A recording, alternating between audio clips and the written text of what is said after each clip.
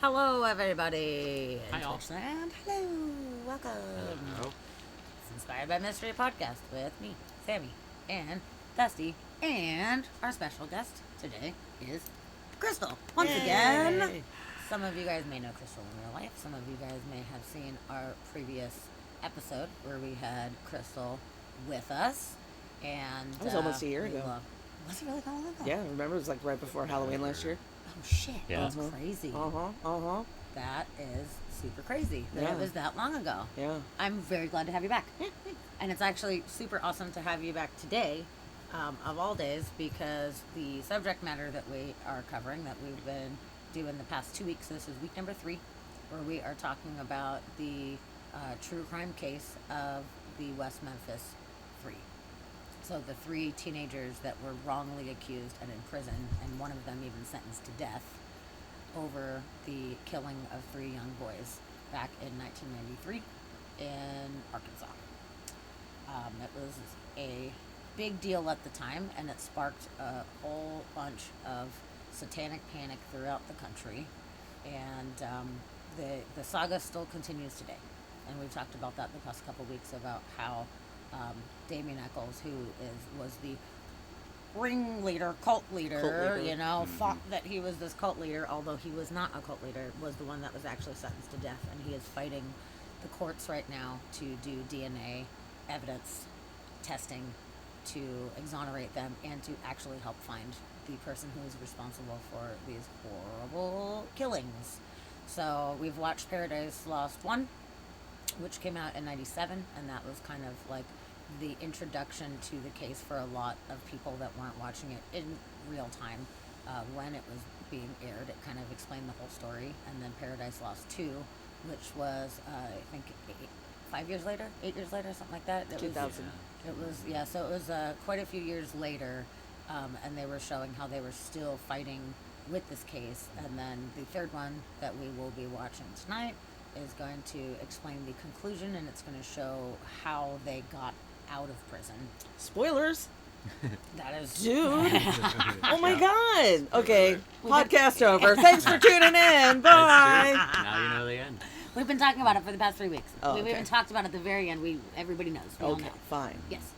We've talked about Damien Echols' book and how when he got out, Which how book? he wrote this amazing book about the... Both of them. Life and Mainly Death? the magic one, but talk about both of them. Life and Death, yeah. Yeah.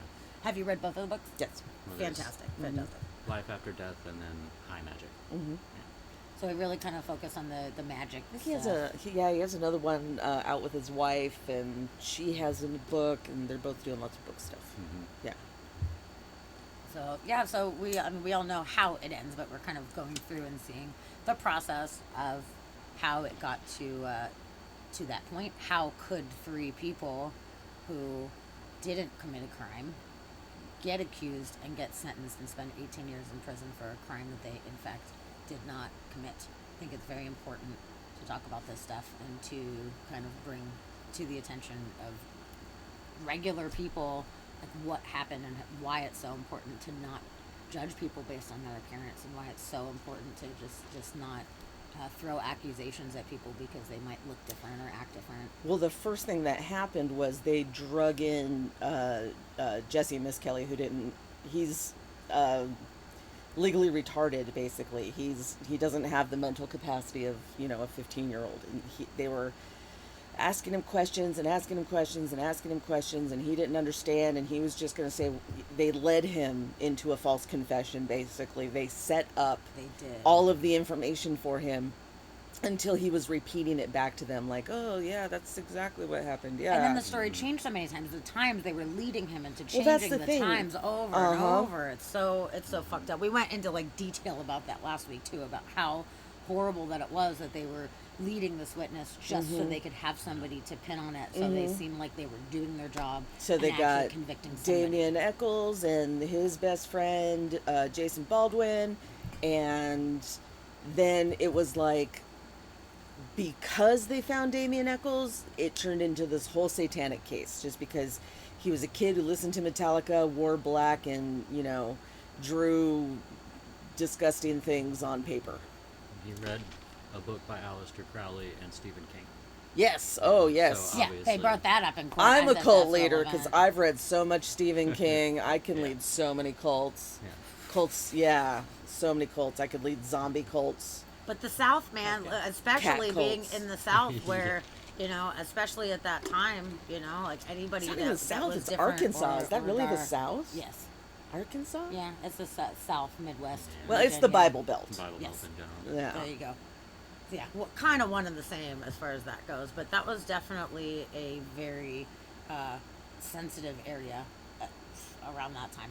I would say it was more. Everybody was more sensitive about things, and if you did not fit the mold, you were different, and if you were different, you were singled out for a lot of different reasons. Kids in school, That's everywhere, and yeah. everything. It's everywhere all the time. It's just for some reason, in the late 80s, early 90s, Satanism, and I know what it is. It was the whole turning of the 70s into the 80s. So the rebellious kids were now parents, and the rebellious kids of the rebellious kids have to do even more to be rebellious. So that's how, like, things get started, like goths and everybody who's just like, everything sucks, I want to die, and while I do it I want to have burgundy hair and a white face and bright red lips and black patent leather lifted boots, So the devil. because the devil wears them. Mm-hmm. The devil wears Prada, and so shall I. But I think the main problem is that most people are so caught up in the story of what's happened to those three, as opposed to nobody ever at any time since they were arrested trying to do anything, anybody trying to do anything except for, like, the law team for the West Memphis 3. The other West Memphis 3, Chris Byers and Steve Branch and Michael Moore, they're like almost forgotten. They're basically like unknowns in this series, which is really sad, because I think a lot of attention is paid a little bit too much to, yes, the injustices of what's going on, but the biggest injustice is that they still have no killer. They still, Yes. although Absolutely. I have my ideas of who it is, I know. but Yep. Yep. yep. I think a lot of people do, which Mm-hmm. is, it's crazy, and it really illustrates that in this documentary. Mm-hmm. It illustrates who Why you shouldn't it be judging people seems without that information. it is, yeah, but it shows who is the prime target and how he got away with it, and there was a lot of things that pointed towards him, and nobody fucking did anything. Yeah. What? Trying to think of what you're thinking of. Oh, it's fucking Stevie Branch's Yeah. fucking dad or stepdad. Stepdad, yeah. Yeah, there was a lot that pointed towards him, and he just fucking got away with it. If it was in fact him, which he apparently told, he was at his friend's house, he left, he was totally unaccounted for during the time of the crime. They don't have any evidence against him, except for maybe that hair. But the hair that they have is like 0.1% of the population, which is still too much to say that it's definitive. And that's the thing with the different technology of testing right now. Mm-hmm. If they were just willing to do it. Yeah, if they were willing to look at the evidence again Mm-hmm. with today's technology, we would have evidence. Like, But they there would lied be and said it evidence there. burned, Yeah. which it didn't burn. And then they confirmed that the evidence still does exist. Mhm. And then I'm sure, I imagine, since you're caught up on this, about in June, what Damien was doing, how he petitioned the courts for the DNA testing. Do you know about that whole thing? A little bit. Do you remember the conclusion of why it's not happening? They're not doing it because there's no. Is it because there's no evidentiary value, or No. it's what? Nope. It is because unless you are currently incarcerated, you Oh. cannot request DNA testing after the fact. So because he was incarcerated for 18 years is not fucking enough. No. So the judge said, hey, I don't have to do that. If you go to your lawmakers and you have them change the fucking law that says that I need to do it, then I'll do it. So they're just being dicks because they know what's going to happen. Even though they did the Alford plea and they can't be sued for wrongful imprisonment, it would still be admitting fault. So they're just digging their heels in, trying to not do anything that might make them look like shit. Well, not only that, they would open themselves up to plenty of civil cases. Yeah. So at this point, they're just trying to like la la la, like move along, and the other two guys, they're not even trying to be a part of it. This is Damien's thing that he is working on right now. So it is still actively moving forward. But what I would really like for you to share at this time is first off, what do you remember about this in real time when it was first happening? Like, what was your introduction to it? What were your thoughts at the time? There was a lot going on in the late 80s and early 90s that I remember. I went to live with my dad and my stepmom and my stepbrothers and my brother out in Desert Hot Springs, which is east? No, south? It's near Palm Springs, and it's a disgusting place to live. It was the crystal meth capital of the world when I lived there because the wind blows through so fast and so strong it takes all the odors and fumes away so places don't just explode all the time. Wow. So yeah, so that's where I was living with my dad and his wife, and they were religious zealots at the time, going to this very bizarre church in the desert where they did speak in tongues and they did perform exorcisms, and you know, they talked crazy shit. And I had never really done the religion thing with my mom, like never was never brought up with religion until I, was living with my dad and under that influence. What religion is it? It is, they're Christians, but they're Southern Baptist Christians. So this is a Southern Baptist church that had this level of intensity. Yes. Yeah, they weren't playing with snakes, but it was pretty bad. It was pretty bad. They did perform an exorcism on my brother. Yeah, what kind of things did they do in this church that was like... One of my favorite things was this book, around about the time 90, well, it was earlier than the 90s. It was probably the late 80s when this book called Turmoil in the Toy Box came out. And you could still find it on Amazon. And it's all about how toys and things of the day in the 80s were all satanic. Care Bears were satanic because magic comes out of their stomach. And Cabbage Patch Kids are satanic because they're born in a cabbage patch and not of a mother's womb. And yeah. Oh, yes. Satanic. Yes. Satanic. Unicorns. Satanic. Anything magical. Satanic. And your family really believed this? My family burned all of my unicorn collection stuff out behind the church and danced around it like wild engines. That Wow. sounds satanic. That to was me. satanic. That sounds satanic. Yeah, that was pretty bad. Wow. So, I have some crazy religious experiences, and the whole satanic thing was just in full speed ahead mode, because like I said, they were performing exorcisms on my brother. They were all into, they had their finger on the pulse of Satanism in America. And that, Sounds like it. yeah, oh man, it was pretty bad. So in 93, 94, when the case became national and I was hearing about it, and I was really shocked because in 1993, 92 and 93, I was, and 94 actually, till I graduated, I was total gothic chick. Black gauze dresses, which sucked because I lived in the desert, but I wore black everywhere and dyed my hair dark burgundy, and it was long, and I wore, crushed raisin lipstick or whatever. Yeah. Yeah. Hell yeah. Yeah. So black. And No, it was like a dark brownish maroon Yeah. kind of color, the raisin color. yeah, at it's the like a time. It was dried brown dark blood or with something. a little bit of like dark red in it. Yeah, That's yeah. good. It Sounds was like a good. good color. It was a good color. We all had it. Did you do the lip liner too? Oh, of course. Yeah, you have to have lip it liner, crisp. yeah. Yeah, crisp, perfect. Been there. Okay, good. And so I was gothic around that time when it was becoming nationally newsworthy. No longer doing the religion thing, totally on my own now. And still kind of shocked that something like that would happen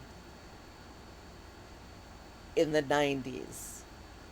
Even though when I was 94, when I was living on my own, I went with a friend in a caravan to the Mormon Miracle Pageant in Utah.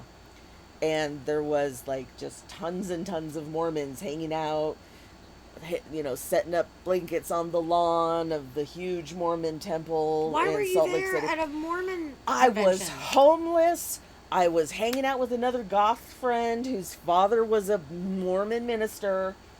And she said, "Hey, do you want to go on a road trip?" And I was like, "I've got nowhere to live. Of course I want to go on a road trip to see the Mormon Miracle Pageant in Salt Lake City, Arkansas. I can't think of anything I'd rather do Yeah, that's right up at the top of the list. other than maybe live with, a responsible adult." But that's Wow. okay. I had that experience. It was fun. You're walking around and you seeing all types of different crazy people, and then you see this group of Mormon goth kids, and I was just like, "Hey, yeah, yeah." So it's like I don't necessarily hate religion or anything like that, but I just feel like it's just a simple way of doing an us versus them kind of thing.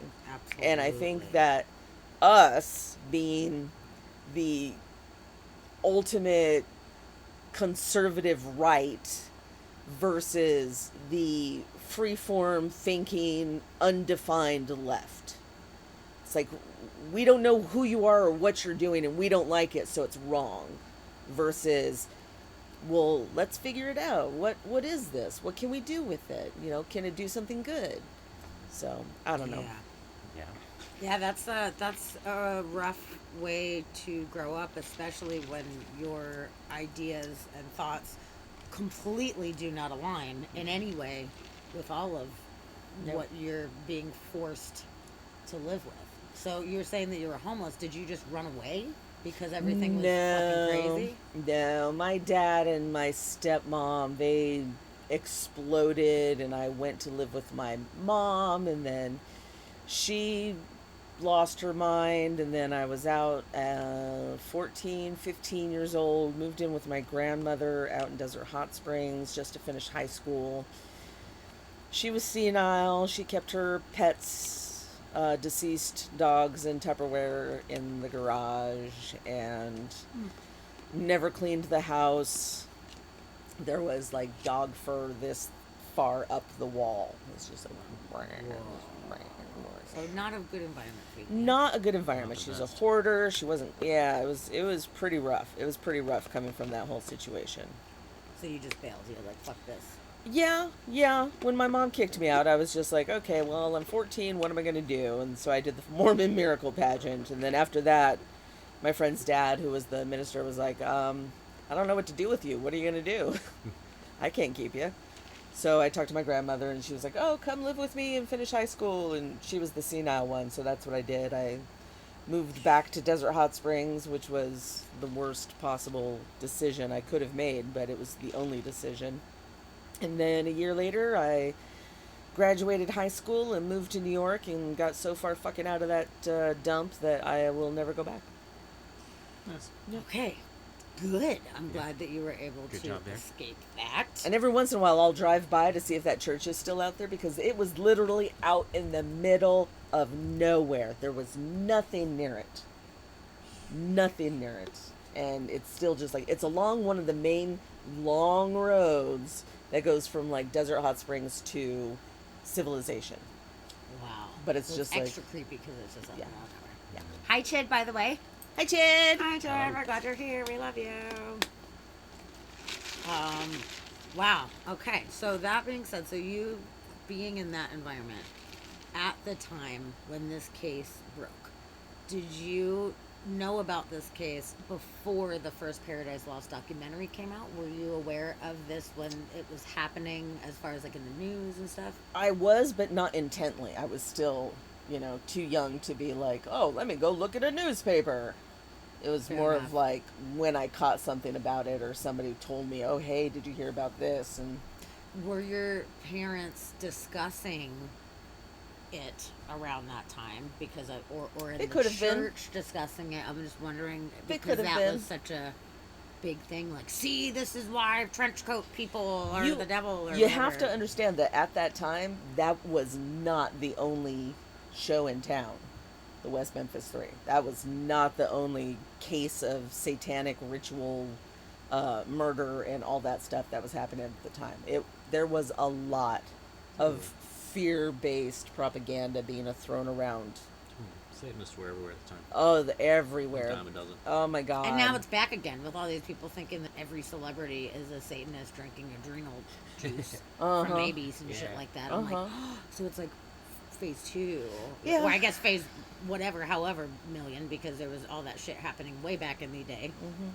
So it's just something that keeps reoccurring, and I feel like the people who are claiming Satanism is responsible for all these things have no idea about it or Well, what it is in any way. Those which are is the ones that are ridiculous. like the conservative right, the uber religious people trying to strike fear into other people who believe in Yes. religion, even though they don't. They're like, oh, they don't believe in religion. They're like, oh, but God told me you got to give me $60,000. If you give me $60,000, you'll have all your prayers answered. And then you fucking give the Yeah. guy $60,000, and you're like, well, what about the new car that I wished for? I could have spent that on the new car I wished for. Yeah. That was my prayer, and it hasn't been answered. Yep.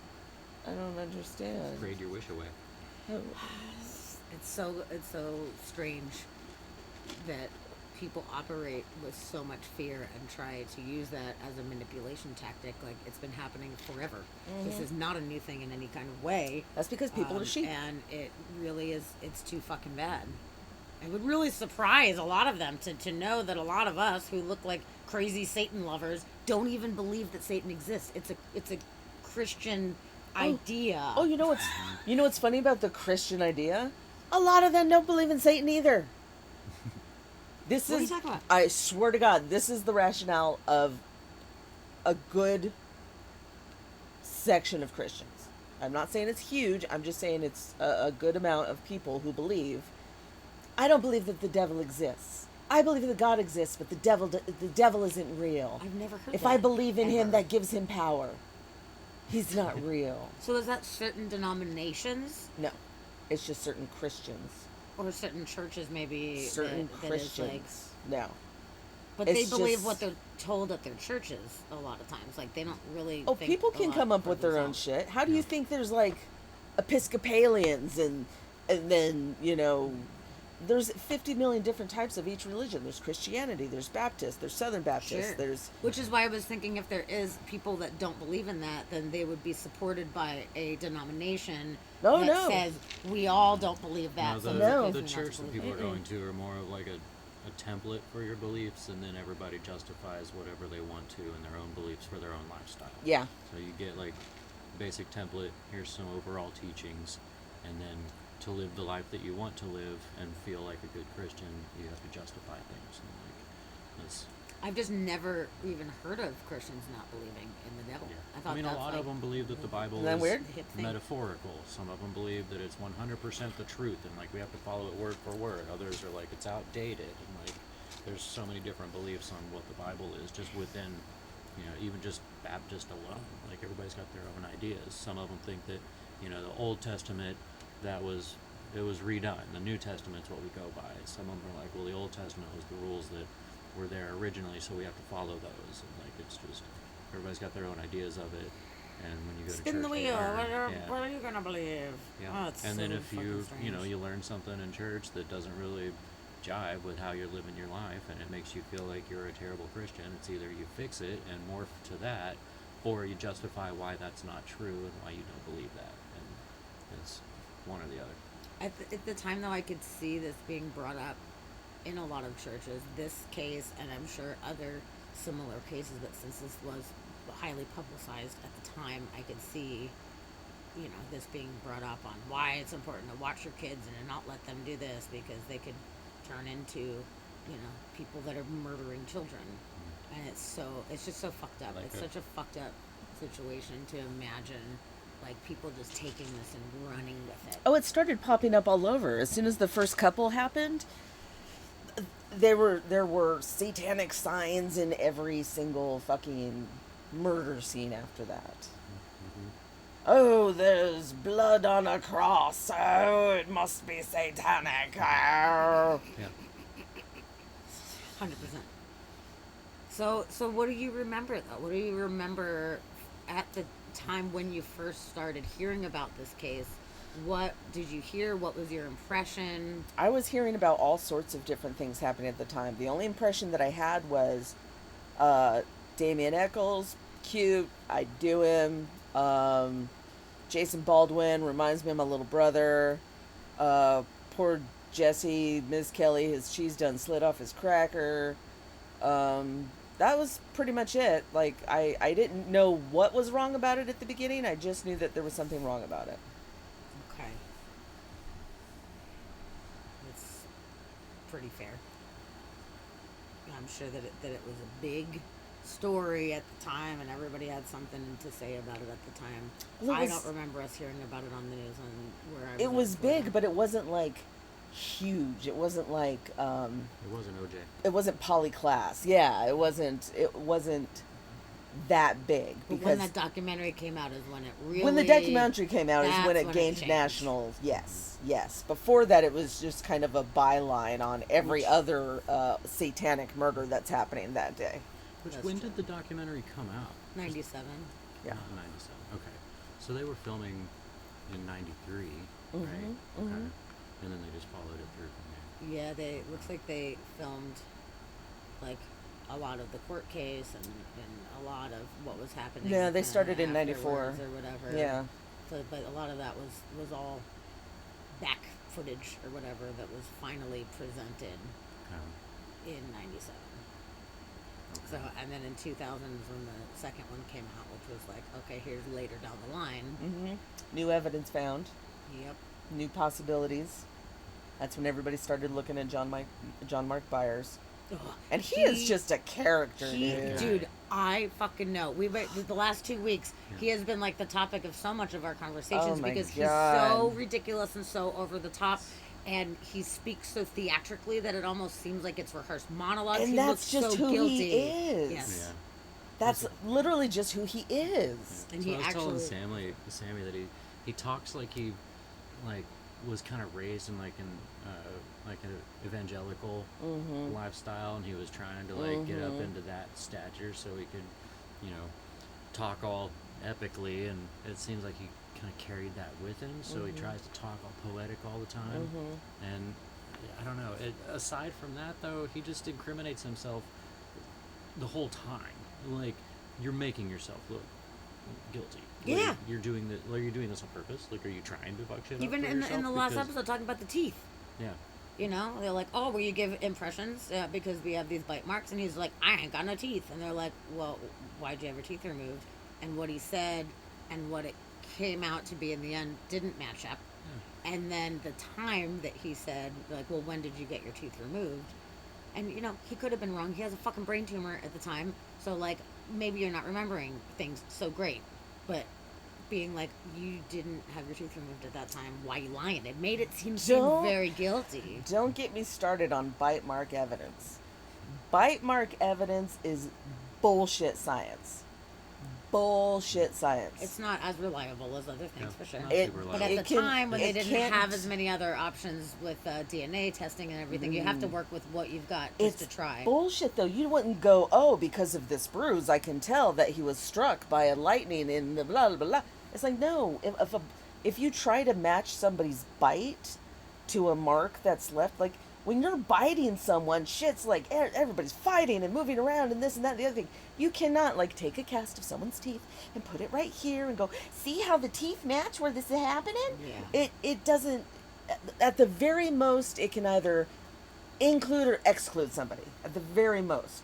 It is in no way whatsoever remotely appropriate for deeming guilt or True. innocence.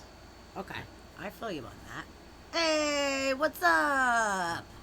Hey, Alf. Welcome, Alf, and welcome, Daft Pool. Daft Pool. Who are you, Daft Pool? Who's Daft Pool? Do I know you in real life? Real right? Huh. Real right? I'm really glad to have you guys in. Welcome to the party. Yeah, hey, Alf, you're not late. We're still doing introing. Yeah. Crystal's giving us Oh, her shit, opinions. Anson. Awesome. Oh, what? That is awesome. I am so glad to have you Anson. pop in. Hello. Super cool. Oh, Curvy's here too. Perfect. You got Aw, to hi, put the Curv. kids to bed, and then you will. That's be right. It's about to get being crazy heard up in outside. here. Yeah, put him About to to bed. get It's crazy. not- This not is- not for little ears today. We have our graphic warning going over there. Yes. I have super big boobs. It's a Cool. wide angle lens that makes them look real. It's a wide angle lens, everybody. These Yeah. aren't real. Yeah, they are. Well, just to kind of catch everybody up that just came in, we are talking about the Catch up. Just catching up. the West Memphis 3, and we are kind of catching up since the first episode we covered 2 weeks ago. We did the second documentary episode, so we've been talking about the movement of the evidence in the case. And we have Crystal here with us, my very dear friend Crystal, who remembers. I the lived case it, man. at I the was time. there. I was there. Got shrapnel in my ass. Yeah, so she has a unique Terrible place perspective to keep your of shrapnel. not only It's in my flesh. being there at the time. I'm sorry, was I interrupting you? I was in my flesh pocket. Sorry. Okay, just Yeah. checking.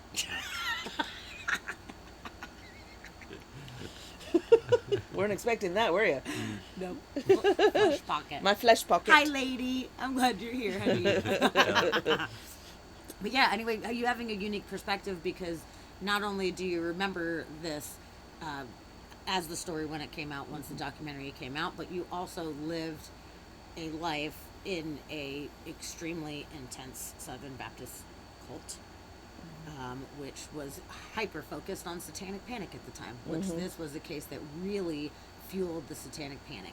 So the fact that you had to be a part of that, and Yeah. you saw, I mean, they burned your toys, they burned your unicorns. Our all satanic of that panic shit. started in the late 80s. Yes. Burning all of our toys, exercising my brother. There was one of the women there had split personalities. Her name was either, when she was going by Barbara, she would dye her hair black. And when she was going by Jocelyn, her hair would be blonde.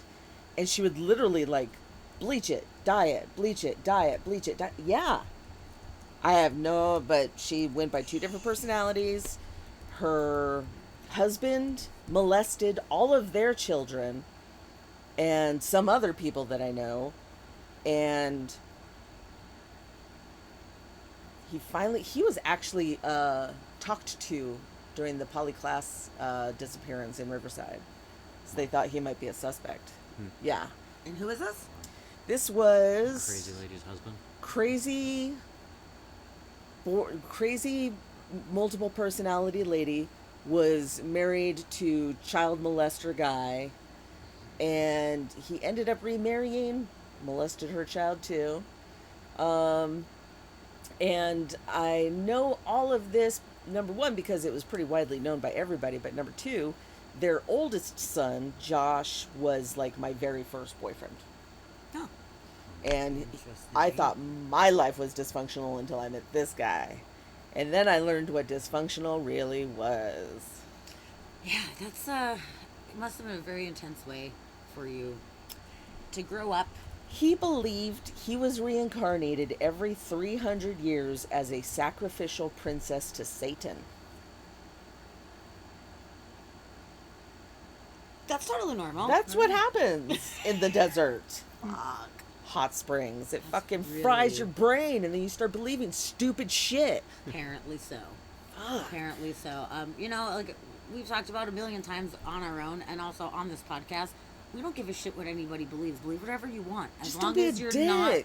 Yep, as long as you're not being a dick, or as long as you're not pushing your beliefs or building fear or attacking other people. That's and still in being a this dick. situation, it's really shitty because all they were doing was instilling this fear and putting other people in danger of being ostracized. Like, so that being said, your brother, I'm curious, before we get into all the West Memphis 3 things, I'm really curious about how the satanic panic affected you personally. So you said your brother had an exorcism. They exorcised your brother.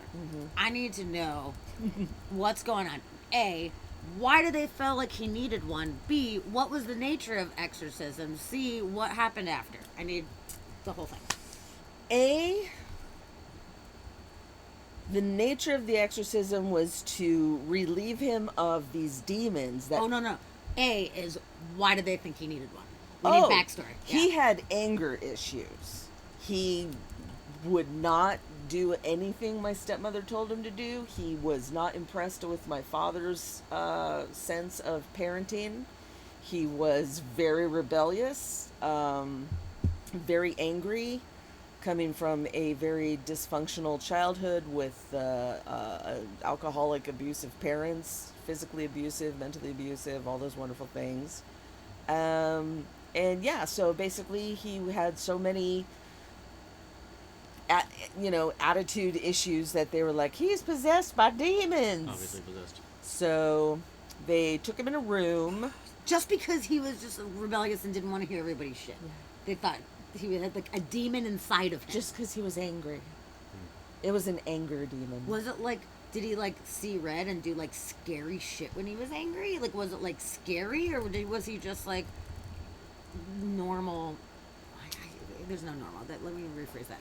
Was it just teenage angst, or was it like scary mental illness type of situation? It was teenage angst, possibly mixed with a little PTSD. Okay. So a little overreaction, And extreme oppression. overreaction. And oppression. Lots of oppression. Did he hurt anybody? No. Like physically? Did he hurt himself? No. He was just like, I'm a teenager and I'm pissed off and got issues. Yeah. Okay, so He that put his they fist decided- through a wall, but then again, so would my dad. That was fun to live with. But your dad didn't need an exorcism. But they decided, was it like a oh, we're gonna get an exorcism if you don't stop, or was it just like one day they're No, like, it was just fucking getting decided. it? Yeah. It's like, we think you're possessed by demons. We're going to take you into the church and have an exorcism performed. How did you react to that? I wasn't there. No, how did he I react? no, I wasn't there. It's never been discussed ever about like how he reacted to being told that he was good. Did they like tie him up and hog tie him and throw him in the church? As far as I know, they just walked him into a room, laid him down on a table, and started like throwing water on him and speaking in tongues and reading scriptures, and he was just kind of sitting there like, are we done yet? Are we done yet? Yes, I can feel the demons leaving. Oh, it's great. Yeah, Oh, I feel so much lighter now. Oh, Wow. like I took a big old dump. That was great. No, Krista. It was a side tangent about how Yeah. she grew up Crystal in that backstory. area. But wow. Okay, so that's the kind of shit that you had to deal with at that time. Real satanic panic affecting you and your family, like directly. Oh, directly. Yes, burning our toys. I did go and tell some people, though, that my Cabbage Patch toy was in the garage, and I looked in the garage and it was all dark, but I saw its head churn and its eyes were red, and it just looked at me, and I screamed and I ran out of the garage. Never happened, but I told people it did. Just to fuck with them. Just to fuck with them. It was definitely a demon. I'm like, oh yeah, my Cabbage Patch Kid's definitely possessed. Check it I out. can't believe that they thought that Cabbage Patch Kids were of the devil because they were born in a cabbage. They thought AC/DC was the devil. That was the greatest thing about all of this bullshit, fucking religious bullshit when I was growing up. Of everything that was satanic, most of it was music. Black Sabbath, AC/DC, just anybody Anybody that wasn't like wholesome, like Amy Grant or something like Yeah, that. Was, yeah. Like, fucking was fucking scary. satanic. And my dad is sitting here playing Iron Man by Black Sabbath, which is a terrifying song to a young child. Yeah. He played it even though it was of the devil. So guys weren't allowed to listen to it, but he could listen to it. Oh, we all listened to it. He'd play it on the record player at home. Yeah. But then when you got to church, they were like, Iron Man's satanic. I'm sorry, did you think they weren't hypocrites? I should, no, Well, I that's gave the you the thing. wrong impression. If they're following, so they just chose, okay, we're burning all this shit because that shit's satanic, but I can still do something that's satanic and I'm fine with it. Like, they would Yeah. still do those things Oh, yeah, it's my dad. around you. Mhm. And then turn around and say that you guys weren't allowed to do that either. Oh, same thing with drinking, yeah. Oh, fuck. That's, Same thing with drinking and fighting. We're not allowed to do that either. rough. Wow. My dad would drink and then go punch out our little league coach on the mound. He was satanic. Wow. He was satanic. Dude. Kirby said that part of the whole AC/DC thing was caused by the Richard Ramirez, the Night Stalker. Yes. Interesting. Which that was in her neighborhood that she lived in. I Actually, that was really swear close to where she was at. Is fucked up. that motherfucker was in Monrovia, probably on my street. I have a false memory of him looking in a window that I know has to be a false memory because I just know his eyes so well because everybody focuses on that in every fucking documentary of him. And of course, I've seen all of them twice. So somebody was looking in your window, or were you just so paranoid because of the like, everybody stay home and watch out? 'Cause It's a you got memory. Night Stalker. It's a memory that I don't know if know. it's real or not. Interesting. I can picture the window. I know what the room looked like, and I can picture the window, and it's across from my bedroom. So I was either going through the room or I was coming from my bedroom, and I just saw from here up, I saw eyes, really intense eyes, and curly brown hair, and I went, nope, and just walked the other way. Interesting. So, I mean, yeah, without like deviating too far and having like a whole thing about it, but I'm really curious since we're on the conversation here, like, what the fuck was that like? Living in the place that like watching everybody and telling everybody to lock down essentially and watch your back. Like, what the fuck was that like for you being in like Night Stalker territory? That sounds terrifying. Around that time is when we were being told about stranger danger. We were losing all of the innocence of our childhoods. We were I went from walking home from school to running home from school, terrified that somebody was just going to drive right up and snatch me right in the car. Yeah. Damn. I put on a whole bunch of weight because it's a lot harder to kidnap the fat girl. Yeah. Damn. Yeah. That really scared the shit out of you at that time, especially. Mhm. Dang. Yeah.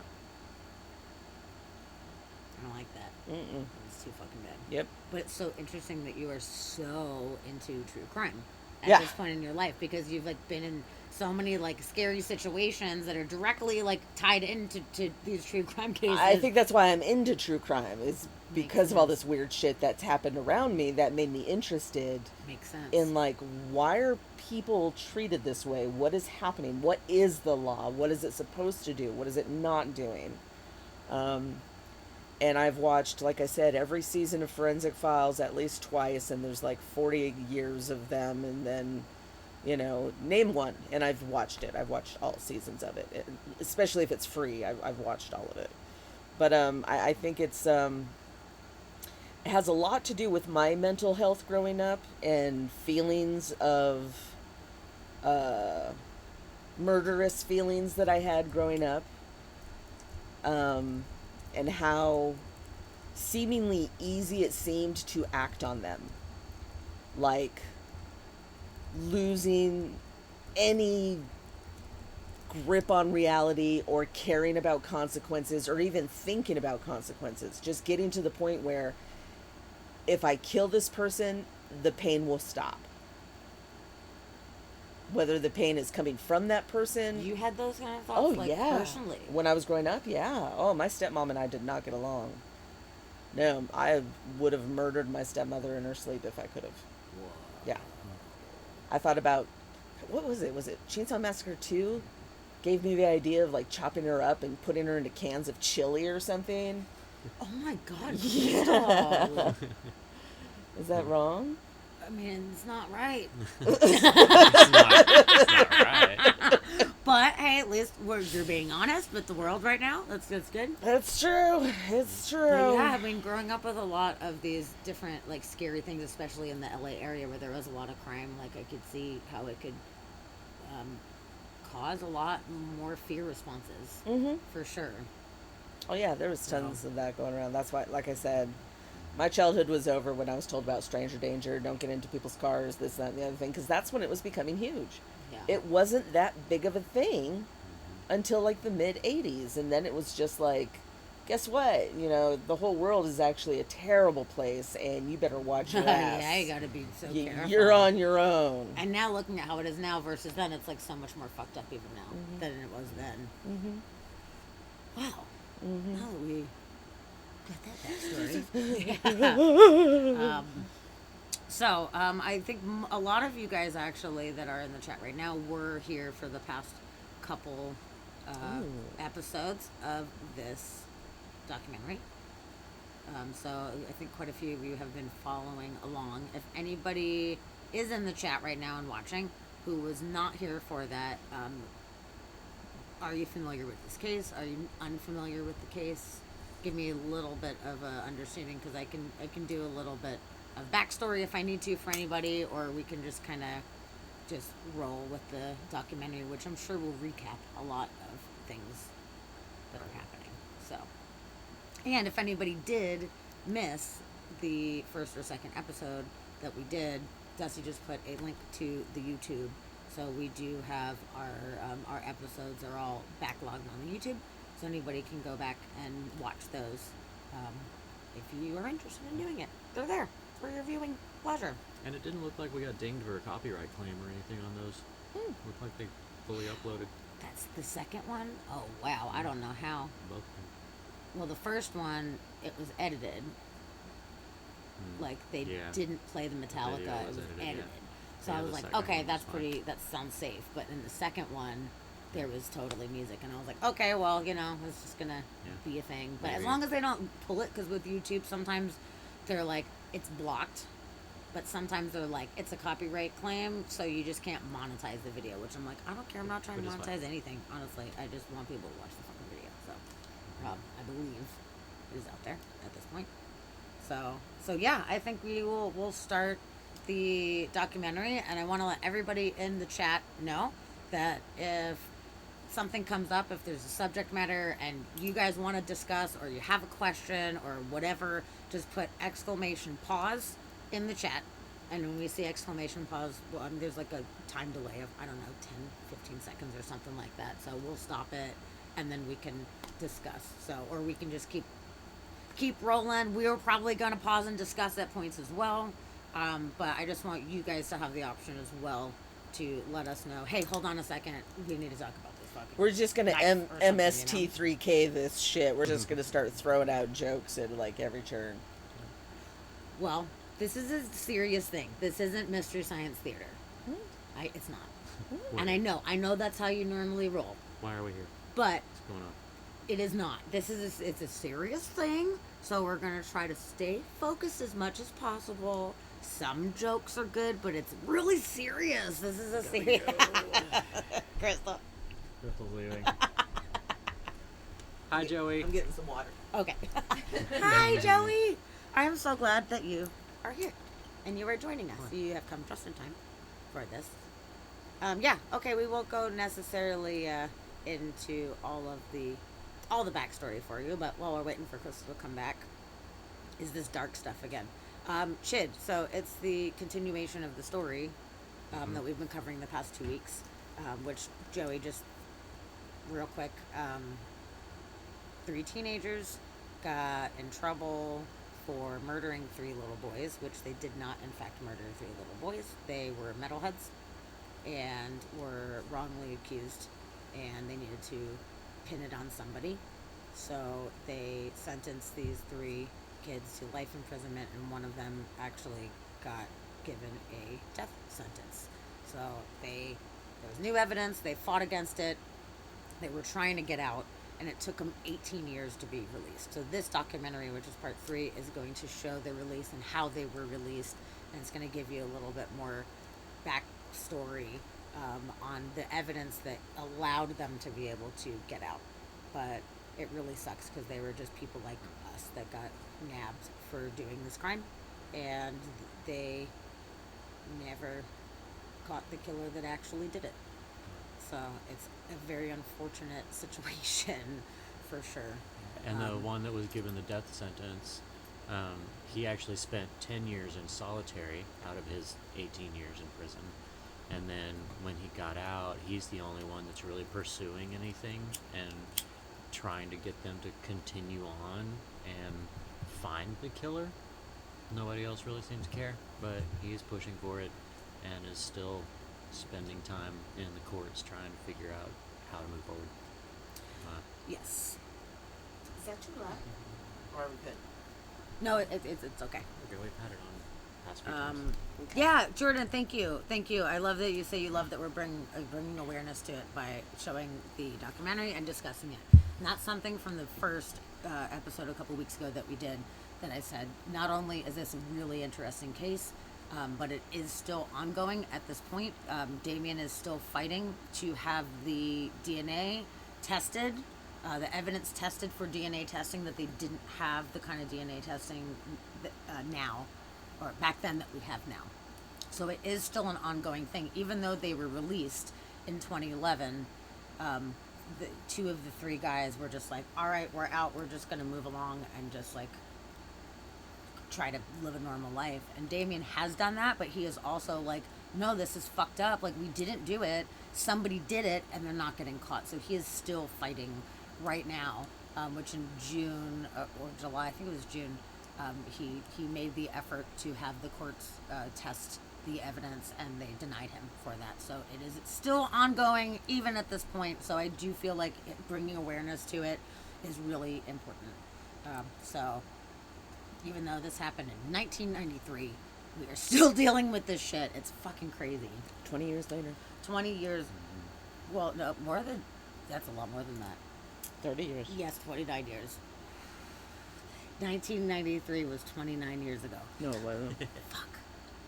No. Yo, I was wasn't. making up fucking dances to like fucking MC Hammer and shit. Like I was totally, I was killing it in '93. It's great. But yeah, so 29 years ago. So yeah, so we'll start this documentary, and like I said, if anybody has any questions or wants to like elaborate on a certain thing, please put !pause in the chat, and we will see that, and we will go from there. So we're gonna do it on a large screen like this so everybody can see good.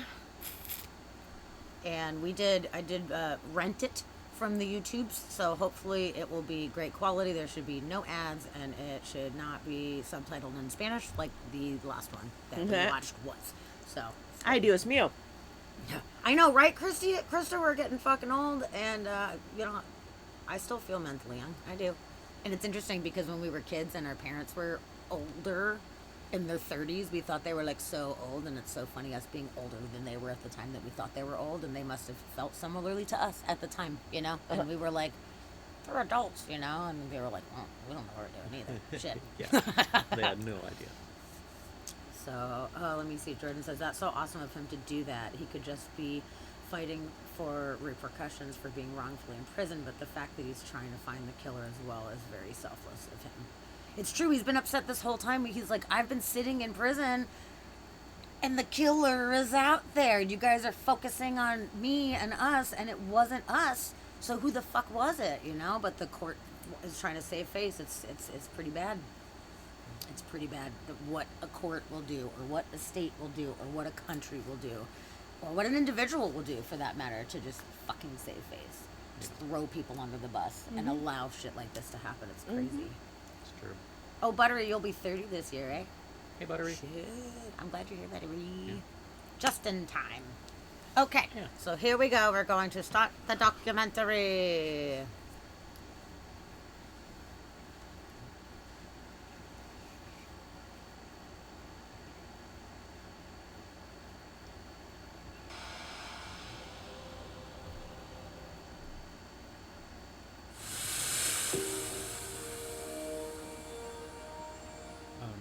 Why is it not? Fuck. Oh, it's doing the thing. Even on YouTube, it's doing it? It's doing the thing. Okay, hold on. I need to pause and tell everybody what's going on right now. Hold on. Yeah. So initially, we wanted to watch the first episode on HBO. And we always are able to watch YouTube videos constantly. Over here, like for our weird news, we're always showing YouTube videos. It's totally fine. HBO had some kind of protection that realized we were streaming and wouldn't allow us to actually show the video. So we're like, okay, YouTube is safe. Now, this is showing me Now that YouTube is doing it. the only So other since option we- is the Mexican, Yeah, the one that's or like the I'm sorry, I Spanish apologize, version. the Spanish version, which is not good. And yeah, Buttery, the original plan was to absolutely watch the the full thing, because the past 2 weeks on Wednesdays we covered the first one and the second one. So we just make sure that it won't do it here. Nope, it's doing what it did before, where it shows, And is now at $25,000. Great. it won't show. So the, since we the paid for visual. it on YouTube, it won't allow us to do it. But let me see if I can find another version of it. Maybe there's another. I am very I thought apologize we because we had already tested Yeah. YouTube and it was fine. And we can't test it until we're streaming and live. So. Yep. So we're gonna see if I can find another version of it. That is the plan to do this. So, Crystal, that's crazy. Okay, let me see this one. This is HBO Docs. Okay, no, that's just 11 minutes. So that's not gonna work. This is crazy. Why would it not do the thing? Like, I don't know why it wouldn't allow us to do the whole thing. It's really strange. Like, it let us do 1 and 2. Yeah. Okay, this one is Russian. So I don't know if it means it's dubbed. So hold on, we're just gonna like take a second. Лиса Байерса и Майкла Мура будоражит сердца людей. So we Spanish. can't speak Russian, so unfortunately that's not an option. Wow, this I is speak a Russian. I'll interpret the fucking- whole time. Fucking bummer, dude. How fun that was.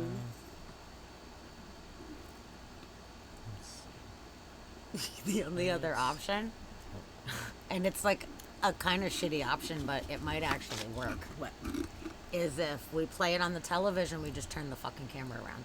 So I was We could thinking, do that. Worst case scenario, we could probably do that. We can do that, which is kind of funny to have to do that. But if that's what we got to do, then that's what we can, in fact, Let me see if do. it's Okay, we're somewhere searching. else, This though. sucks though. That's so stupid. Like, YouTube was fine. It was 100% fine, but and then we paid for it. Which you think if I fucking paid for it, that they'd be like, do whatever you want. And the worst part is I paid for it even though I have HBO, but HBO won't stream it. So I wonder if there's any other streaming sites that actually have it. It'll be out there. Give me just a second. Okay. What about a torrent or something like that? That's what I'm looking at. Okay.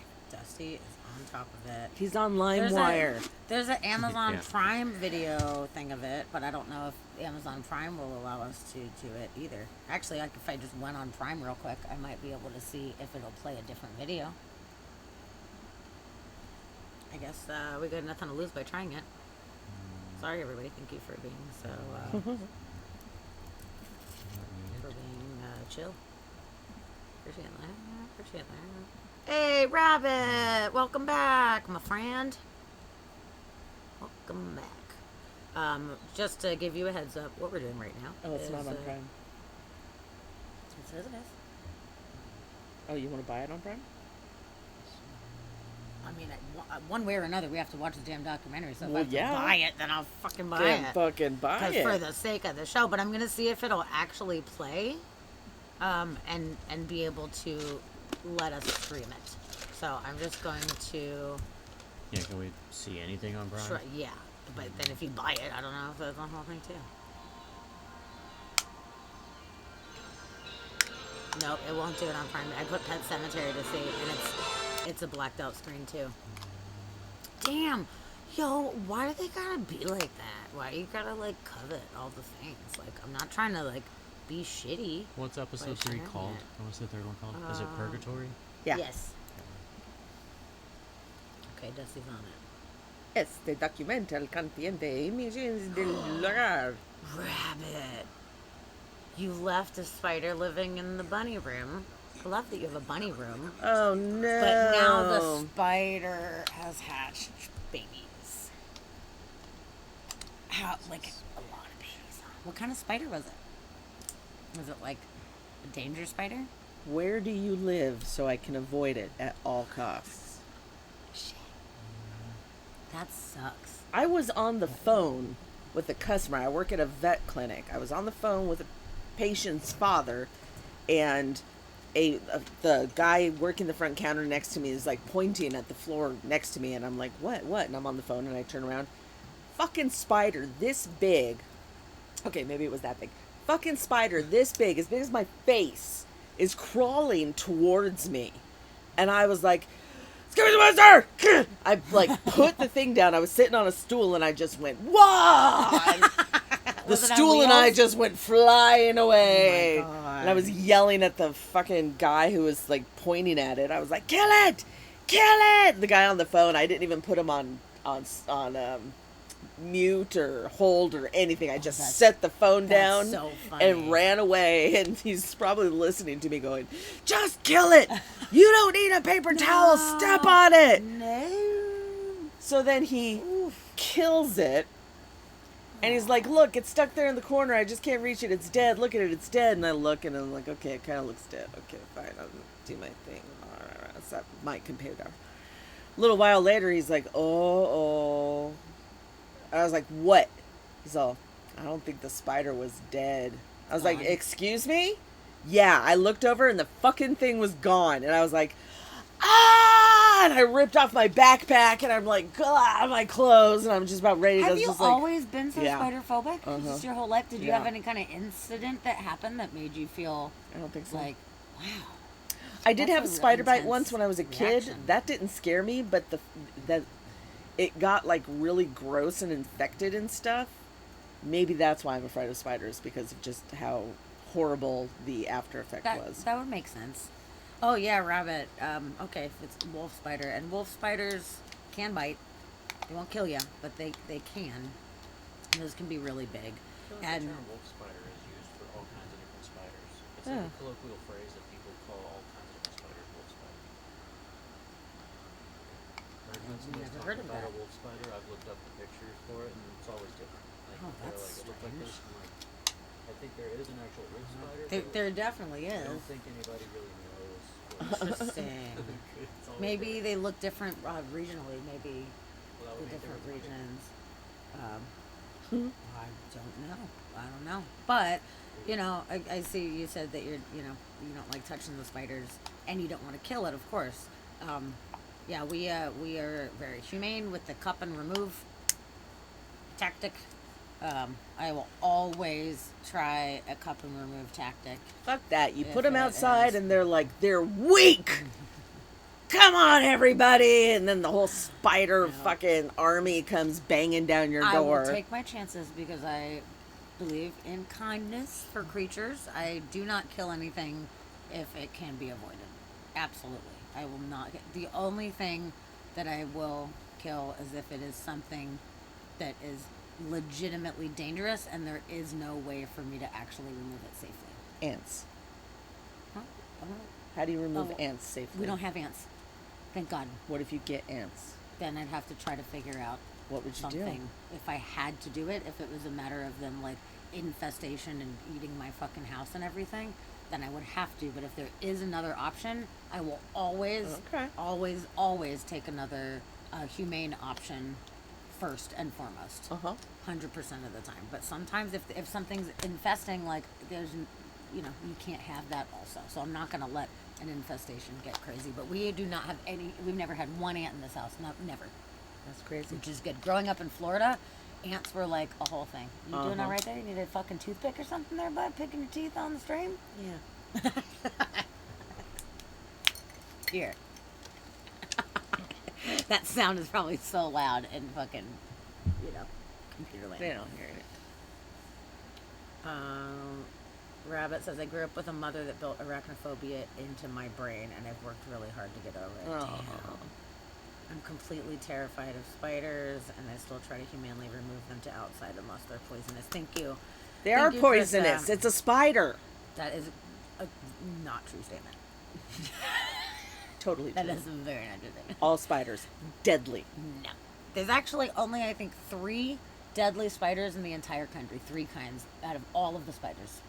And they always come running after me. All 3 of them. Those 3 know who I am and where I live. Black Widow. So, that's the thing. A Black Widow, I've got to be able to remove that, especially because I have cats. Can't have that. That could be really, really bad. And I've never seen a Black Widow inside of the house. Dusty saw one in the garage. But I have never seen one inside of the house. We don't have brown recluse here in Washington, so we don't have to worry about that. That's one of the 3 we can just completely eliminate. And then we don't have the wolf spiders either. And the hobo spiders can't necessarily kill you, but they can really fuck you up. They'll fuck you up just for calling them hobo spiders. And they hitchhiked here. They're not native from here. Is that why they're called hobo spiders? Yep. They just jumped on a train I think so. with their No, little tiny stick, little tiny bag. Yeah. Do they have like 8 little tiny sticks, one going over each little tiny shoulder? I think so. Because that would be really cute, actually. Yeah. Actually, maybe I should paint a little cartoon of a hobo spider. That'd be You need cute. to have all 4 of them holding the stick with the bag going over the right shoulder. So it's like all 4 sets. That's really cute, actually. But yeah, they look so similar to the giant house spider that people mistake them for hobos a lot. Giant house spider can't hurt you, but the hobo won't kill you, but it can create some really bad wound regions. But they look so similar, but they're really big. They're really big. They're substantially large, and the giant house spider is the fastest moving spider in the world. So they book it fast. So you have to be confident when you're going to get them. You gotta be serious. Krista says, I have little kiddos. I can't have that in my house for sure. We have hobo spiders here too. So those have to at least go outside. They can be aggressive though. Yeah. Try that link I sent you. Okay, Dusty sent a link. And we're gonna see about that. Did you send it in Messenger? Yeah. Okay. Just a moment. They changed everything around now, so Messenger is over here. Whenever they do an update, I'm like, what the fuck? Where are the things? At the top. Yeah, but it used to be over on this side. And then they just moved it right over there. Okay, Dusty. Okay, we're going to try this. And you have to go scroll down and go to server 5. Okay. It says, oh, it's giving me an ad thing. Download title. I don't know if I want to do that. Go back to this tab. Yeah, there you go. Do 5 again? I think it was just an annoying ad. I was trying to trick me. Oh, that's not good either. Good thing I wasn't showing that on the main screen. Yeah, right. Good lord. Instead of clicking, what's that? My ad blocker stopped everything. I guess I don't have an ad blocker in here. I think. Yeah, you do. We have to fight it all the time. Oh, whoa. Well, I didn't. Is that like a all-encompassing ad blocker? I don't know. I mean, it's the same one that I have on. Oh.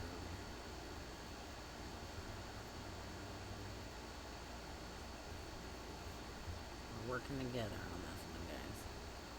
It sucks because I really want to show this documentary. And there's not even as many little clips on it and stuff, so. Otherwise I'd show if it was chunked into parts, I could do that. But we're giving this a go. Okay. Looks like it's going. Looks like it could be good. Good.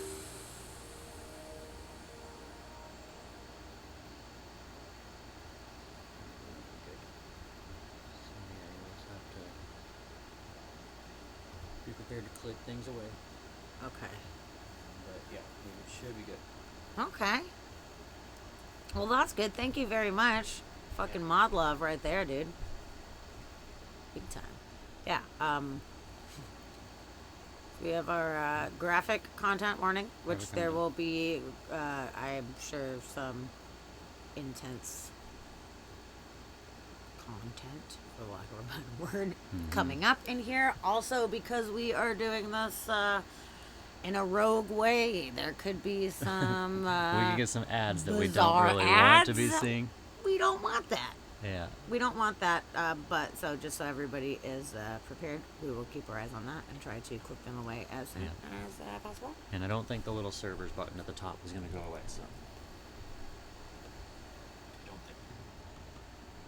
Okay. I'll just scroll up just a little bit so we just don't have that in the way. Okay, so we're going to give it a go, guys. We're going to give it a go. We're going to see what happens, and hopefully we can make it through. And if not, then we'll just talk about it, and we'll find what videos that we can. So, okay. Everybody Are we ready? stoked right now? Yeah. You guys ready? Bless you. I'm going to do it. Okay.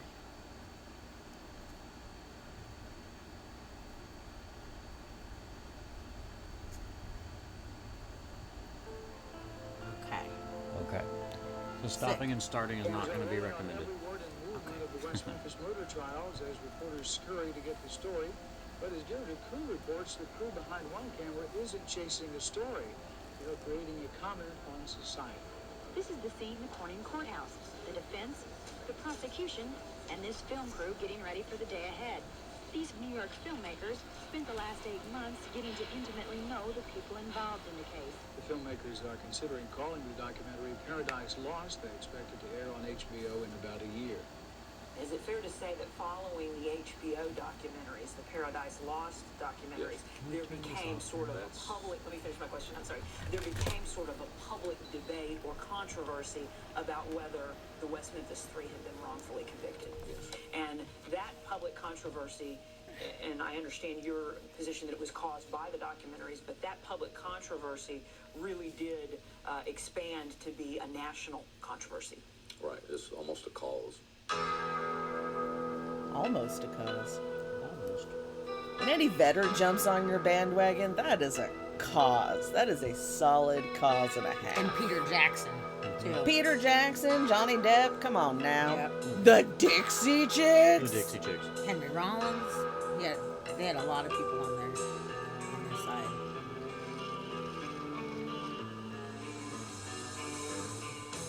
Last time we saw them, the three boys were riding bikes together, and they headed down towards a wooded area at the end of the street, which was about 6:30 yesterday evening. And they're always in the house before dark. None of the three have ever been missing or taken off ever before. What's going through your mind as a parent? I'm scared to death. That's, plain and simple. I'm scared for the safety and welfare of all three boys, and would appreciate any help that anyone would give us in recovering our three sons.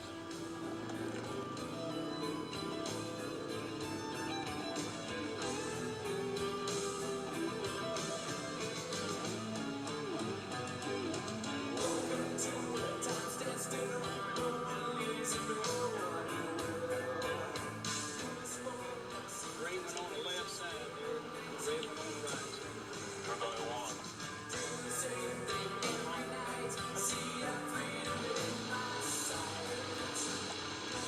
Don't let nobody come up here. Don't nobody. Graphic content, graphic content, graphic content. Very Look graphic. away. If you cannot handle graphic content, please. I will let you know when to look, when the graphic content is over. If you are in fact very sensitive, please do not look at the screens. Okay, we are now safe.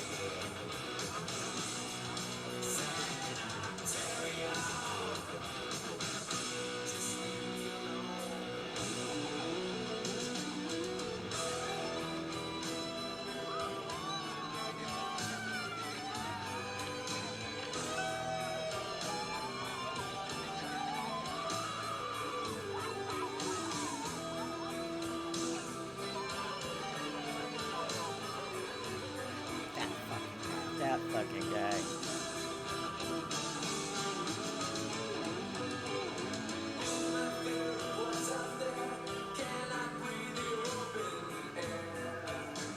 West Memphis investigators continue to track down leads in the case.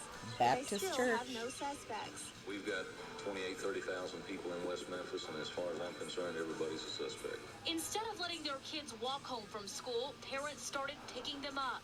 And in this middle-class neighborhood, People wonder why no one has been arrested for the murders. The reward for information leading to the conviction of the killer or killers has skyrocketed and is now at $25,000. All of West Memphis. All of West Memphis is just torn up.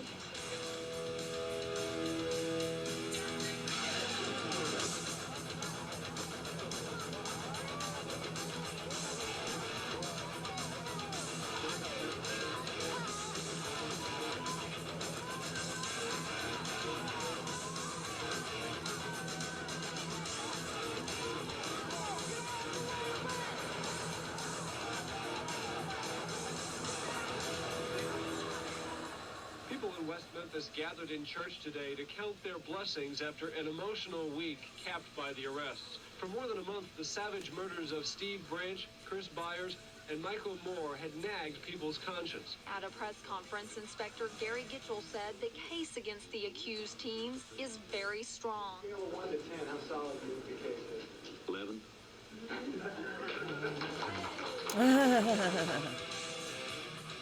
Jesse and Miss Kelly, Damian Eccles, and Jason Baldwin are now convicted killers.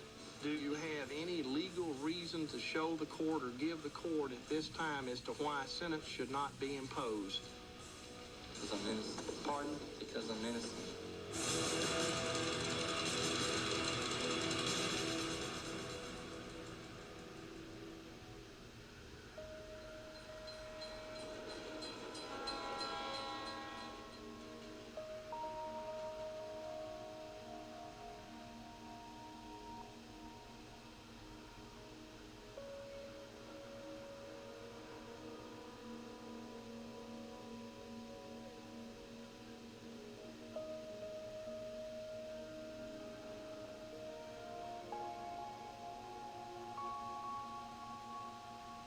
Michael was kind of like Bart Simpson. He had a great sense of humor. He could make you laugh, no matter how depressed you was, no matter how bad things were going. He always wanted everybody to be in a good mood. He could make anybody laugh. He'd come up with the silliest things. I damn sure miss him. Stevie was a fine boy. He was. We give him a nice home, we felt like. And, we're sad that this has happened. We're sad that he's gone.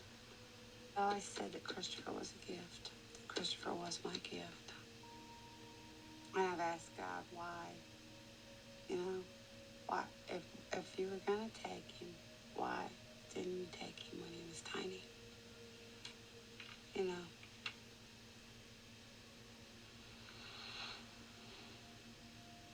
Why did you let me love him for 8 years? Damian Eccles, God is a sadistic Jason Baldwin, fuck. Jesse Miskelly Jr. I hope y'all all burn in hell and are tormented for eternity in a day. I couldn't ever put into words how much I hate you.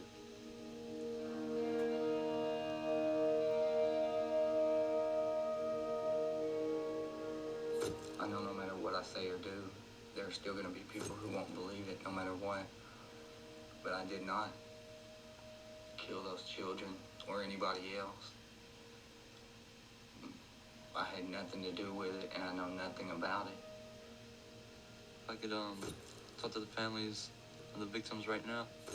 They were led to believe by the police that we done it, so I understand that they hate us, hate me. But I didn't do it, I didn't have anything to do with it. I'm sorry that your kids are dead. I'm sorry about that. But all I ask is y'all go back and look at the evidence. Just stop and think, and don't let your emotions about it all get to your head, and just stop and think and look back at the evidence and look where the evidence does point, and ask yourself, now who do you think really done it? They know that they got 3 innocent people locked up for a crime they didn't commit. I didn't kill nobody, but to me, I think it's wrong because it ain't about us. It's about the victim themselves. You know what I'm saying? They need peace. The victim's family needs peace. And I think the police owes that to them.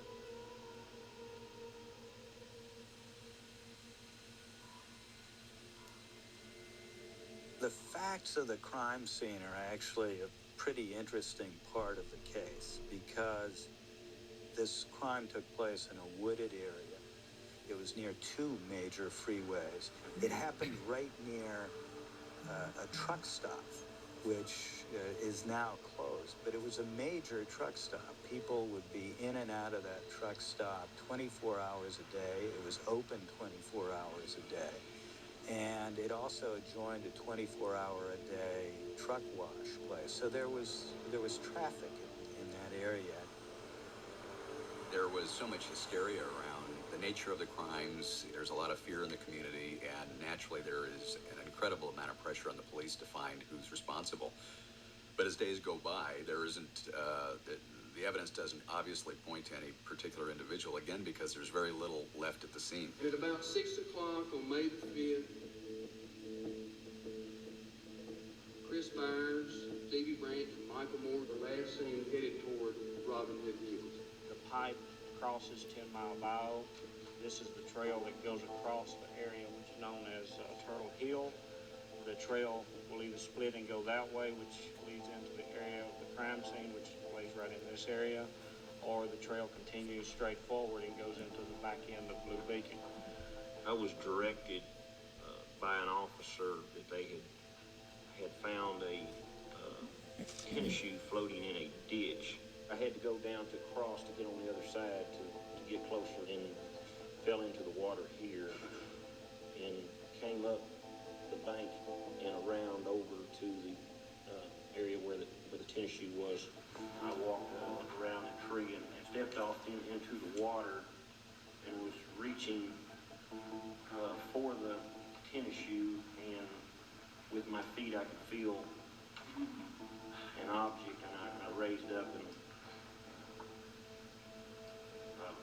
discovered this body. Detective Ridge, I believe that you'd indicated earlier something about a stick in the water, stuck in the water. Yes, sir. Tell me about that again. There was a stick in the water that had a shirt around the end of it, and that shirt was jobbed down into the mud with the stick. Exhibit number 22. The note of ligatures. Graphic content. The way that Michael Moore was tied. Graphic. Stevie Branch was tied with ligatures. Right hand to right foot, left hand to left foot. And Christopher Byers' penis has been removed. Found him tied as the other victims have been tied. Was there any visible blood found at the crime scene? Any visible blood not on the ground. If you really look at the crime scene and the condition of the bodies and so forth, it's almost a blank crime scene. I mean, the bodies are concealed and then they're brought up, and the kids are hogtied with shoelaces, and there's not a lot of blood at the scene. So it's almost like a projection screen on which you can create any kind of theory about how and why the crime was done.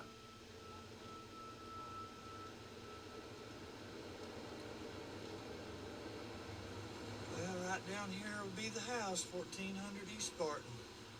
Makes you kind of think what life might have been if this crime hadn't have happened.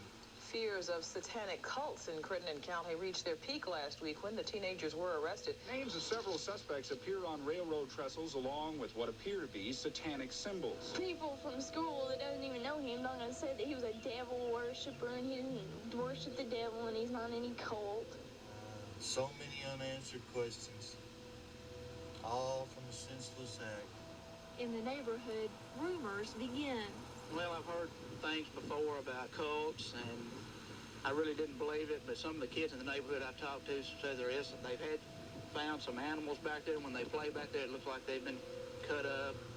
Boy, it sure looks rough. Breeding serial killers. Windows boarded up. It is Man, Arkansas. Yard boarded up. Doesn't look good. At some time, all three suspects in the West Memphis murder case have lived in the Lakeshore Trailer Park. Residents here claim to have seen strange ritualistic meetings at the park prior to the murders. Joni Dwyer lives next door to Jason Baldwin. Her three boys often played with Jason, but that all changed after her husband found some drawings Jason had done. My husband just didn't like what he saw in them drawings. He said, he told my son this is devil worshiping. He had snakes and sayings they had. Some of them were Latin and stuff. Latin? Not Latin. That's satanic speak.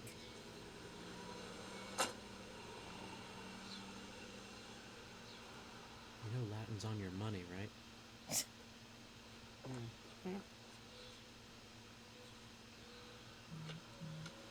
Lot of memories. Lot of memories. Christopher's room right there, where you can see the set of 3 windows. This house and the Moore's house, I would say the majority of the past 17 years, they appear to have been empty. You could have people that are going to go, oh, the house is cursed, or that's where the little boy lived that the devil worshippers killed.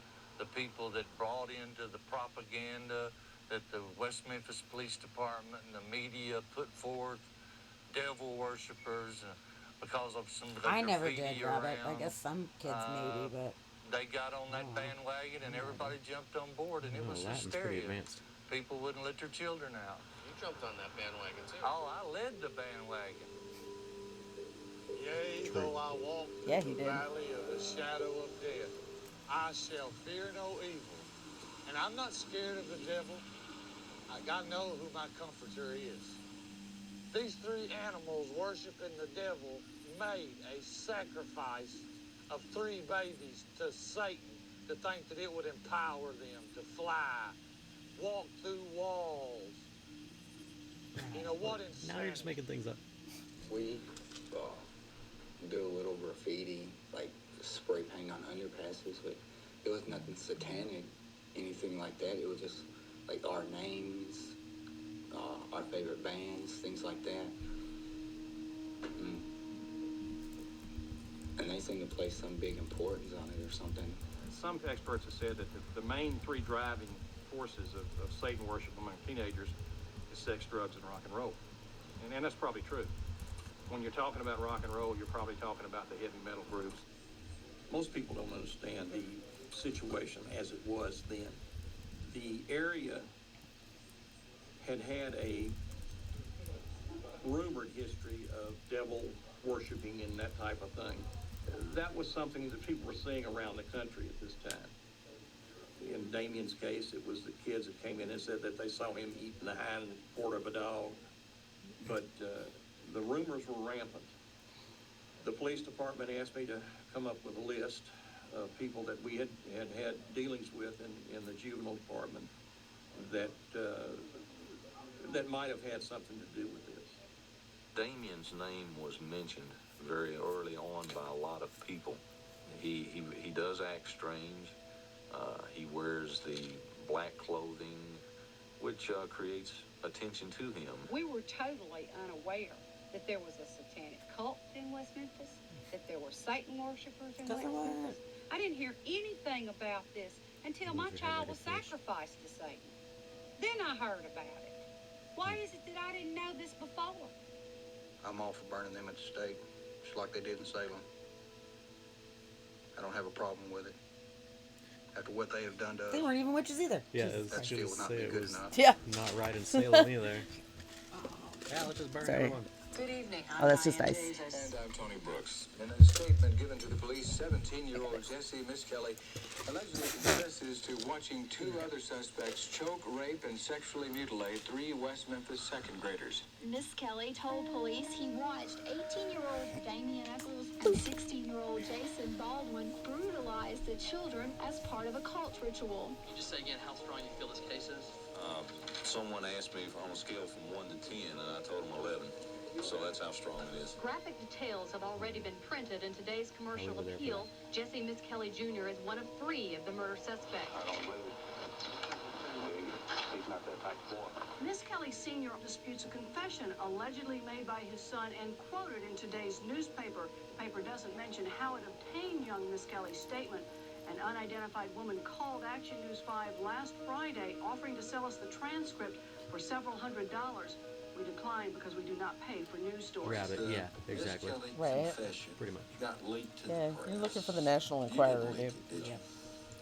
And was that an item of concern to you at the time? Not really.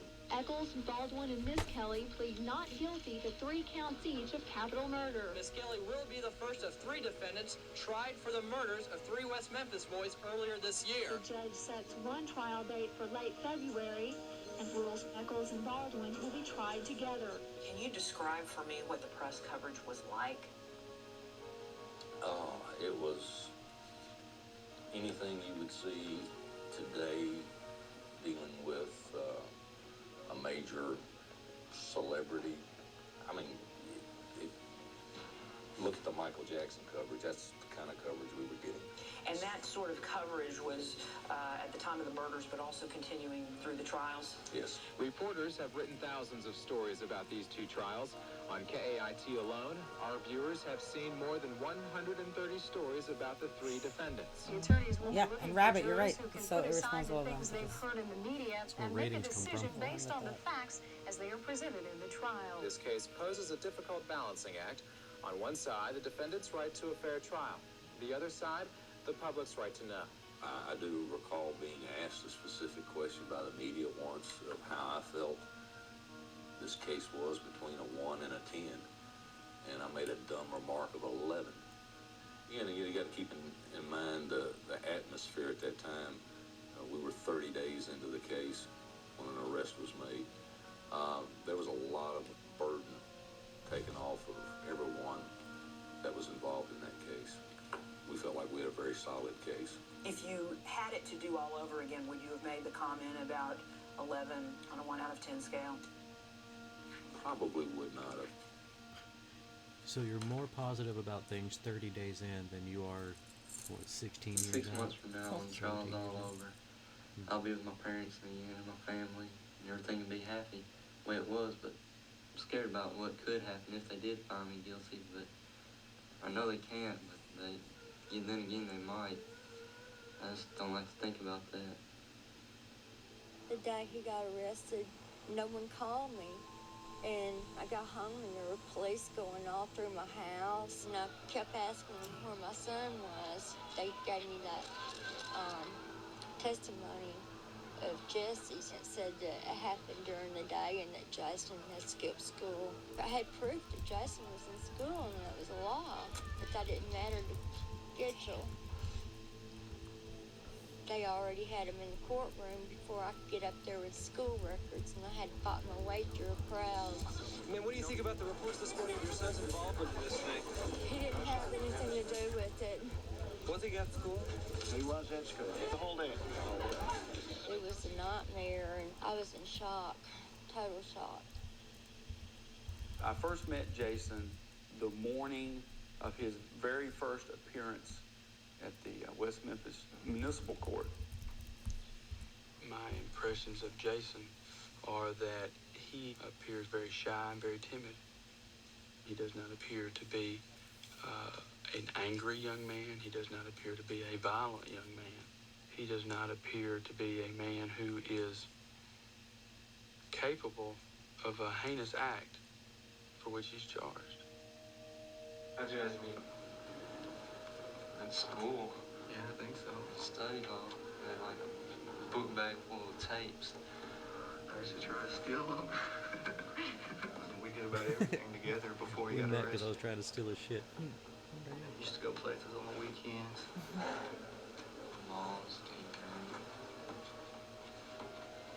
My client, Jason Baldwin, was essentially investigated mainly on the basis that he hung out around Damien Eccles and was known to be a good friend of his.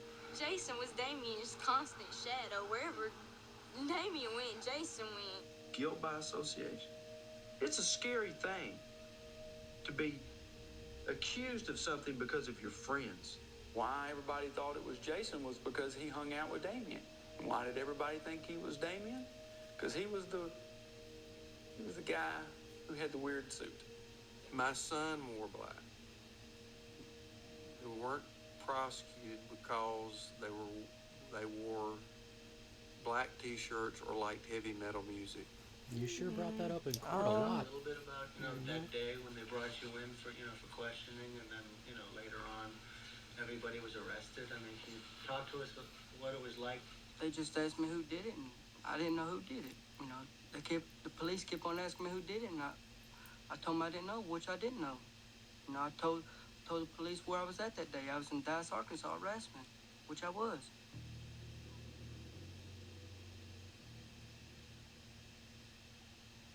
I don't like people keep on asking me questions, and I done told them once. You know, I don't like people asking me and asking me and asking me. Now, I'm gonna tell you one time, and you know, you just egg it on, then I'm gonna just say something, just leave me alone.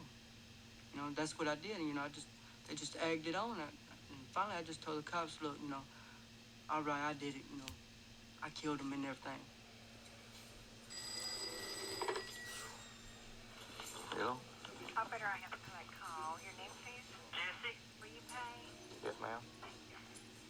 Hey, son. Hey. How you doing? That's good. Is the weather bad out there? Oh, hell yeah, it snowed like hell up here. Got about 3 inches of snow out here on the ground now. Yeah. Can you get your bed here? I said, well, it is here, I guarantee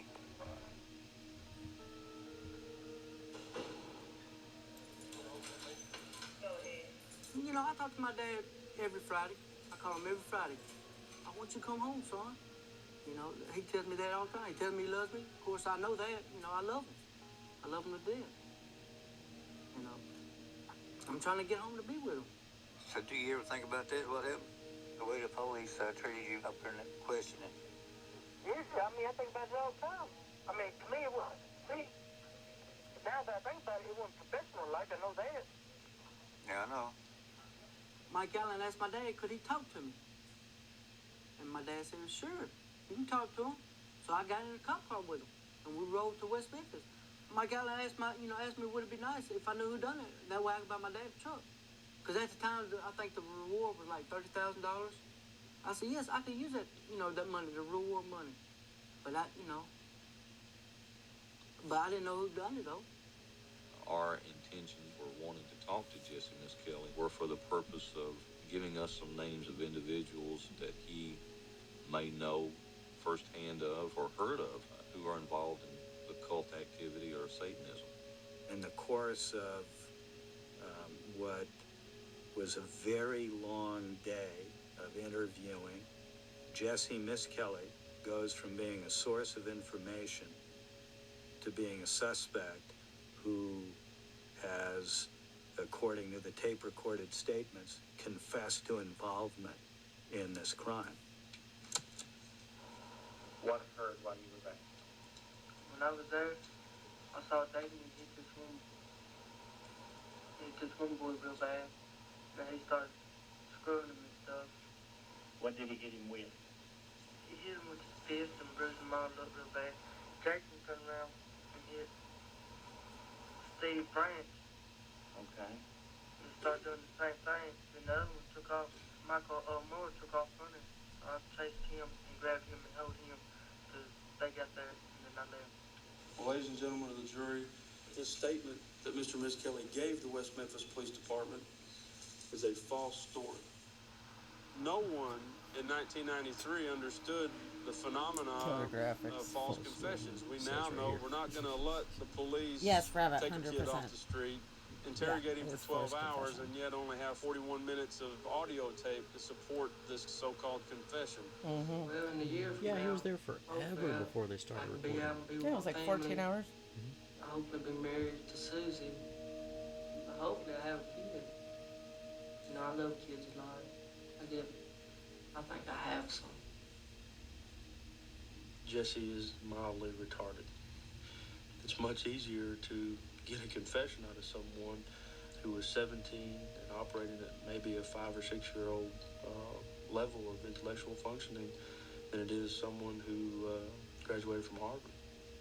The police, you know, they questioned me for like 11 or 12 hours. And finally I just got tired, you know. My mind was, you know, draining me out. You know what I'm saying? I couldn't focus no more. My body was draining.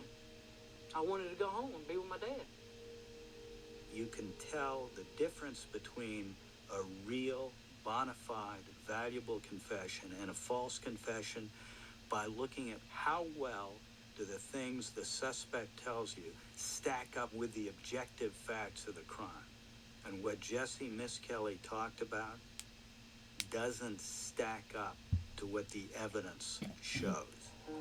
No, the story changed 3 times in one statement. I told my meeting there, it was early in the morning, so What time did you get there? I got there about 9. In the morning? Of Wednesday morning? I've got some real confusion with the times you're telling me. With, persistent police follow-up questioning, he keeps moving the time of the offenses later and later in the day until finally, with leading questions, the police get Jesse to place the time of the crimes after the time the kids disappeared. It was my voice that you heard. I was saying what the police wanted me to say. Everything that I said really came from the police. Like, well, you told me earlier that something about this and this and that. That's when I said, okay. That's when I repeat what they said. Like you told me earlier, it's around 7 or 8 or which time is it? It's 7 or 8. Okay, well that clears it up. I didn't know. That's what I was wondering. Was it getting dark or what? We got out there at 6, but the boys come up when it was starting to get dark. Okay. Now, you're sure about that? Yes. Okay. Yeah, totally. Yeah, my 15th story is the right one. Press hard to try to get an answer to who's responsible for a terrible crime. So certainly, pushing hard. There's nothing wrong with pushing hard. It's having your end in mind so fixed, and you're so determined to ensure that a particular person be held responsible for a crime that you lose sight of how coercive your tactics are. That's where you step over the line. And I think it's clear they overreached with Jesse Miskelly. Yeah. The presence of false confessions and how Where's that frequently false they play a confession key role in securing convictions from the prosecution. It's been very well documented now, and that's what happened in this case, and it continues to happen all over the country, and it's gone on for decades. But it's only now that people are beginning to really, understand the scope of that problem. I said what the police wanted me to say. That's the reason why I said that. Was it true? No, it was not true. Did I run anybody down? No, I did not. I didn't kill nobody. I have nothing to hide. I have nothing to be ashamed of. All right, your verdicts are in good form and read as follows. We, the jury, having found Jesse Lloyd Miskelly, Jr. guilty of first-degree murder in the death of Michael Moore, fix his sentence at a term of life in the Arkansas Department of Corrections. Count 2, we, the jury, having found Jesse Lloyd Miskelly guilty of second-degree murder in the death of Stephen Branch, fix his sentence at a term of 20 years in the Arkansas Department of Corrections. Count 3, we, the jury, having found Jesse Lloyd Miskelly, Jr. guilty of second-degree murder in the death of Christopher Myers, fix his sentence at a term of 20 years in the Arkansas Department of Correction. Is this your unanimous verdict, ladies and gentlemen? All right, you will receive a life sentence plus 40 years, and that'll be the judgment of the court. Prison's not a safe place. Yeah, that's like 7 years Jesse, before you get bail. sweetie, I'm gonna mail him a skirt. One down, 2 to go. I like her. Hopefully the same thing will happen to the next 2 and we'll get the same verdict. All right, gentlemen, if you'd have your client stand, please. Mr. Baldwin and Mr. Eccles, if you'd stand. In your case, Mr. Baldwin, you'll be adjudicated guilty of 3 counts of capital murder. You'll be sentenced to the Arkansas Department of Corrections to a term of life without possibility of parole on each of the 3 counts. Damian Eccles shall be sentenced to death by lethal injection. He'll be administered a continuous intravenous injection of a lethal quantity of an ultra-short-acting barbiturate in combination with a chemical paralytic agent into your body until you are dead. It's my obligation to let you know you do have a right to appeal, and you need to consider that with your attorneys.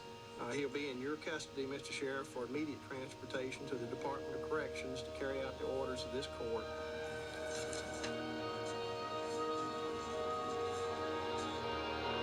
How fucking surreal would that be to get rid of death sentence for something that you didn't even do, and you're just like, what is happening? It's kind of scary how often it happens. Has loomed in this case since the verdicts. The HBO documentary Paradise Lost gave the case worldwide attention. Since the films, thousands are questioning the convictions. 16 years ago, I believe I saw the documentary Paradise Lost that was on HBO. I got involved in the case thinking that there was maybe some way I could make a difference. Is there something about the way Damien Echols was treated as a teenager that you can relate to? I can remember being kind of looked upon as a freak or, different because I didn't dress like everybody else, so I can empathize with being judged by how you look as opposed to who you are. I'd like to say something. Sure. I would love to sit down with some people that I have heard make statements that are in the public eye and actually talk to them and say, this is what really happened that was not shown on the documentary. And I think they'd have a whole different understanding. But all that evidence has been made public. Yes, it has. It may not have shown up in the documentaries or in a particular news report or speech by someone, but it is public record. Most anyone can make the proper contacts and view that information. My understanding is that any citizen of the United States can come down and sit in the West Memphis Police Department and look through most of that evidence. Yeah, Am I correct? I agree. That's what I understand. So there's not a secret bag or pocket of information that the West Memphis Police Department or the prosecutors have that convinces them that the West Memphis Three are guilty, but that the rest I love all of the little the public pine can't know. trees that they're hanging around so that There's no secret in there whatsoever. Evidence It's just, doesn't as stink. I mentioned before, it's the perception people received from media and HBO. I saw the movie. I got an advanced screener because I work for an advertising agency. We saw the film together, Kathy and I, and we immediately saw it and thought, oh gosh, Bert would probably like this. Actually not like it, but he called us up and he says, these guys are innocent. We start contacting. Hi, Sherry. Welcome. Oh, hi, Sherry. Hello. Oh, cancel. Not.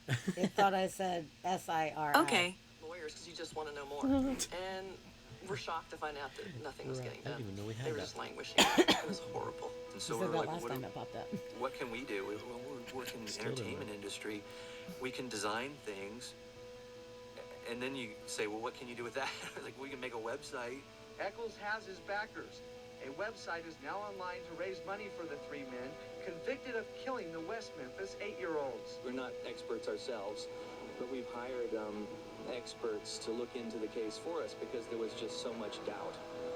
One of the saddest things that I can remember about this whole thing and about our trips out here is I remember being in a rental car like this, heading out to the prison, and I remember saying, can you believe that these guys have been locked up in prison for 3 whole years?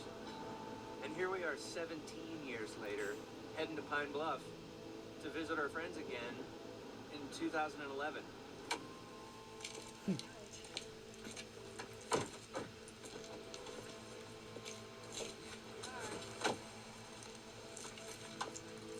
We should just start calling you bears. That's safer. I like being here again, but it's good Yeah. to see these guys. True. I'm glad you're here, though.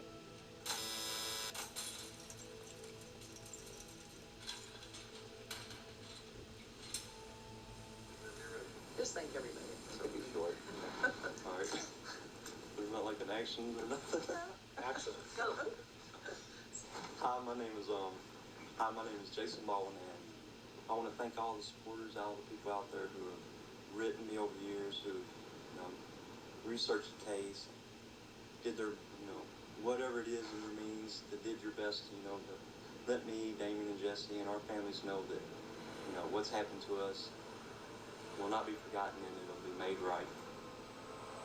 America's supposed to be based on innocent until proven guilty, but in this case it's the other way around. You're guilty until proven innocent.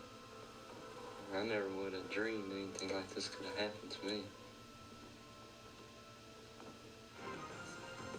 Now, live from the Mid-South's news leader. Convicted West Memphis child murderer Damien Echols gives an exclusive interview to Action News 5.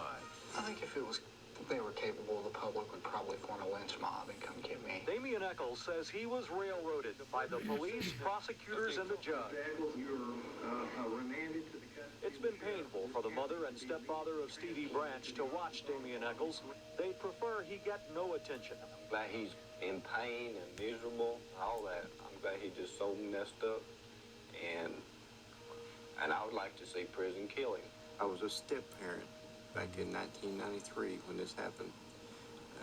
I was a good step parent, and to watch it all go away on account of this, you lose your life to a degree. You could say I sort of like died myself because I shut out humanity. Steve's death was so difficult for Pam to accept that other problems resulted. She separated from her husband and moved here to her parents' home in Blytheville. A crime of this nature will take a toll on anybody, and I have seen this happen to our home. Tomorrow, 19-year-old Damien Echols' attorneys will file with the court the transcripts from Echols' trial, more than 4,000 pages of testimony. That will set in motion the appeals process that Echols believes will lead to the overturning of his conviction and sentence.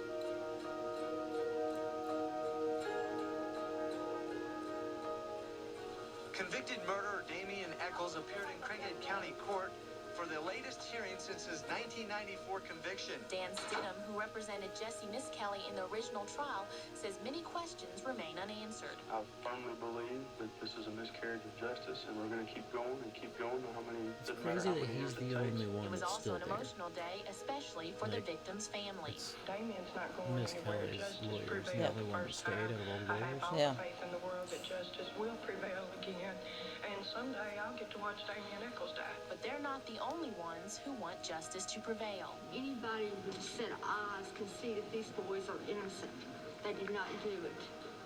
And if she wants justice done, she needs to be trying to get this case reopened and find the real murderers of those 3 children. Every appeal that has come up has caused grief and caused problems in the home. It brings back anger. Still today, to see their pictures or faces on the media, reliving it is a nightmare at times. Damien Echols still walks, even though 4 years ago he was sentenced to die. Hope this works? Yeah, but I don't think it will. Why don't you think it'll work? The same judge. His appeals have been denied time and time and time again. Now today, defense attorneys did make a request that Judge David Burnett be recused from hearing these cases, but that motion was quickly denied by the judge. Of course. Do they have to appeal to the same Every judge? appeal by Damien Echols. The No, defense is it's counting just- on DNA testing to shed new light on the case. This case was solved in 1994. And one day, in Arkansas, they're going to inject Damien Echols, and he will pay with his life for what he has done to 3 little 8-year-old boys.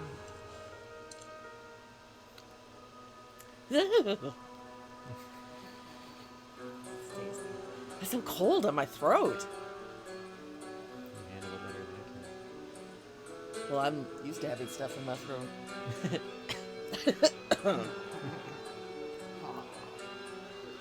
Do you know that a doctor can tell if you're going down on someone? They can find the bruising and stuff like that in the back of your throat. Yeah. It was a TikTok video. This girl was like, "Did you know that your doctor will know if you've gone down on somebody?" And then she turned it to the doctor. The doctor was like, "Yes, we know." I was just like, don't go see the doctor ever again. It always looks like that, sir. Good morning, ladies and gentlemen.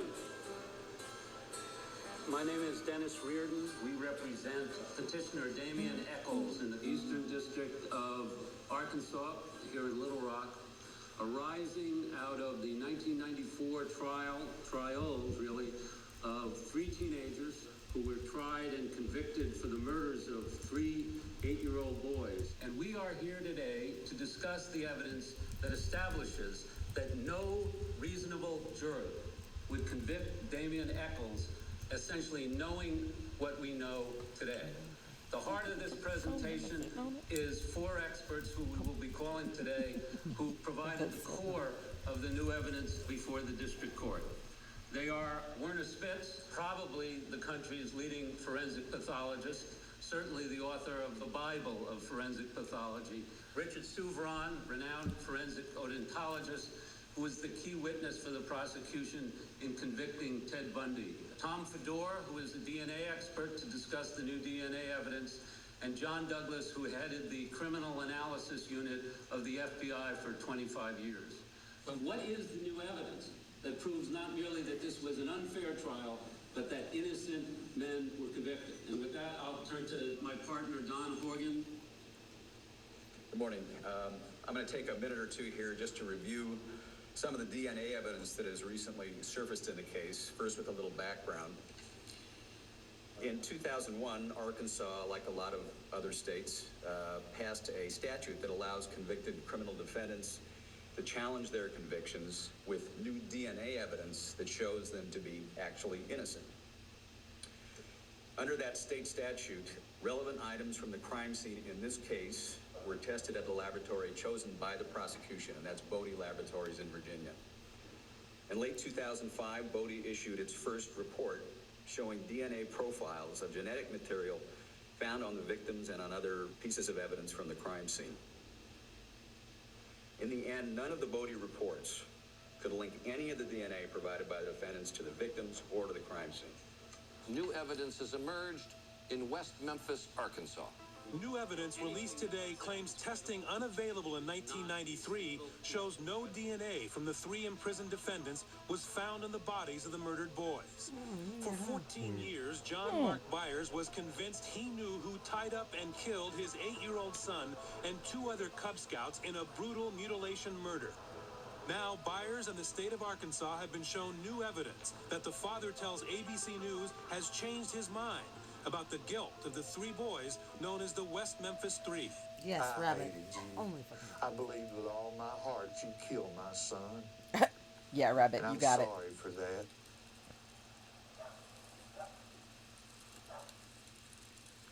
The question is, why am I so different now than years back?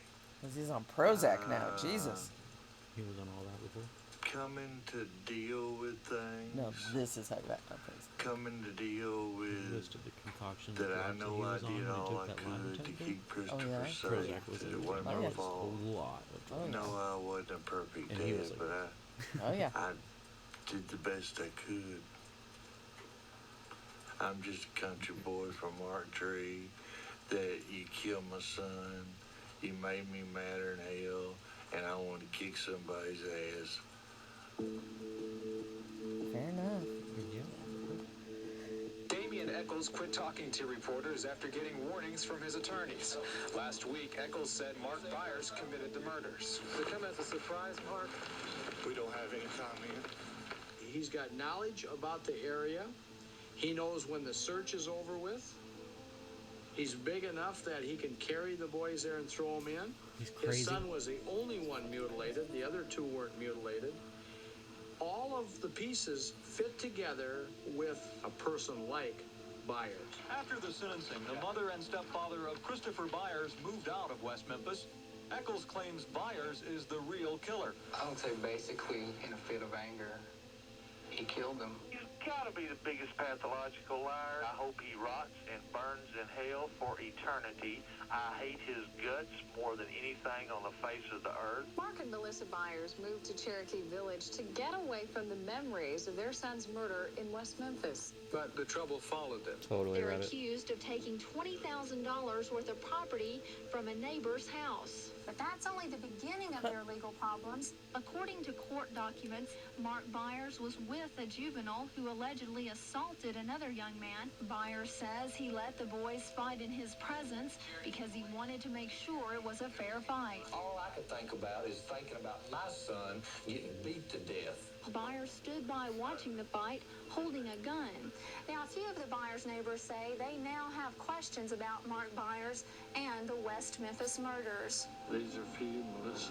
Byers' wife did die recently. An autopsy showed small amounts of drugs in her body, but nothing that should have caused her death. So that death remains a mystery. I made a good scapegoat. I made a good target. But I didn't care. You know, there was no one left but me. And I also really had a didn't care. ritual.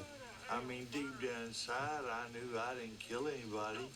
I felt like the state had who's they're supposed to have. Burn and go to hell! But what's right The most and what's satanic thing wrong are we've two seen of any different of this is things. him. And the right thing is that these three men are The innocent. Mark Byers show. That's the right thing. And yes, it was hard for me to stand up and admit that I was wrong. But wrong is wrong. But good on you for That's that. the letter from Damien Eccles, Varner Unit, P.O. Box 400, Grady, Arkansas.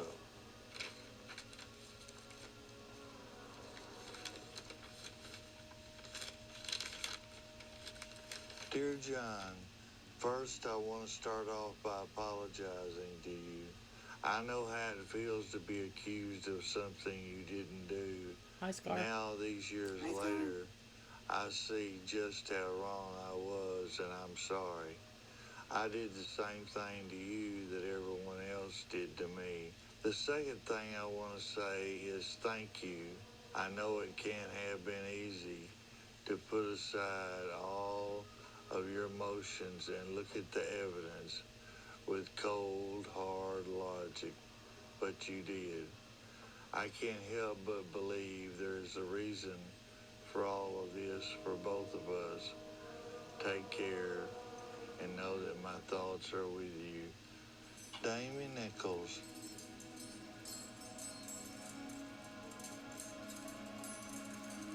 That was really big of him to be able to do that. Seriously. Also, his handwriting was gorgeous. Did you see that? Yeah. That was amazing. Oh God, my friend Jay has the most gorgeous handwriting you've ever seen. Really? Yes. It's like something out of Labyrinth. Like, yeah, it's fucking sweet. Like Tavius versus Prettier than Tavius. Yeah, it's really pretty. How long did you get since the last time we did this? We were talking about that in the car. 10 years. 10 years. It's been a long time.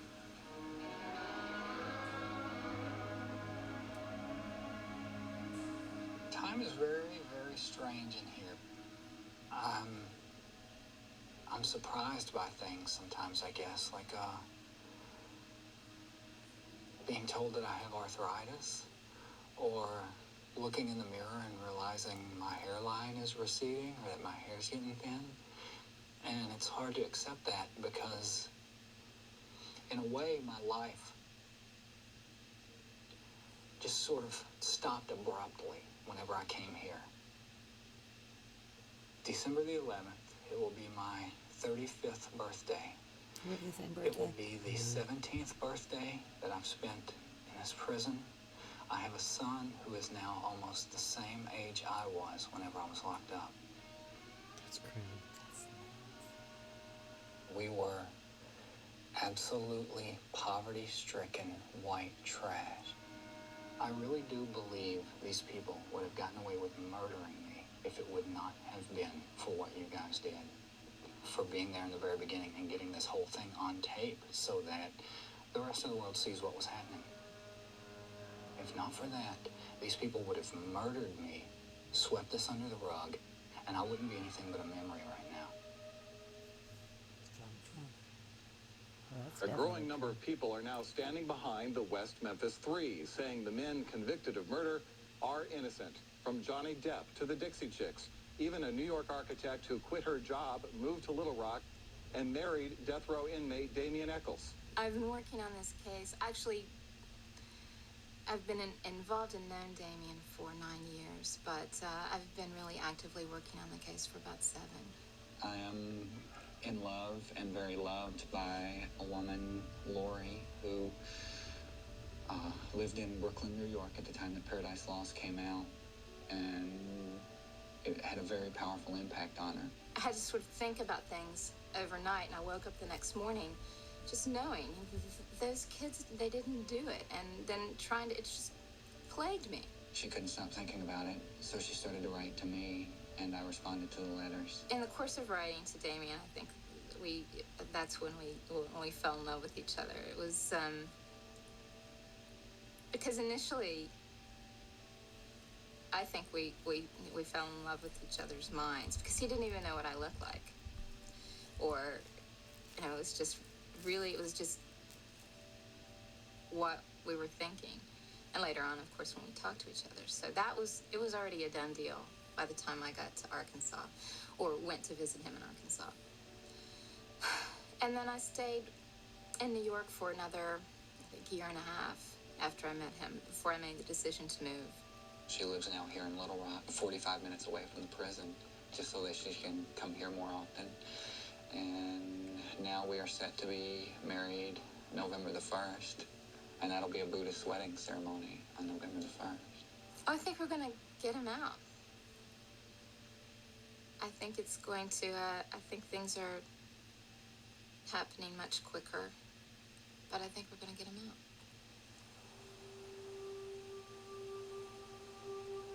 It'd be so intense to marry somebody who's behind bars. Inasmuch as the Who's state innocent. has the burden of proof in this case, and inasmuch as for a good portion of the case is circumstantial, it is necessary and appropriate that the state prove motive if they can. Call your next witness. Call Dale Griffiths. In looking at young people involved in the occult, do you see any particular type of dress? I have personally observed people wearing black fingernails, having their hair painted black, What? wearing black T-shirts. Look at those two. So number three victims have any Look at that guy. significance? He's going black. One of the most powerful numbers in the practice of satanic belief is 666, and some believe the base root of 6 is 3. The whole idea of it being a satanic ritual was a key element of the state's case at the trial, because they called Dale Griffiths, who had almost no qualifications whatsoever, but nonetheless he maintained that all those blank spaces, that attached to the crime scene were themselves evidence of a satanic connection.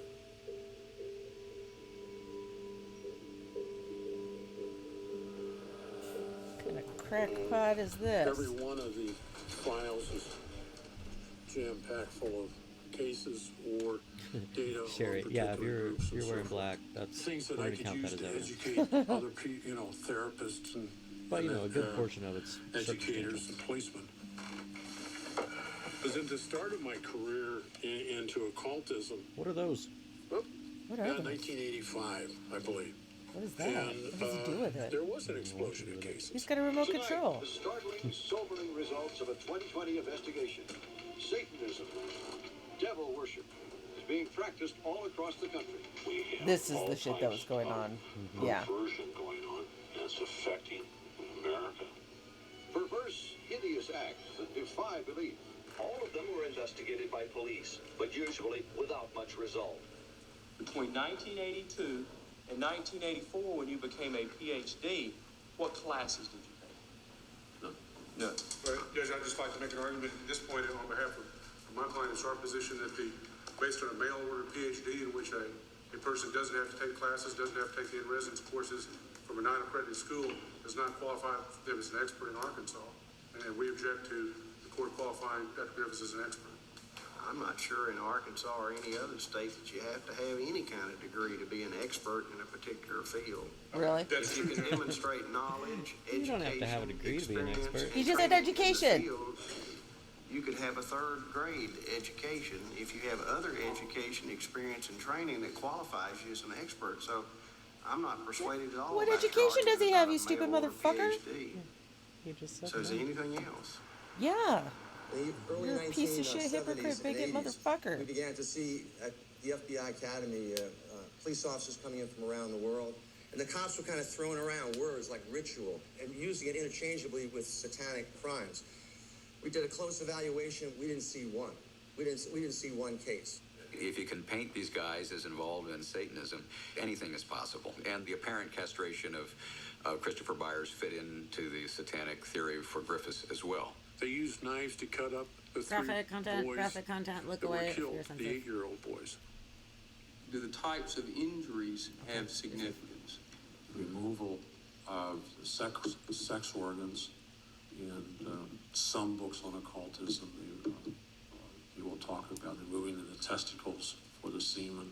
A lot of the early understandings of this case were really premised on a misunderstanding of what was there. And the information, by and large, was there to be seen and interpreted.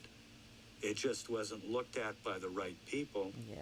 And it wasn't interpreted correctly. Not by experts. State's Exhibit 68A is a photograph of an abrasion with that's patterned and has like a serrated appearance to it, and that's 68A.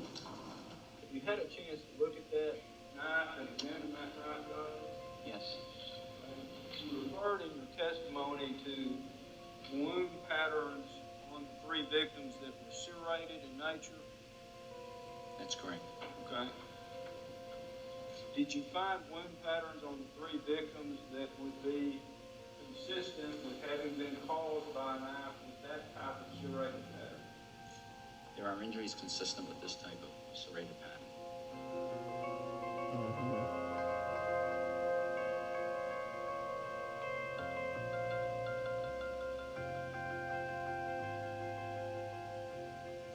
As some of you know, a critical prosecution theory at the 1994 trials was that the defendants used a survival knife to inflict most of the injuries on these victims, and that they used the knife before the children died. Is it a coincidence that this knife is found in the lake, hidden behind Jason Baldwin's house?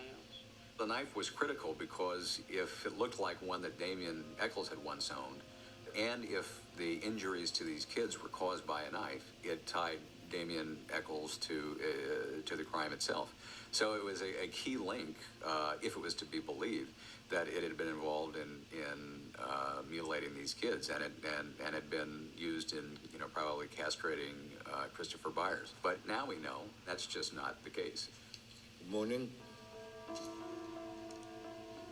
I analyzed a lot of pictures. I analyzed a lot of written material. It is my opinion, or the following are my opinions. Injuries on the body surface of all the 3 victims, 3 boys, including the emasculation of Chris Byers, were produced by animals after death. When a dog or other carnivorous animal attacks a body after death or before death sometimes, they scrape the body. They move their claws on the body and try to bring the body closer to them. They do this several times. And you have here 2 of the victims that have the same identical injury. There were obvious claw marks. The spacing and the configuration of those injuries is not compatible with a serrated knife such as this, or for that matter, any knife. Over a period of time, our understanding I'm a of what detective. actually has changed. What we know now is that the lawyers on the case hadn't gone to the crime laboratory and looked meticulously through all of the laboratory's notebooks of what was done out at the crime scene. The crime scene techs recovered a bunch of animal hair. There's no possible way this could have been done with this knife. Animals do this. This is what happens to a body that's dumped in a wooded area, in the woods, in a creek, in a swamp. This is what you're going to get. Dog, coyote, fox, possum. I've seen all of those. It's a carnivore. Could it be turtles that have done this? Aquatic crabs, for instance. Sure. Anything that would eat flesh is what did this. Can you talk about the original case? I mean, just in general terms, I mean, do you think it was a solid case? Do you think it was a case, I mean, do you think Damien got a fair trial? Oh, I don't, in my mind, there's no question that all 3 received a fair trial. The jury heard the evidence and were convinced of guilt. So that speaks for itself, I think. Being convinced The of jury guilt doesn't takes mean an it's a fair oath trial. to base their verdicts only on the evidence that comes Especially before. when you're tampering with the and jury. they're not to consider anything other than the evidence that comes from the witness stand, the exhibits are introduced into Turtle evidence. did it. And if they violate that oath, it's a very, very serious matter. Lori Davis, wife of Damian Eccles, spoke for the first time about a new defense allegation of jury misconduct in the trial of the West Memphis Three. Davis says the jury foreman contacted an attorney during the trial 15 years ago. We know from a lawyer who has now submitted some paperwork to the court, who talked to that jury foreman and who became aware that the jury foreman was considering some information that the jury foreman shouldn't have been considering.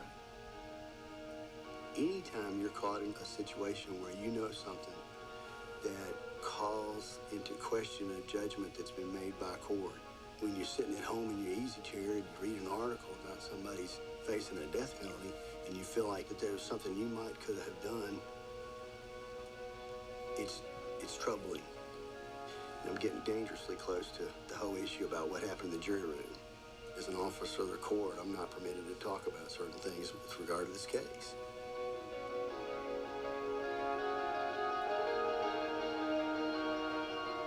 I had started working for Lloyd Warford at that point in time as a law clerk. I met the jury foreman, Ken Arnold.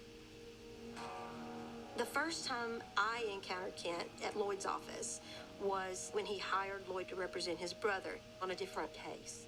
But at that time, Kent already knew he was being called for jury duty for Baldwin and Eccles' trial. During Miss Kelly's trial, he talked about all of the things that had been printed in the newspaper. Ken Arnold was passionate about what he thought he knew. He believed that they were guilty and they had been caught and they should be convicted.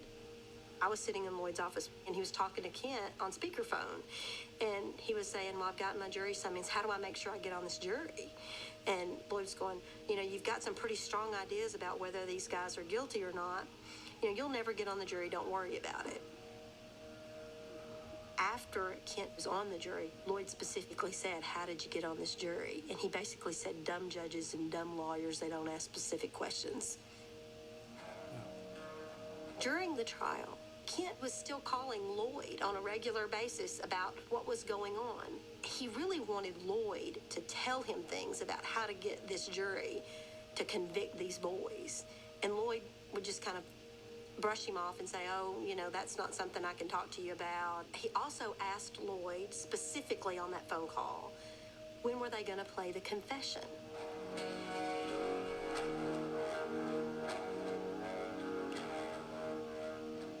Mr. Arnold would be saying stuff like, one particular phone call, the state hasn't proven their case.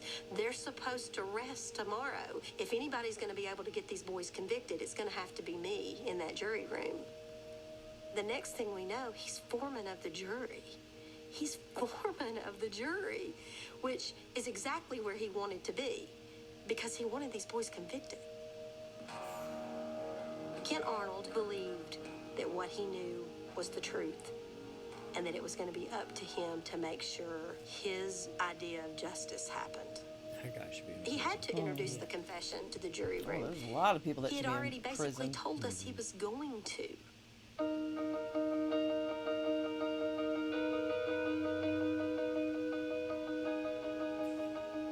In the last couple of years, quite fortuitously, and this is the sort of fortune that can save a man's life, we have found that the jury put up big sheets of factors that they considered in convicting Eccles and Baldwin.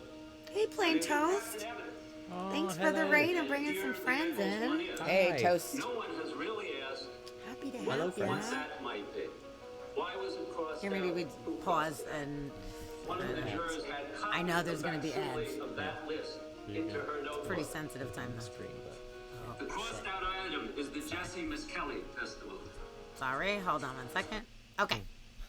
Hello. Hello. Okay, let's catch everybody up. How's it going, everybody at Plain Toast Land? Body break while Thank you're you doing so Man, my much. ass is flat.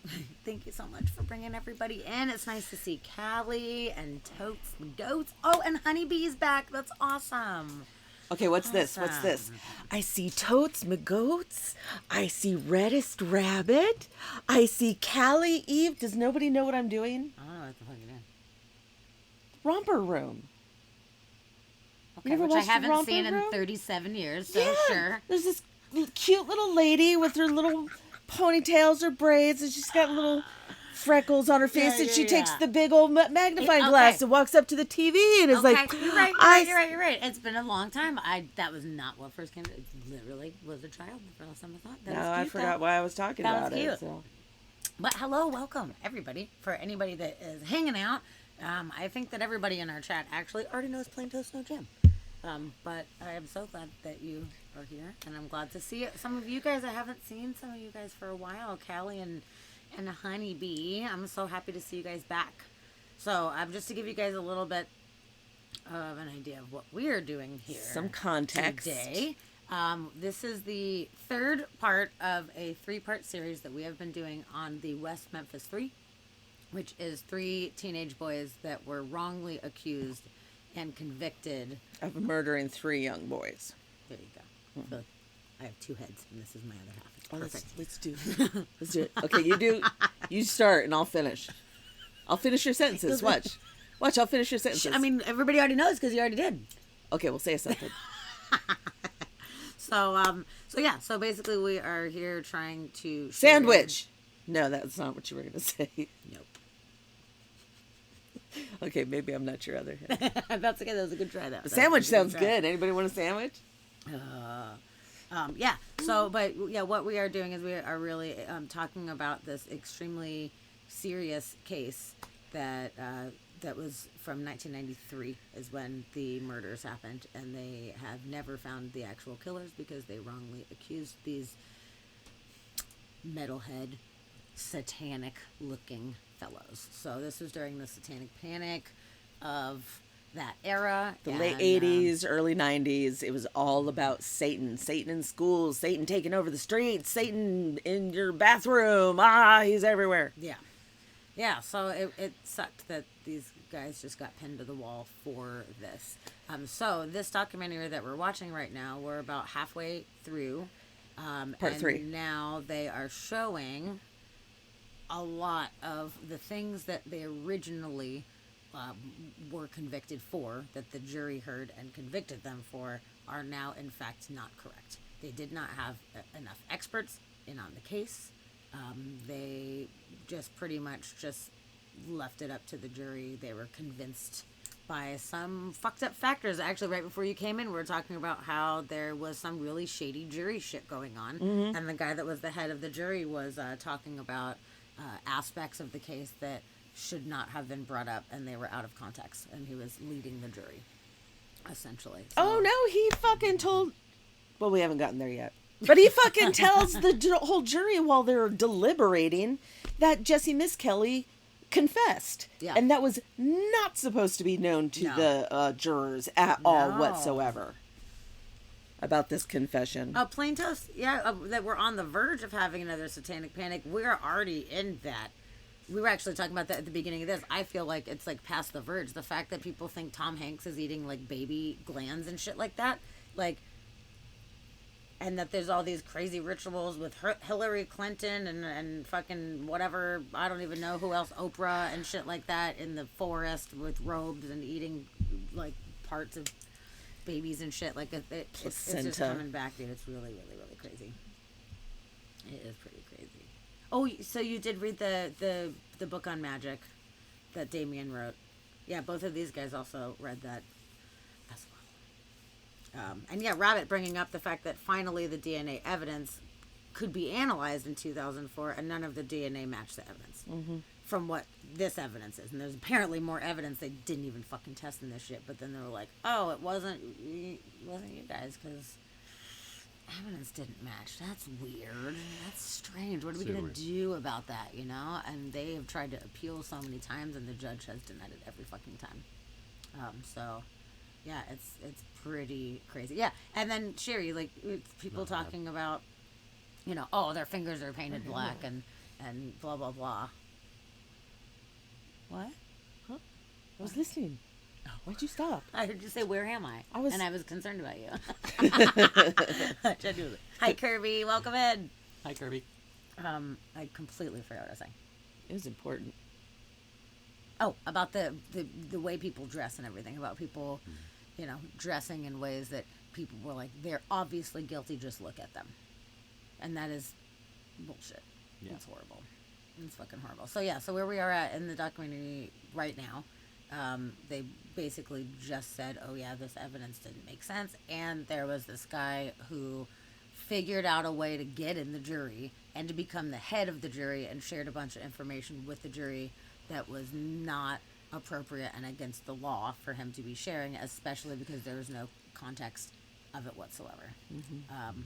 So there was a forced confession that one of the other guys made, and apparently this guy thought that was good to share that with the jury without any relevance to it whatsoever. Like, oh, this guy confessed. Obviously, that's a thing. It's not obvious in any way. So just want to let you guys know that is where we are at right now in this moment. Since we are paused at this point, does anybody who is new or who has been listening have any questions or any yeah, Dusty, go make some sandwiches. That'll be good. He takes 40 minutes to make sandwiches. Yeah, they wouldn't be done before the show was no. over. No, he makes great sandwiches, but they are like the slowest sandwiches you've ever seen in your life. Slow sandwich. They would have the name of my new sauce band on them for sure. Yeah, if I was making for them. sure. I'm really happy that you brought everybody in Plain Toast. That makes me really happy to have you guys pop in. Yeah. So yeah, I think we will. I know, like sandwiches. See, there you go! Exclamation sauce, baby. There you go. Hell yeah! Make your sandwich great. So yeah, so we're gonna restart, and we are back in court talking about stuff. Oh, also, just to give everybody a heads up, the apparent knife used for the mutilation, they finally had a specialist come in. Weird. Imagine that, all these years later, that a specialist come in, and the specialist said that the mutilation was done by animals post-mortem. So they made it seem like it was a satanic ritual dealing with genitalia and all this shit, and it was fucking animals the whole time. Which, even when I saw the first documentary before we ever got to this, where that was out there, I was like, yeah, animals, dude. Like, how did that not even get brought up? Yeah, it didn't even get brought up. It didn't even get brought up. It's crazy. So, oh yeah, I'm a day's drive away. That's plenty of time to make a sandwich, right? I'll have one done by the time you get here. Yep. I do make sandwiches. I love sandwiches. She does. I really do. Hers happen way faster than mine too, and they're usually way better. I could, legitimately, without exaggerating, and the time it takes Dusty to make 2 sandwiches, like a sandwich for each of us, I could probably make 23 sandwiches. 23. I could probably make about 23 sandwiches. And not half-ass them, and have them actually be decent sandwiches. Hell yeah. But, it takes time. Perfection takes time. It's true. Roxy said she called the band name 30-Minute Sandwich in honor of Dusty. Yeah. Oh, man. That's great. 30-minute manwich. 30-minute We sandwich. have manwich stuff in there too. Well, Okay. One day. Yep, sounds nice. Whenever I don't have a gallbladder anymore, we can have sandwiches.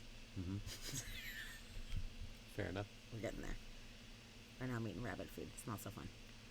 So, okay. We're going to restart this. Make sure there's no horrible ads. And there is. So I'll try this again. What we now know is that, in fact, Jesse Miss Kelly's statements played a pretty major part in the way that the jury in the Eccles and Baldwin case came to understand the case and came to have confidence in the notion that they should convict, which is wrong. Yes.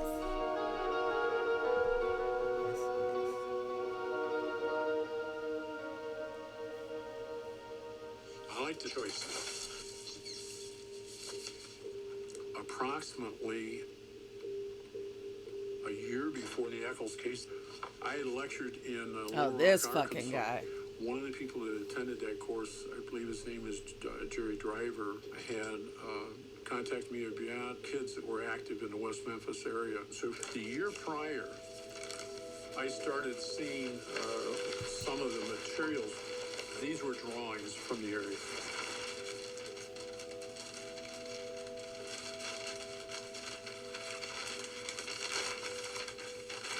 That's how it came to me. And you can see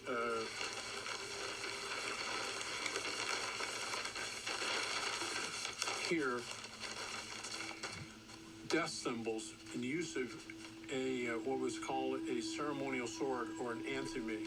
And all of a sudden you start to see symbols, the symbology often used as a satanic symbol. A year ahead of time, they knew they had a problem in the area. They knew that it was getting worse. You had some good police officers down there concerned what the heck next is going to happen. Anything wrong with wearing black in and of itself? No. Anything wrong with the heavy metal stuff in and of itself? No. But when you look at it together and you begin to see inside Damien Eccles, you see inside that person, and there's not a soul in there. When I was that age, I was a kid, basically, in court, hearing the things that people were saying. I don't think I registered the full importance of what was going on then, because I always felt I knew I didn't do it. So therefore, it's impossible for them to prove you've done something you haven't done. With no evidence, nothing but a bunch of rumors, ghost stories, and smoke screens. I didn't think there was any way in hell they were going to be able to get away with that. Fair assumption. We're heading to Grady, Arkansas, where the Varner unit is. It's Damien's birthday today. Yeah. Which is my birthday too. Time has been an odd thing in this situation because it seems like it just drags on forever, and then when you think back on it, it's been fleeting. In the past 17 years, I've made friends that have stuck with me through thick and thin, that have been here beyond what even my blood family members have been with me beyond. I met Lori. We've been together for about 14 years now. We just had our 10th wedding anniversary last week. I'm sure it's different from everyone else's marriage, but then I don't know what everyone else's marriage is. I just know that ours is a good one. In the very beginning, I would wake up in the middle of the night sometimes, cursing her, literally cursing her out loud for making me feel the way she made me feel. Especially in here, you know, it's one of those things that whenever you really, really love somebody, it's not all, you know, flowers and poetry like the songs try to make you think. It hurts. It gets its claws into you and it just rips. And I felt like that was the last thing I needed to be dealing with on top of trying to deal with all this. Good night, Buttery. But it turned out Thanks for coming in. to be the absolute best thing that has ever happened to me in my life. What kind of person would come from across the country to a death row inmate and marry this man? This is a known convicted child killer right here. He killed 3 little 8-year-old boys in West Memphis, Arkansas in 1993. What kind of mind does this young lady have who would come down here and marry somebody like that? This whole thing is gone from what happened to 3 little boys to more like a circus of some kind. Our investigators were obtaining DNA samples in the form of hair, cigarette butts, oral swabs from people who had some connection to the events. These included samples from several people, including Stephen Branch's stepfather, Terry Hobbs. We gave all these samples to Thomas Fedor, who's here today. He's an independent forensic serologist. The result of that analysis in May 2007 showed that a hair from a ligature used to tie up Michael Moore could be associated with Terry Hobbs. The biggest bombshell of the new defense investigation is that an unexplained hair that could be from another victim's stepfather was found on shoelaces at the crime scene. Over the last 3 weeks or 4 weeks, a group of people from here in Arkansas have formed a campaign called Arkansas Take Action. We're on our way to the state capitol for a rally. There's been such an outpouring of support for a decade. supporting the West Memphis Three, but Arkansas has been relatively quiet. We hope that with our grassroots movement, Arkansas Take Action, that Arkansans from across the state will speak out, asking our elected officials to take a look at this new evidence and to get these guys out of prison. None of the DNA from any of the crime scene evidence could be associated with Mr. Eccles or Mr. Baldwin or Mr. Miskelly. Terry Hobbs could be the source of that hair on the ligature. Approximately 1.5% of the population at large could be the source of that hair. None of the defendants could be the source of that hair on the ligature. Take a look at just how much support they have. Thousands of postcards, some as far away as Los Angeles, California, and Europe, all supporting the West Memphis Three. Did you murder the little boys? Well, I'd have to laugh at that and say there's something wrong with someone who would think that. That stepfather denies having anything to do with the murders, and the Arkansas Attorney General's office said in the statement it will review and respond, but warns the legal process could take months and possibly years. Do you feel that you're as close as ever to actually getting a new trial?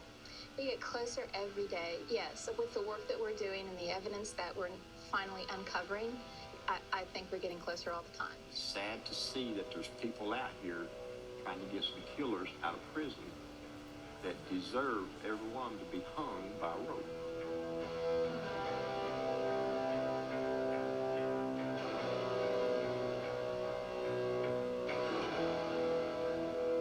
I just wanted to say thanks for being here today, and I think it's important for all elected officials to know that we are watching them. It's not about opinion anymore. It's not about debate. It's about science. And I urge you all to go to WM3.org and donate to the Defense Fund. The donations is what is paid for the forensic tests and the DNA testing that's going to set these men free. I just want to say I'm honored to be here. Lori's a wonderful, wonderful person, and she's what has kept this going for 14 years and made people not forget about the West Memphis Three. So thank you very much.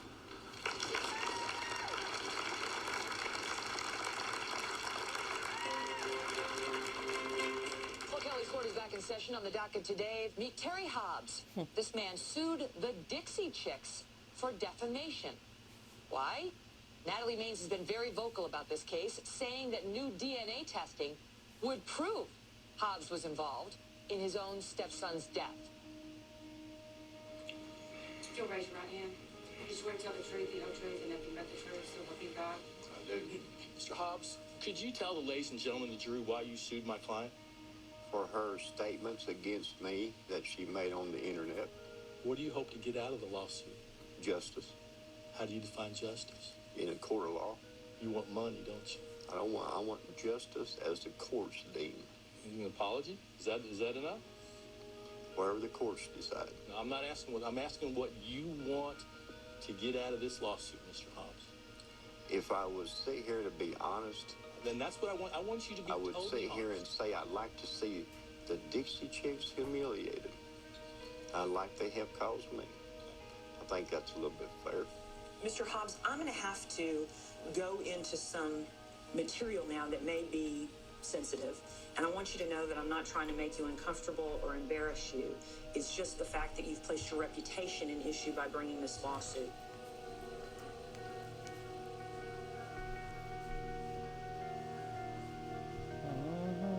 Didn't It see is that your coming. testimony that you are not a violent man. Correct. And you do not fly into rages. Correct. Pam Hobbs says last weekend her husband Terry beat her up at their home in Memphis. When Pam's father and brother heard she'd been beaten, they went to check on her. They started telling me it was none of my business, and then naturally I just got more upset and started hitting him. And I took him to the ground, and next thing I know, he shot me. Terry Hobbs faces assault charges. He's now in a Memphis jail. You did backhand Pam Hobbs the night that you ended up shooting her brother, correct? Okay. Is that correct? All right. Is that funny? Well, you get tired talking about it after a while. Well, she had been provoking me for 3 days over one simple woman. She was asking for it? Well, you might ask her. Did you ever vow to get revenge on Pam for kissing another man? Never. Did Pam kiss another man a few weeks before Stevie died? I'm not sure when, but something happened. And tell me what you mean by that. She was kissing that Mexican in our house. And that happened a few weeks before I'm Stevie not died. sure when. How would we best determine when that occurred? Ask the Mexican. Let me direct your attention to paragraph 14 That's my favorite. of Pam Hobbs' declaration. 2 weeks after Stevie died, Terry left town. He said I was too much to handle and that he could not stay around me anymore. Did I read that correctly? You did. And is that a true paragraph? I'm not sure about the time frame, but yeah, I had to get away. Are you all gonna be able to get back together, or is the marriage over? It's over. Do you think you'd be still together if Stevie hadn't been murdered? Well, we had trouble. Anyway, you know, to be honest with you, before this happened. And he always told me that he don't get mad, he gets even. You know, that's what he had always said to me. Pam sure thinks she did it, doesn't she? Think who did what? She thinks she killed Stevie. She thinks who killed Stevie? You? No. She doesn't think that? No. She doesn't think you were involved? A sickening feeling, yeah, I still think, you know, he could have been capable. You've told many different versions of what you did after dropping Pam Hobbs off at work around 5 p.m. on May 5th of 1993. But in all those versions, you were always searching for Stevie the whole time, correct? Correct.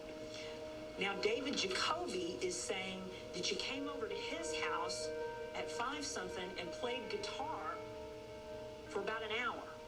I don't recall that. You've repeatedly said that you were with Mark Byers and Dana Moore at 6 p.m., but Dana Moore and Mark Byers say you weren't. You say you were not ever alone on the night of May 5th and the morning of May 6th, and yet David Jacoby says you left his house twice alone. That's correct, isn't it, sir? No one can corroborate being with you or your whereabouts for the time period from 6 p.m. to 8 or 8:30 p.m. Isn't that true, sir? So my point is, there's not any witness, not any of your alibi witnesses can confirm your whereabouts from 6 p.m. to 8:30 p.m. Isn't that true, sir? And you're saying what? I'm saying that you don't have an alibi witness for 2 to 2.5 hours on the evening of the murders. All right. Does that concern you? No. Did you see Stevie at all that day, May the 5th? No, I did not. You didn't see Stevie or Michael Moore or Christopher Byers at all on May 5th of 1993? I didn't. Somebody testifies that they saw you with the boys that night. What? If somebody testified that they saw you and the boys, would they be lying? Mm-hmm. They would be lying. Because you never found the boys. No, I never found them. Never found them alive? Never found them at all. So if someone were to testify that they saw the 3 little boys standing behind you on the evening of May the 5th, prior to the time that you went to pick up Pam, they'd be mistaken. Most definitely. I can't wait to hear that one.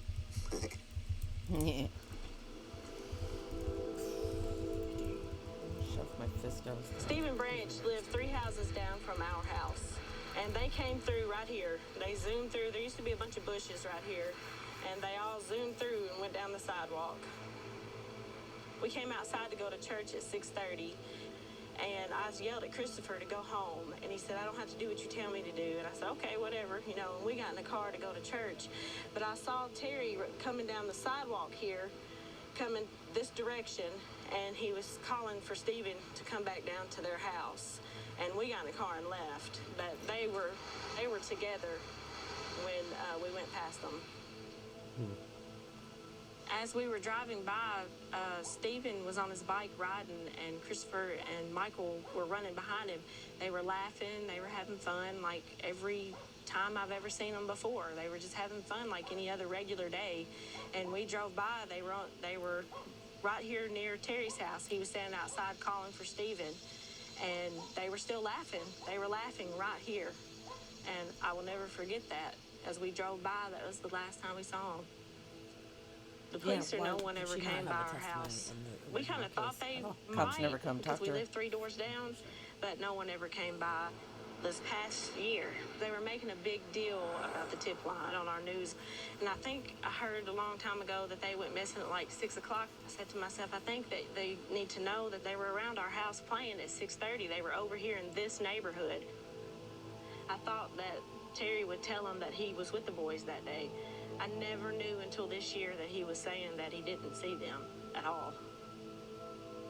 He's not telling the truth. He was out there with them. I didn't know I was being investigated. Nothing about what they're saying is true. It's just the only thing really that's ever bothered me is knowing that they've taken my name and said what they've said about me. I learned a lot by depositions. You know, stay out of that.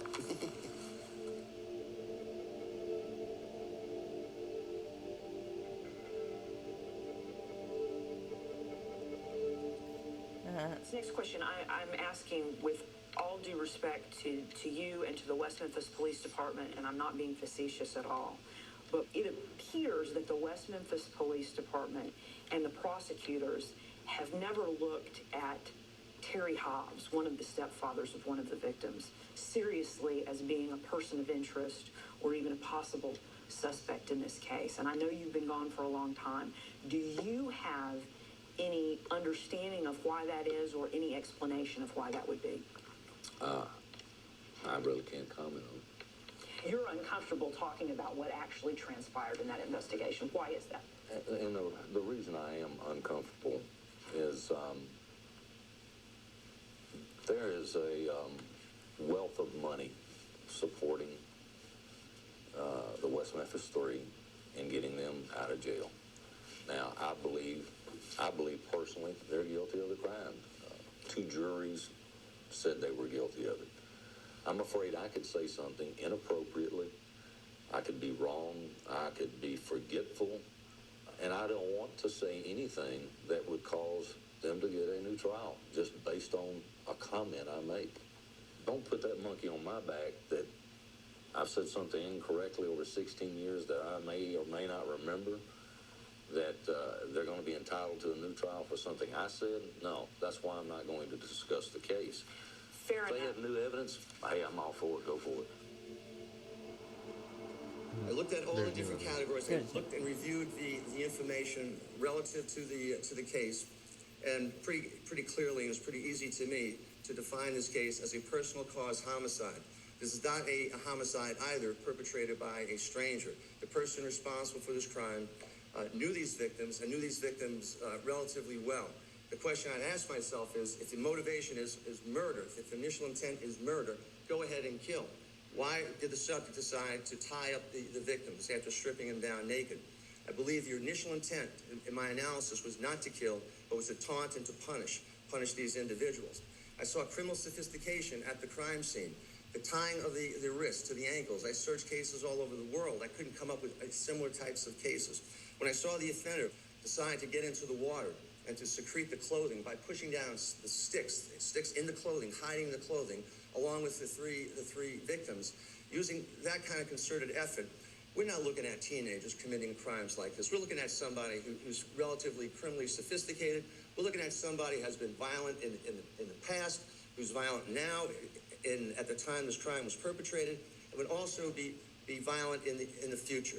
The person responsible for this crime can look at you right in the eye, can look at a camera and say that I didn't do it, because he's a psychopathic personality. There is no remorse. Anyone who perpetrates a crime like this and leaves the victims like this in this condition, he's only concerned about himself. You can put him on the polygraph, he'll pass the polygraph, particularly if it's 14 years later. When John Douglas told me that Terry Hobbs' record and background made me looked like a Boy Scout, I almost fell out. Yeah, And he was dead serious. Here's a world-renowned, 30-year, probably the finest profiler in FBI history. I was nervous just being around him, thinking he's profiling me. He told me he had done that a long time ago.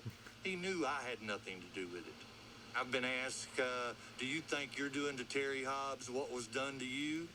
No, no, no.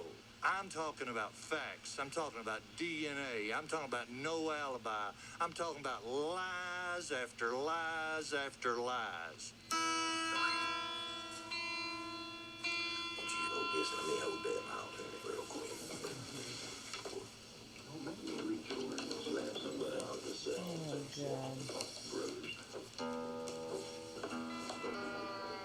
God knows all things and why they happen. We don't, but he does.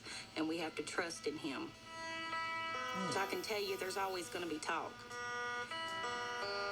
You know, even for us, we don't like some of the stuff that is on the TV and this and that has been said, because we know, that, Terry could not have been, he didn't do this thing. This is not Terry. Terry's, you've seen, I have never changed my mind from the conviction.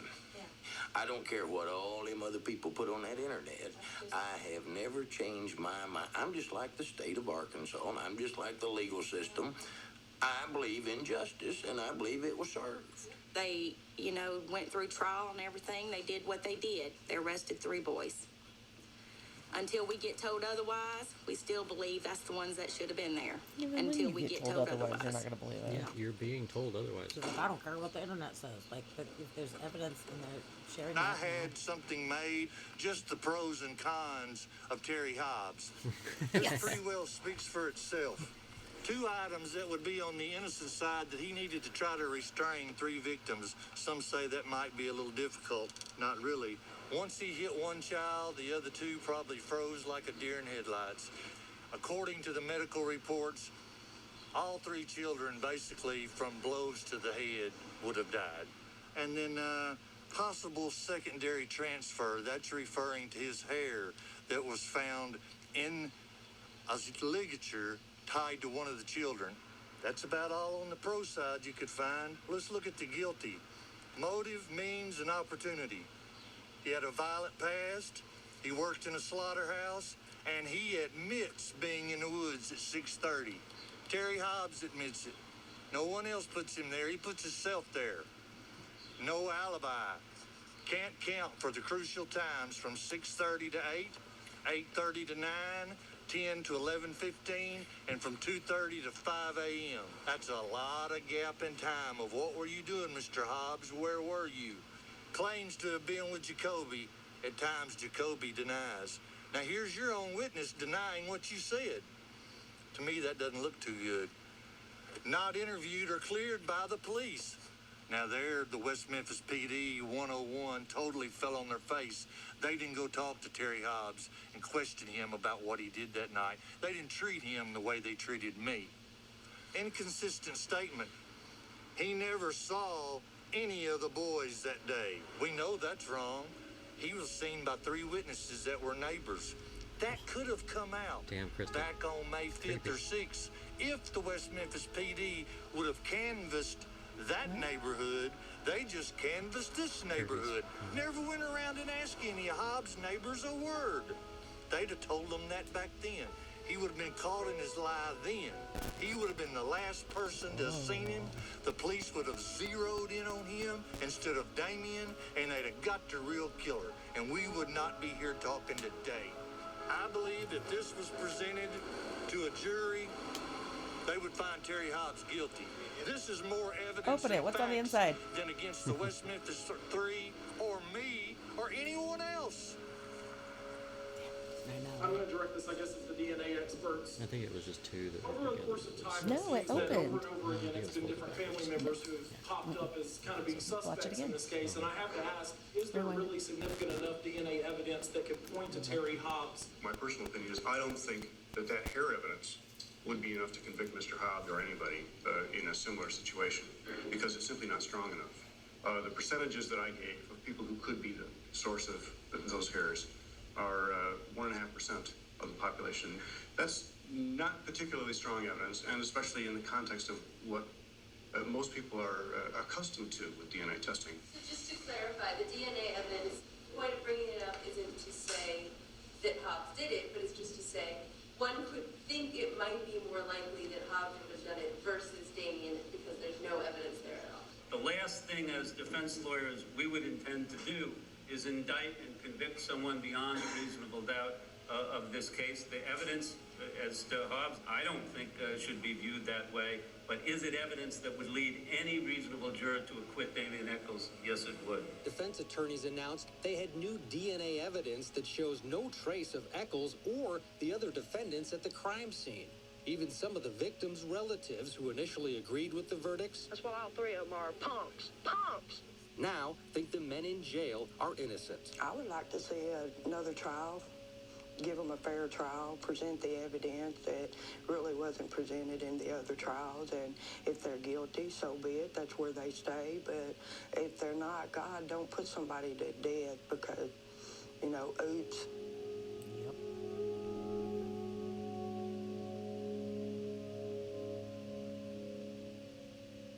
As Damien's lawyers, we are not taking on the burden of proving who actually committed these crimes. The question for the court should be and will be, would a reasonable juror looking at the entire picture now, all the evidence of guilt, all the evidence of innocence, everything that was admitted at trial, everything that surfaced thereafter, looking at that and throwing into the mix the DNA results, would a reasonable juror convict these people today? And the answer to that is no.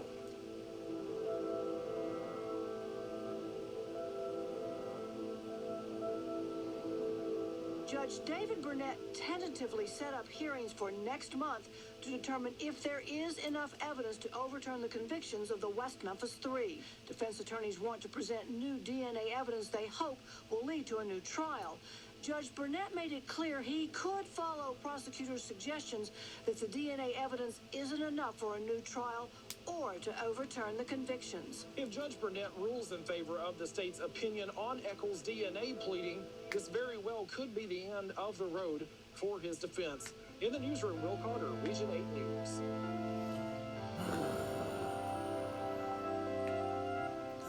In September, Judge David Burnett, who presided over both trials, ruled he would not hear any new evidence in the case.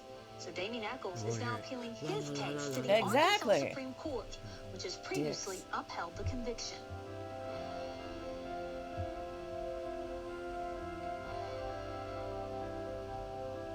This is the first time that the Arkansas Supreme Court is going to interpret the DNA statute, so it's going to have enormous implications for everybody who comes in their wake. I'm thinking about when we argue this in the Arkansas Supreme Court, the approach we want to take is, justices, you may be aware that this specific case has garnered a lot of interest, but the interests at stake here are a lot broader than the three individuals before the court, even though one of those literally has his life on the line. Good morning, Your Honors. If it please the court, obviously, since my client is sentenced to death, the resolution of this case is of paramount importance to him. But the interests at stake here are far broader, and that is because we are dealing with pure questions of law about the interpretation of what I'll call the DNA statutes. What is the meaning of this Arkansas statute? There's language in that statute that says that if the DNA evidence excludes the defendant as the source of the DNA, which it did in our case, then the trial court has to consider all the evidence, whether it was admitted at trial or not, to see what a reasonable juror would do today. This statute was passed to exonerate the innocent. The state has really proposed an Orwellian interpretation of the term all. All simply means all. The state took the position that in weighing all the evidence, what the statute meant to say was that the court consider only all the evidence of guilt, but not the evidence of innocence, which is nonsensical. Because, of course, if a trial court were to look at the DNA evidence but then only consider all the evidence of guilt, the court wouldn't be considering everything that makes a compelling case for innocence. Let me ask you a question, and there Mr. wasn't Reardon. even evidence of guilt. Let's focus on the evidence situation. And let's say that I agree with you that maybe the trial judge was in error with respect to just limiting the evidence to evidence of guilt. What evidence then would be considered? Would it be the evidence that was presented at the trial, or everything that's occurred over the last 17 years? I don't think that it can be rationally read other than to say the court must consider that is place in the scale not only the evidence of guilt, but also all other evidence, whether or not admitted at the first trial. Court will recognize counsel for athlete.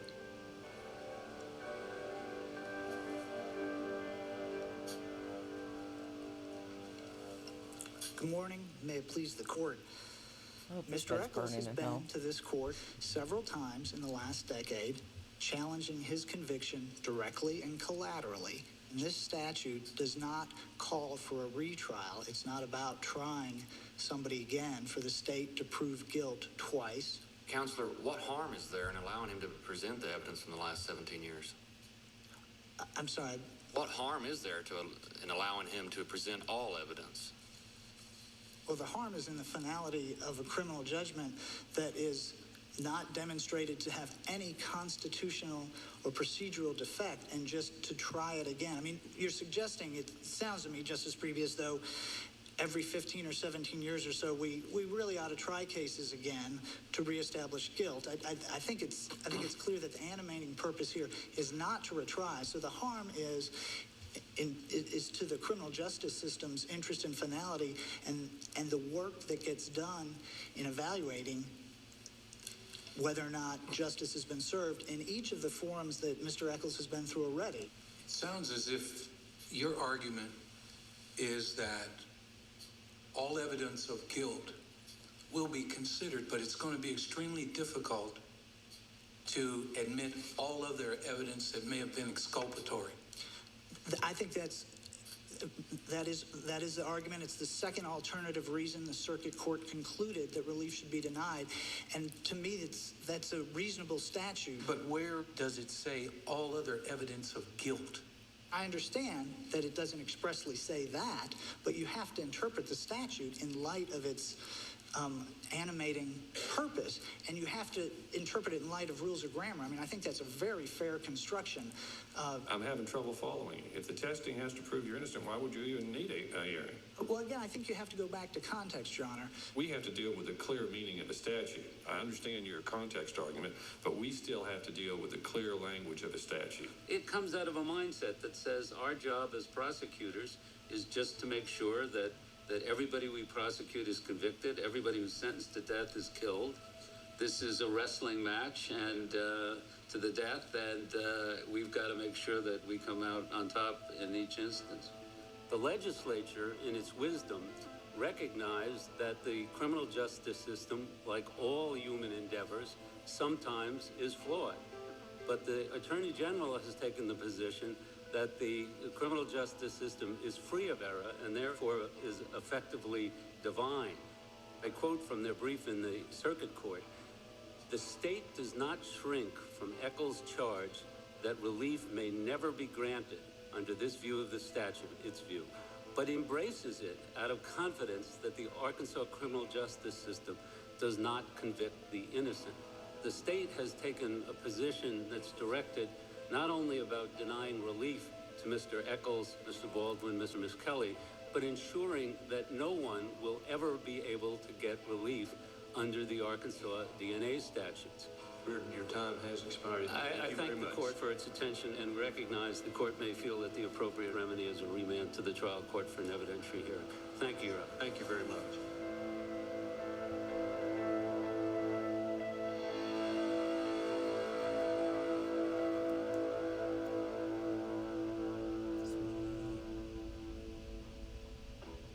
Freaking finally. Thank you. The clock on my head, it ain't got no hands on it for a reason. What's up? To me, it means time is standing still. My time is standing still. Everybody else's time is moving forward. Here it is, what, almost 18 years later? Whatever time it is, when the police finally let me out, that's what time I'm put up there.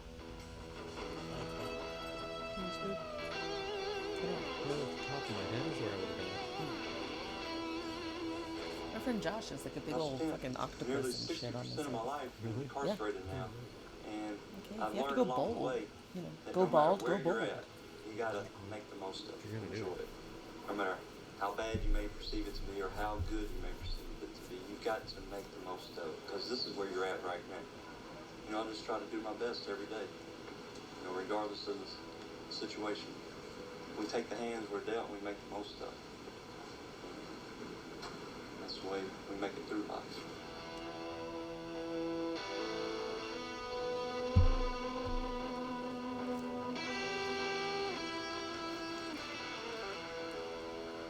You never, ever get sunlight.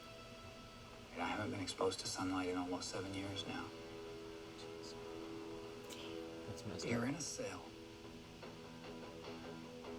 Pretty much, for all intents and purposes, 24 hours a day, 7 days a week. If I focused on the things I can't change, the things that have hurt me, what people have done to me, then they would have already broken me. They would have killed me inside and out. I get up in the morning and I don't feel sorry for myself. I don't hate my life. You have a lot of people in here that all they can think about is what they don't have and how much they want out and how much they want something else.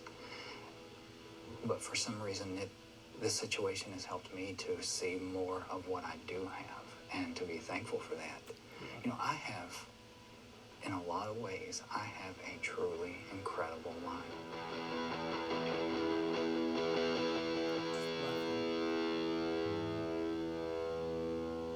Great writer, very eloquent. In less than 17 hours, the fates of Damian Eccles, Jason Baldwin, and Jesse Miskelly could be decided. A special hearing in Jonesboro will bring together families of the victims and the 3 convicted murderers, known as the West Memphis 3, for what could be an explosive resolution in this infamous case.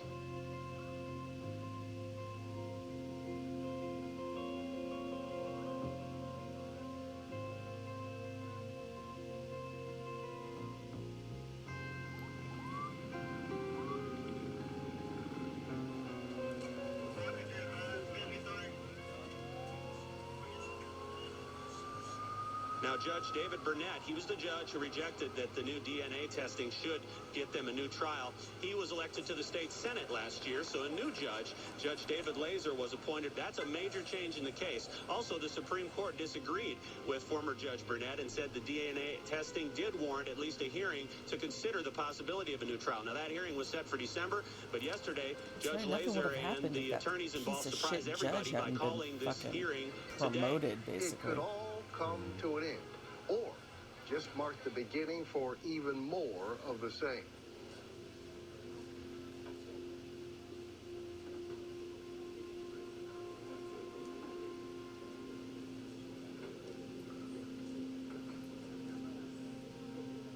So what's going to happen? Are they just literally, I mean, they've been convicted of killing these kids. Are they just going to walk out of jail? Well, what we have heard, what could happen today is that they could enter something that's very unusual called Alfred pleas. And the 3 men will say, look, we are innocent, but in order to get out of jail, we will plead guilty. I am David Lacer, Circuit Judge, Division 9, the 2nd Judicial District of the state of Arkansas. Subject to the court's approval, certain dispositive agreements has been reached by and between the state and the defendants in this case. The offered plea, it's a guilty plea with a profession of innocence. If you would, please, Mr. Eccles, Mr. Baldwin, Mr. Miskelly, if you would stand, please. Mr. Eccles, how do you wish to plead in this case? Your Honor, I am innocent of these charges, but I'm entering an Alfred guilty plea today based on the advice of my counsel and my understanding that it's in my best interest to do so given the entire record. Mr. Baldwin, how do you choose to plead in this case? First of all, I'm innocent of murdering this provider, Michael Morris, Ranch.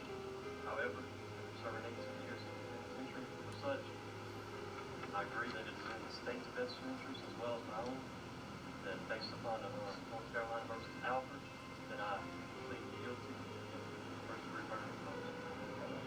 The same as relates to you, Mr. Miskelly. How do you wish to plead? I am pleading guilty under North Carolina versus Alfred, the Arkansas rule. Although I am innocent, this is plea, and this plea is in finds each of the defendants guilty of first-degree murder and the modified charges.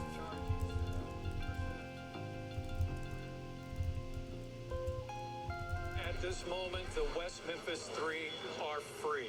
Okay, so just for clarity then, David, it's not that these convictions were overturned. They are still guilty, but they were freed. Now, this, at the root of this change, is DNA evidence or lack thereof. Is that correct? That was one of the last things that came to the court's attention this year. Now, if they did not go through with this deal today, those three would have been probably granted a new trial later this year. But that trial could have taken years to complete. So the judge, again, reiterating this was in the best interests, he said, for everyone. This is not right, and the people of Arkansas need to stand up and raise hell, because 3 innocent men are going to have to claim today that they're guilty for a crime they didn't know, and that's bullshit. Hell yeah. Hell yeah. They're innocent. They did not kill my son. He needs to be hired as a spokesperson for somebody. And this is NASCAR. wrong, what the state of Arkansas is doing to cover their ass. Amen. And I'm sick of it. Amen. Because the real killer is walking around free. Some are happy, some are angry, and some are perplexed, and that's the case at the end of every trial.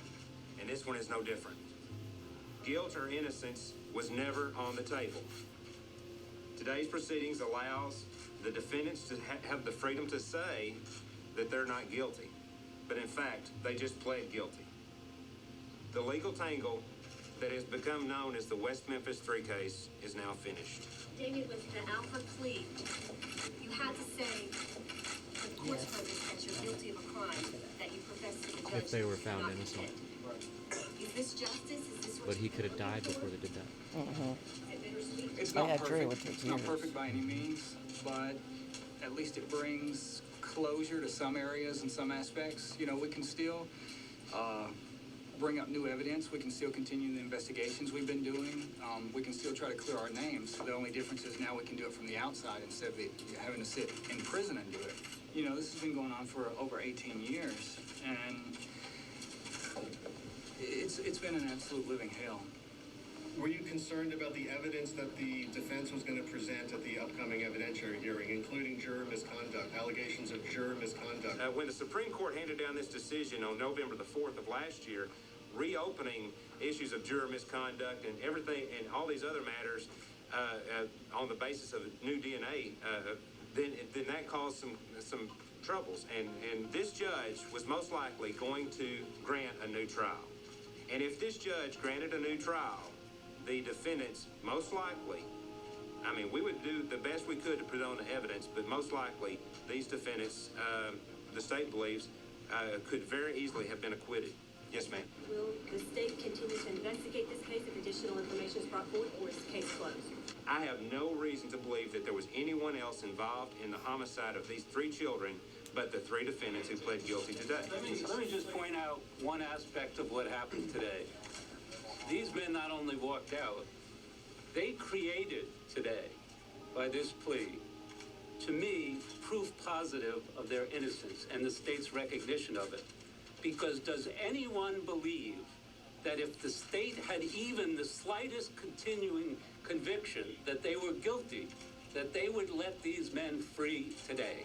It would have never happened, but to me, the state's acceptance of an Alford plea, in which they maintain their innocence and releasing them, is evidence of the state's recognition of their innocence. What does this mean for the state of Arkansas today? What? The significance of this case and that this is over today, what does this mean?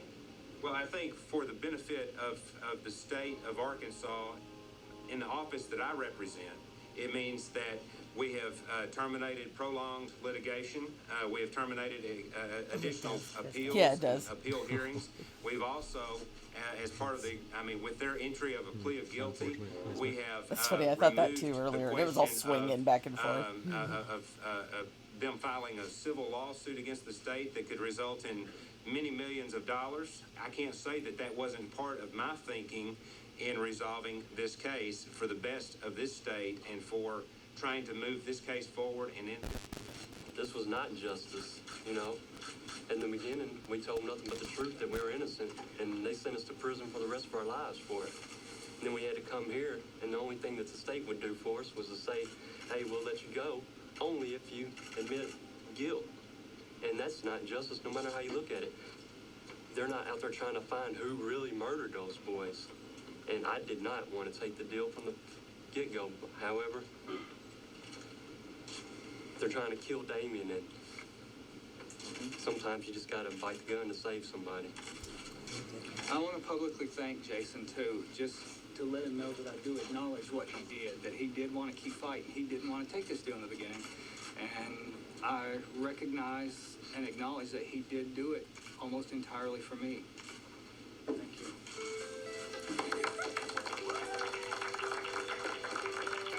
Yeah, it's interesting that they told the truth and got put in prison and they had to lie to get out. There's something Just like Andy Dufresne. very wrong with our judicial system today. And to go to prison to learn to be a criminal. People have prejudices. People have fears. People have hates. These things cloud our ability to reason. We also have compassion, love, mercy. But what makes it so difficult in the judicial system is that the people who are there to protect and serve, they get so desensitized and they lose the ability to reason. There's got to be a way to reawaken the compassion in the people who run our justice system. On the state seal of Arkansas, on a banner, it says justice on one hand and mercy on the other. Justice is lost. It's broken. My case in point, I told the truth that I'm innocent. They refused to let me go during my trial. Take an alpha plea today. Say I'm guilty when really I'm innocent. But just say I'm guilty and take this time. And what do? They let me go. That's not justice.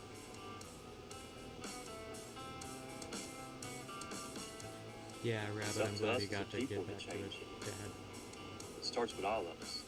We've got to make the decision to take each person on their merit and not just lump everybody into something that we hate, mistrust, don't know about. These are the very principles our country is built upon, but it's so hard to practice. Hang on to that. Grab it. It's ours. We need it. It's what keeps us going, keeps us alive. It's what prevents things like what's going on with me, Damon, and Jesse from happening. Just keep them close, keep praying, just keep waiting. Yeah.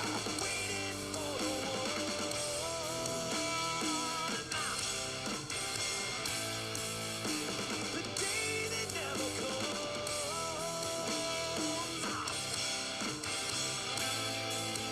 When you stand up and feel the warmth.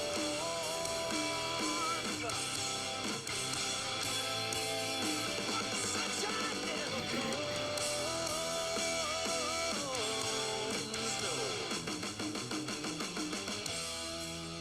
No, the sunshine never comes. Even though it's so terrible that they had to lie to get out, thank goodness they got to walk out of that prison after 18 years. Yeah. And that Damien got to keep his fucking life. So close. Yeah, thankfully. That line. Just stay down this time. And Terry fucking walked free after all that shit. That it could be cross transfers. It could be that it was stuck to his shoe to begin with from living with the guy. Yeah. I mean, we can't automatically just go, oh, that guy did it. Absolutely. Because But then we're just as bad as those fucking cops. of course. But all that alibi shit. Hey, thanks for that new follow. Thank you for the follow. Hello. Appreciate that. Yeah, I feel like that, in addition to all that alibi shit, like, he said that he was with the other two dads. He said, No, I remember. He said he was with, Yeah, he lied about all kinds of things. Yeah, he lied about all sorts of definitely- stuff. Definitely incriminated himself in certain ways and reacted wrong to things. But so did Byers. I mean, Byers incriminated himself the whole time about all kinds of different things, you know. Yeah, so he was just being an there idiot. is more evidence against Terry, but you know, we can't just be like, oh, he did it. You know, like it seems like he probably did it, but we can't say that. You know, especially after this whole case. Like it's got to be proven. Like after all this, for sure. But I mean, if I had to put my money on somebody at this point, I definitely would put my money on Terry. Yep. I had read something or saw a video, I can't remember what it was. It was quite a while ago. After the fact that there was more stuff about like the friend that Terry was hanging out with that he had as his witness that was like he wasn't here during those times. That apparently he had actually admitted to him that he had done these crimes and kind of laughed it off and whatever and was drinking beers and playing guitar and whatever. Like, according to one of the witnesses, he actually admitted to the crime and like blew it off. Yeah. And then his wife saying, you know, he says, "Don't get mad, get even."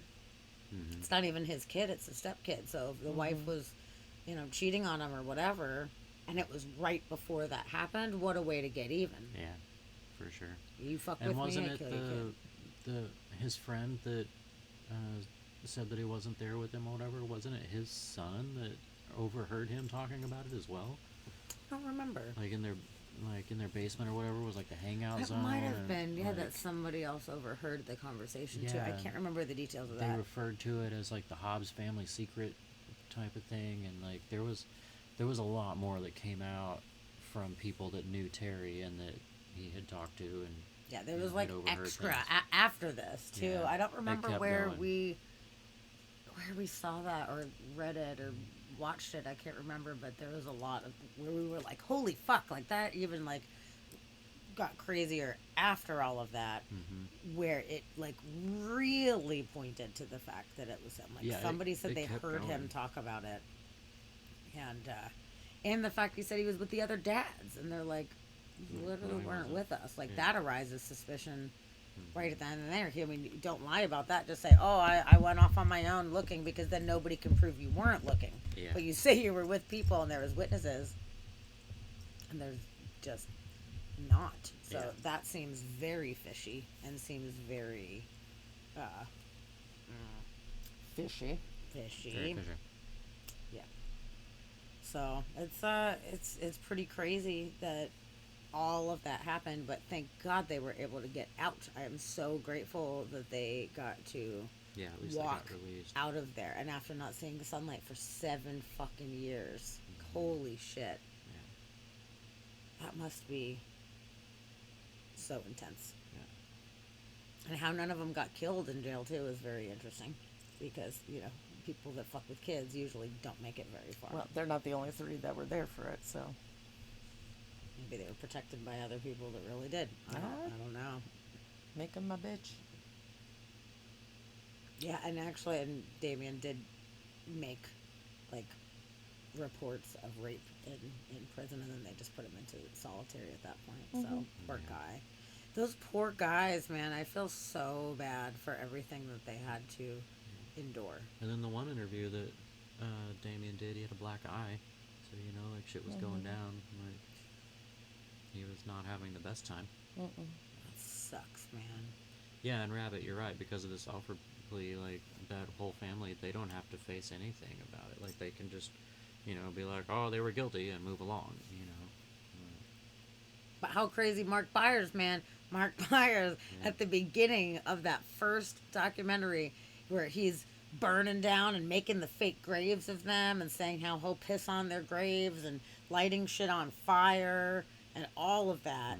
And for him to really, truly believe it, and then to come out and be like, I was wrong. I was wrong, and they are innocent, and this is bullshit, and the state's fucking bullshit. Like, yes. Yes. Oh, yeah, Kirby. Absolutely. 100%. Yeah, Damien. We are all with you on that one, I believe. That one guy is hot. That's really why I stuck with the story in 1994 or 96. Well, if you would have wrote some letters to the fucking prison, you could have ended up. I could be married to 19. him right now. Good. Nah, I'm not a rich architect from New York who's 15 years older than him. You weren't willing to move to Arkansas. And I'm fucking not willing to move to Arkansas for nobody. Hey, Waybug. Hi, Waybug. What's up, bud? Hello. Hi, Waybug. Hello, our friend from Down Under. Happy to have you here. We just finished the third and final episode. The third and final episode of the West Memphis 3 saga. Yes. I'm really glad that we were able to actually find that video. That was good because that was a little freaky there for a second. That it wouldn't let us play through YouTube and it wouldn't let us play through Prime or HBO. So good job, Dusty, for finding Found it. a version for us that we could actually watch. That would have been such a bummer to not be able to show the whole thing for the pinnacle of the whole fucking story, I know, man. right? We just have to reenact it for you. And actually, last time we were going to show one of these videos, which I would like to do. It's Damien Eccles after the fact, kind of talking about getting out and what it was all about and how he felt. That's what makes his book good.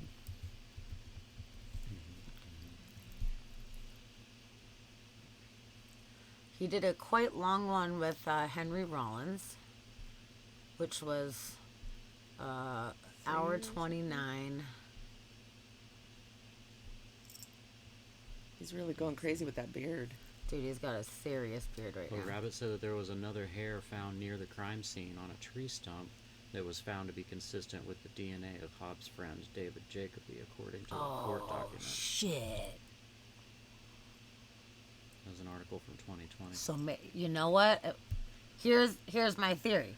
Because it said that he was there for a little bit and then went back to the friend's house and left or whatever. I bet he did the thing, was like, fuck.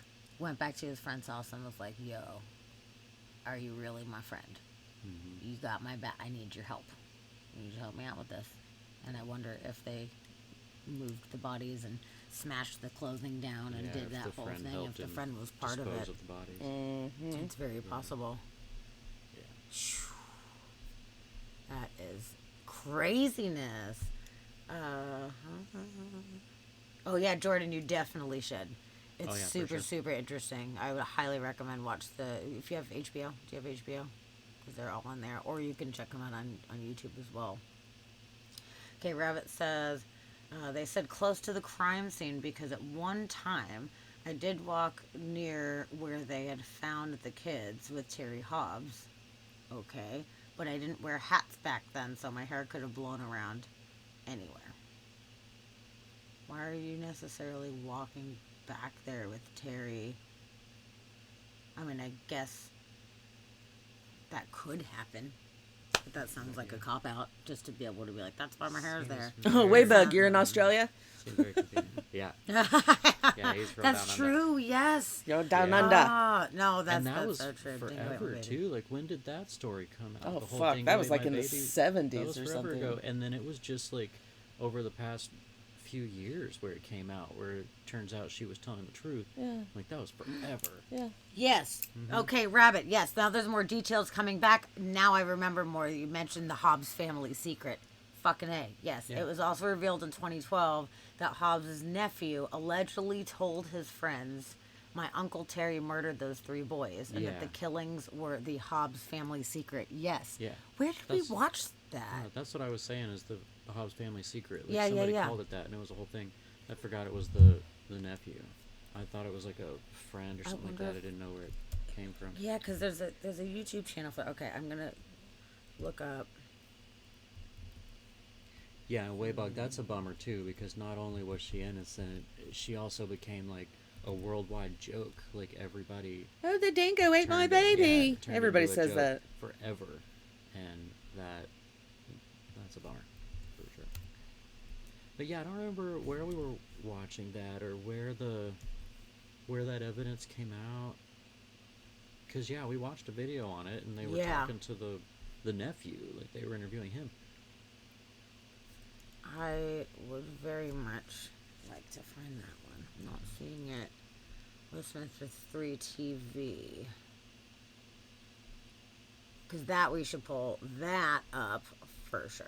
I feel like that is very relevant. Let's see. Terry Hobbs. Look up Terry Hobbs' nephew confession.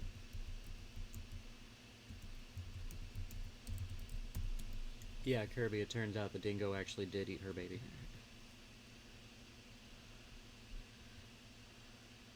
Oh, Mark Byers secretly recorded a conversation between him and Terry. Oh. What? Really? Yep, it's an 8-minute video. We should watch that. Let's put it on. Yeah, we should watch totally that. watch that. Which I don't even know what this one's going to be. I do want to find the confession one, but that came up first, and I'm like, excuse me? We're watching it.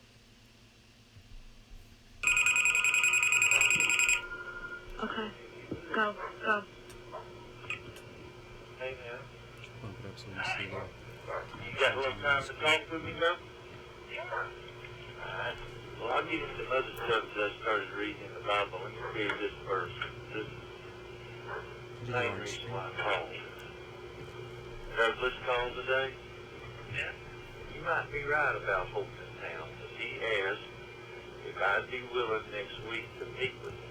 Didn't they come together? I mean, they met you together, didn't they? I mean, you didn't meet one of them separate, did you? No, I'm there both at the same time. Well, then if he asked me to meet him, he's really saying meet with both of them, right? Well, I don't know. But see, I told him, I said, look, Mr. Douglas, I'm not trying to be ugly, but I just told you I don't have anything to say to you. Okay, I thought that's enough. And he said, I understand that. He said, I don't really want to talk to you. And I'm like, well, why would I meet you? Well, I got some things I want to show you. And you look at it. I'm like, what things? He said, well, I've got some reports from some forensic experts that have been, hired. And I'm like, for the defense. But yeah. I said, well, he said, they've got proof that one person did this. And he said, I believe we have, let me see how he put it, but he used some fancy word for evidence of who it is.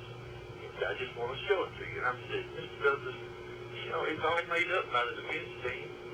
What, And he said, well, just think about it, and I'll talk with you the first next week. I said, no sense calling me father. I don't know what's supposed to do. Jerry, what the hell's this? Oh, it's probably like you're fooling about me. Whenever it was going around about you, remember how mad you was about it? You're damn right. It ain't over with you. Don't think it is. They're playing, they're trying to play us, and probably got Todd in it too. But they're trying to play me and you right now, hoping to get a rise out of us, and which I ain't gonna give them the grill. Hey, Mark, I'm trying to stay calm. Huh? I'm trying to stay calm. Hey, you trying to? I think I'm doing a pretty good job. Oh, yeah. If there was anything to worry about, it wouldn't take the state 14 years to figure it out. And we ain't got nothing to worry about. We've done nothing wrong. I sure ain't. I know I haven't done anything. I know what they're, talking about. I'm like, what the hell? Well, exactly. And I guarantee you, if you was to meet with them, they would try to tell you, we think Terry Hobbs done. Go ahead. You know what that means to me? What's that, bud?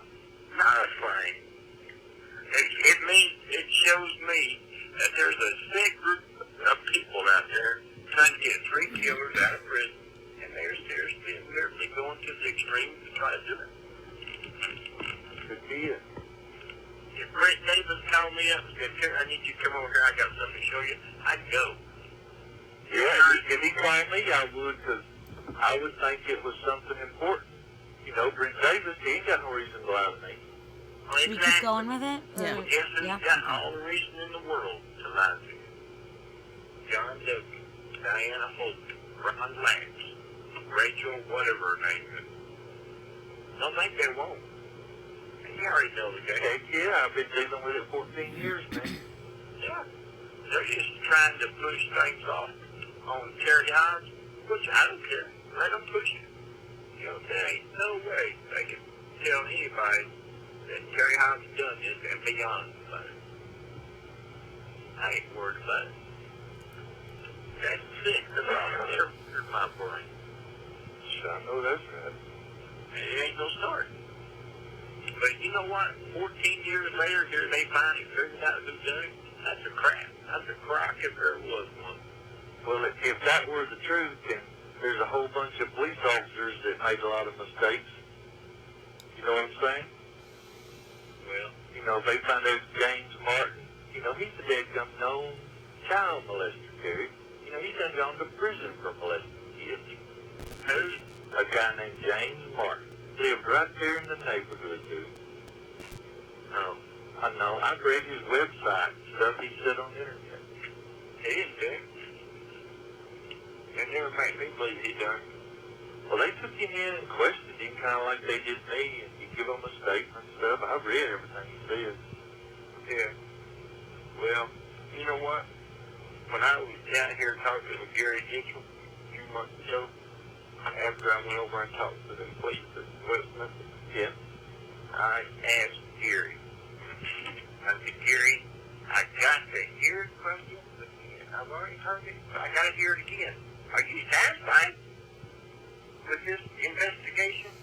Not, you know, for Terry. I wanted to hear it from Gary for Terry, but this investigation has nothing to do with Terry. I said, are you satisfied with it in your mind that the right people's in prison? He said, beyond a shadow. I said, okay, you didn't have to tell me twice. Yeah, once is enough. That's it. And coming from him. He ain't got no reason to lie. He was the lead investigator. That's right. Never know. He knew more what was going on than anybody. He was in charge, wasn't he? Yeah, he was.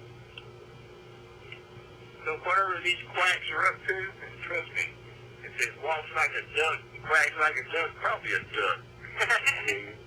Well, man, I got my Bible out since you started talking about Job. Yeah. You know, and I read that 42 chapters, man. That was a long book. It's a good story. Yeah, well, I read, let me ask you about this here. In the second chapter, the 6th verse, here's what it says. This King James Version, is that okay? Yeah. All right. And the Lord said unto Satan, behold, he is in thine hand, but save his life. Yeah. Okay, does that mean he couldn't kill him?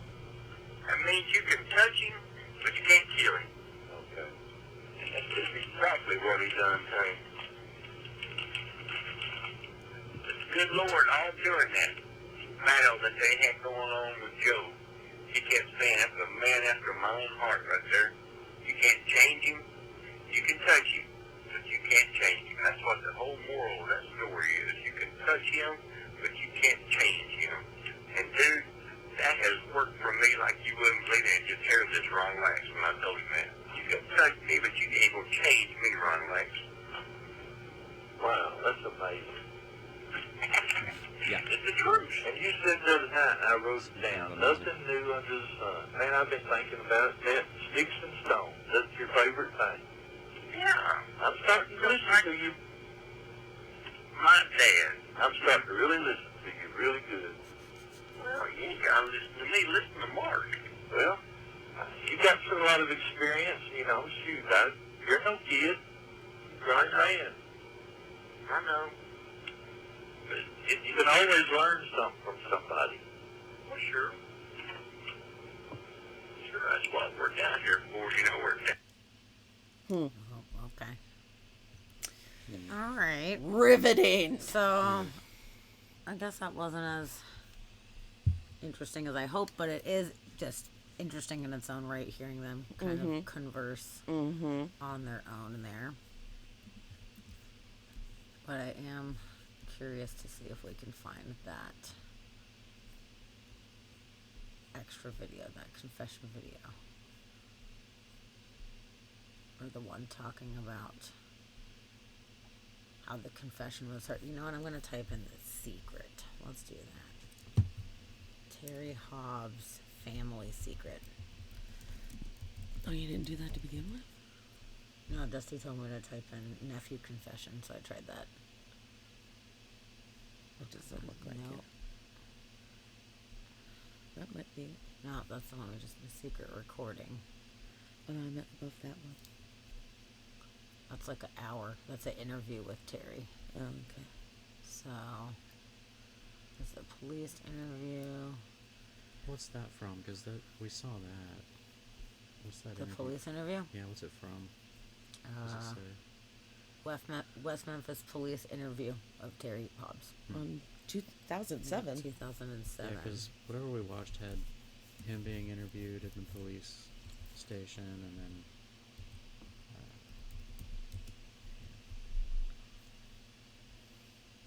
okay, let's see if I could find it anywhere. That sucks. I should have thought about before, just like having that like ready to go. What is Anonymous's West message to the West Memphis 3? Oh, that would be interesting. Okay, Yeah, let's they made do a that. statement. We don't know what this is going to be. Oh, that's to the West Memphis governor. Not it. Oh. Never oh, but mind. it's about. Oh, Terry about Hobbs. the governor, Oh, about baby, Terry and Hobbs. okay, all right. We're gonna say what are we gonna say, Anonymous?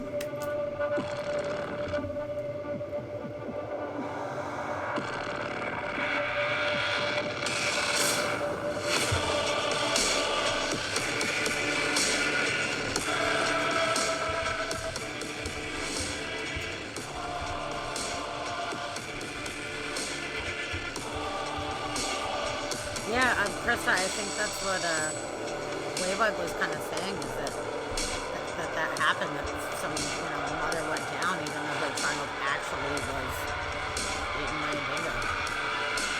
I didn't take it as he was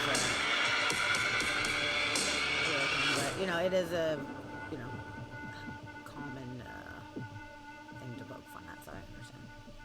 Hello, citizens of West Memphis, Arkansas. West Memphis Police Department and Governor Michael Beebe. If you are not aware of who we are, we would like to introduce ourselves. We are anonymous. If you are unaware of what we are capable of, we suggest you educate yourselves quickly. It has come to our attention that a petition has been created to pardon Damian Echols, Jesse Misskelley Jr., and Jason Baldwin, also known as the West Memphis Three. Anonymous supports this petition and the pardon of these three men, and will do everything in our power to ensure that these three men are added to the pardon list. The injustice that these men have faced and continue to face are beyond words. It speaks to the justice system and the community that anyone, at any time, can be charged and convicted of a crime, without so much as a shred of evidence. To ignore this injustice is abandonment of everything the men and women of our armed forces have fought and died for. This makes you an enemy of freedom. This makes you an enemy of justice. This makes you an enemy of Anonymous. Our message to the West Memphis Police Department: you have evidence that points to the real murderers of Steve Branch, Michael Moore and Christopher Byers. You continue to ignore this evidence and bring the real murderers to justice because you refuse to admit to mistakes made that led to the conviction of 3 innocent teenagers. You, in fact, have more evidence against the real murderers than you ever had against the 3 teenagers convicted of the crime.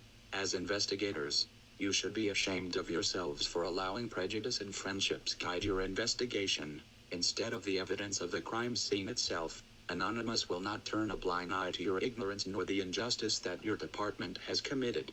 If these little children were your own, you would not stop until the real murderers were behind bars. Our message to Governor Michael Beebe: Governor Beebe, you took an oath to uphold justice, freedom, and the rights of your citizens. Your duty is to remedy injustice when you are aware of it, or when it is brought to your attention. As such, it is your duty, before you leave office, not to follow but to lead. Your duty is to recognize the corruption and injustice and to step forward, as a man, to fix it.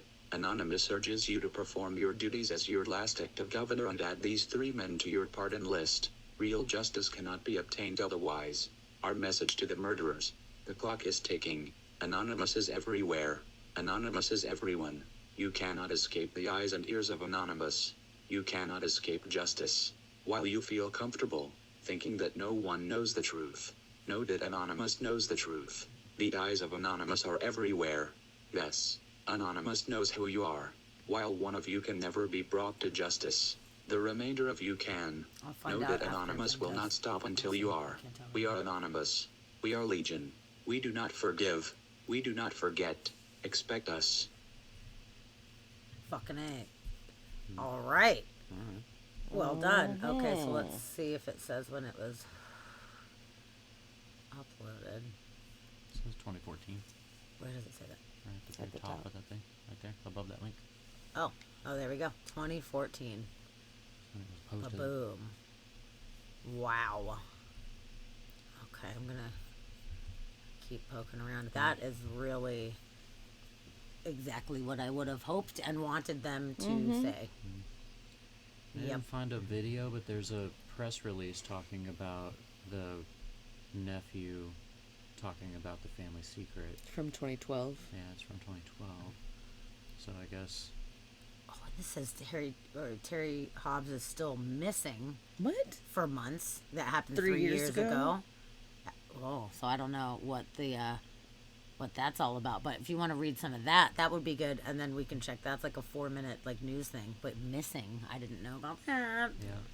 Yeah. Yeah, it says that, let's see, the Terry Hobbs' nephew allegedly told his friends, "My Uncle Terry murdered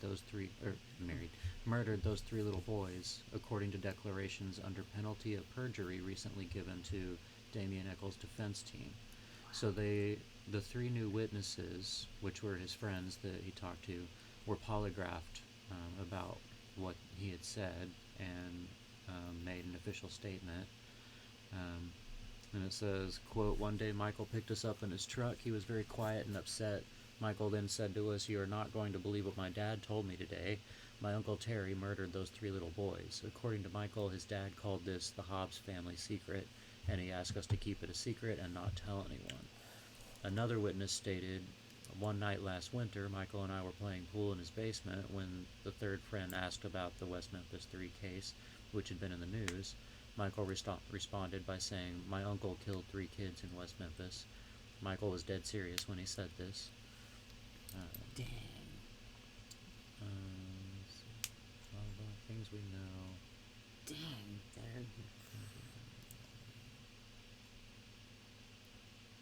And that was his, the uncle, whatever, it was his brother that was like, I think they got the people. Like, Terry didn't do nothing. But apparently, he knew. It says the new witnesses came forward after seeing a recording of the CBS News 48-hour special on the West Memphis 3 case. At the end of that broadcast, attorney Stephen Braga was asked what's next in the effort to gain exoneration for the 3 after their plea deal. He responded, "Hopefully someday we'll find that smoking gun, that key piece of inculpatory DNA or deathbed confession, or a witness will come forward and say, 'This is really what happened.'" Hearing those words moved the new witnesses to contact the West Memphis 3 confidential tip line just a few weeks ago. The new witnesses, and this is 2012, the new witnesses were then interviewed by the Eccles defense team, signed declarations under penalty of perjury, and passed polygraph examinations concerning what they say Michael Hobbs Jr. told them. Whoa. So the timeline, 2003/2004, somewhere in there. Michael Hobbs Jr. and his friend listened to 2 men talking in a basement. Michael Hobbs and Terry Hobbs. Michael Hobbs in 2007 or 8. Michael Hobbs tells 2 friends about the Hobbs family secret. In 2007 or 8, a friend tells his mother of the revelations. The mother signs a sworn statement to details. 2009, 2 of the 3 men who came forward were arrested. Michael Hobbs Jr. provides evidence against them. That's weird. In 2010, Michael Hobbs Jr. in his home with 2 other friends tells them his uncle killed those boys in West Memphis 3 case.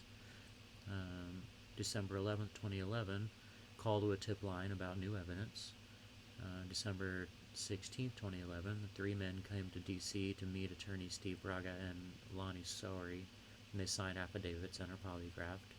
And then in January 2012, materials were sent to the Craighead County prosecutor Mm-hmm. Yeah. And then nothing came of that. There was no follow-up. Doesn't look like it. Not yet. I mean, this article was from 2012 too, so that was the latest. It's 10 fucking years ago. Yeah. People came forward and said, we know who did it, and they just left it alone. That's fucked. Yeah. That's so fucked up. I wonder if... Yeah, and these what's the up, comments, they're talking about that timeline, and it's weird that in... what was it talking about? In 2007/2008, a friend tells the mother of these revelations, and the mother signs a sworn statement to details in 2007 or 8, and then not until 2011 did they call the tip line and then end up getting brought in and polygraphed and like sign this thing. But in 2008, it says that the mom signed a sworn statement to these details. She had already reported these details in 2007 or 2008. While the guys were rotting in prison. Yeah. And they just went like, shh. Yep. They just moved along. Fuck. Nobody said anything about that. That is so crazy. Yeah. Oh, good night, Krista. I love you so very much. Good night, Krista. I'm really glad that you were here with us for this whole series. It's awesome. Yeah. Or at least for the last one and this one. I can't remember if you were here for the first one for sure or not. But I'm really glad that you're a part of this with us, especially since you're working the justice system as well. Yeah. But I love you so much. I'm so glad that you're here hanging with us. So come back soon. Come back on Monday if you can for weird news. Okay, let's check out the Terry Hobbs missing thing, because I don't know. This is 3 years ago. Yeah. Uploaded, so I am just really curious what the deal is for this. A Calhoun County man vanished without a trace about 4 months ago, and the search continues. 55-year-old Terry Hobbs was last seen in Kynard on April 13th. Mr. Hobbs had been living in McClenny, Florida, since about Christmas of 2018 with his daughter, and he had came back to Calhoun County, I believe on the 12th of April, to stay for about a week. Well, after being here a few days, they couldn't locate him. He was going to stay the week because I was going to keep the grandbabies that week. And we didn't even realize he was missing until Easter weekend when Jessica came back to get him and the grandbabies to go back home. These photos were taken during one of Hobbs's first days. Oh, that's a visiting different Kynard. Terry Hobbs. One of the last he Oh, was ever what? seen. Yes, that is a different Terry That's Hobbs. funny. Okay. Damn. That's kind of funny. Hey, Waybug, yeah, as far as I know, they are, but they're not like proof or anything, so they're essentially there to be taken with a grain of salt, but they will allow them in court and allow the evidence to be shown to a jury. Just one juror. Just one juror. One single juror. The one in the back. Are you going to bed too, Kirby? Sweet dreams, baby. Me too. You do? Here, let's just hear Mark Byers accuse Terry publicly. Okay. This is not justice. Terry Wayne Hobbs. I don't know how much clearer I have to make it. Mm-hmm.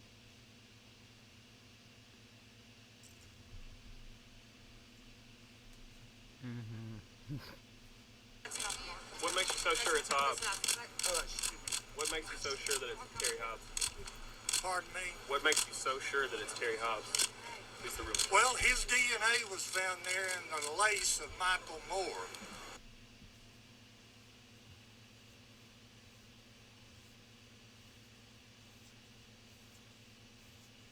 Mm-hmm. Yeah, it's definitely possible. They said it was found in one of the knots, though. Yeah. Mm-hmm. So If it was attached to It the didn't get shoelace, there it by could osmosis. have, I guess. Yeah. David Jacoby's hair was there. What did it do? Fly there on Harry Potter's wand? It either fell off of Terry Hobbs or he was there. There's no other two ways about it. None of the West Memphis Three's DNA was there.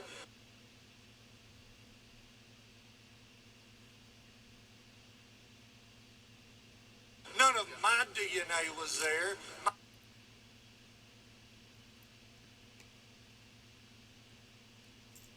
Did that answer your question, sir?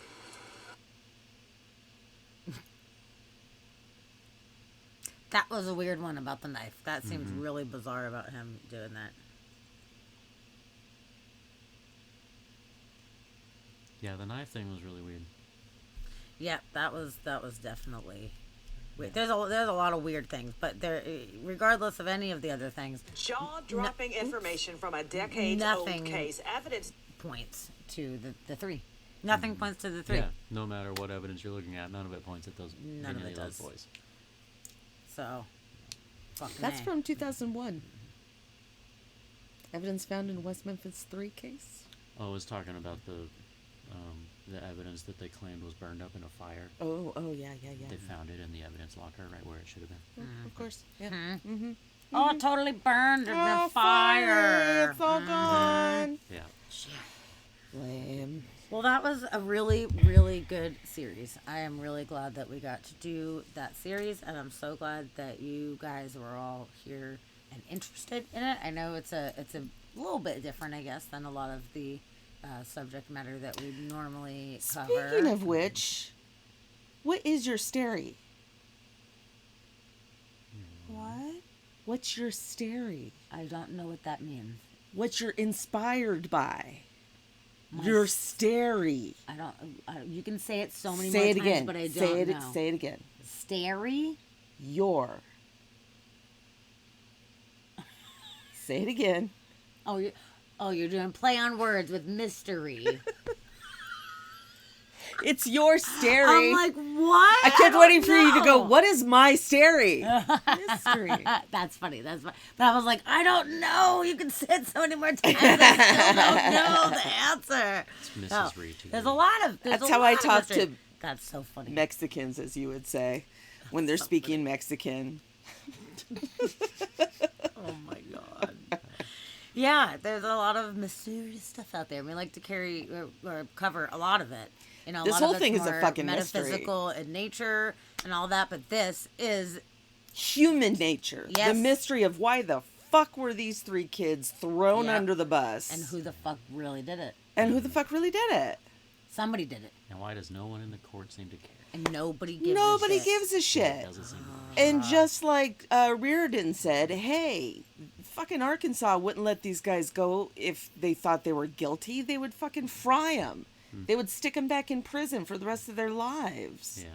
They just know that they wouldn't be able to, hold up for a second trial, and scared the shit out of them.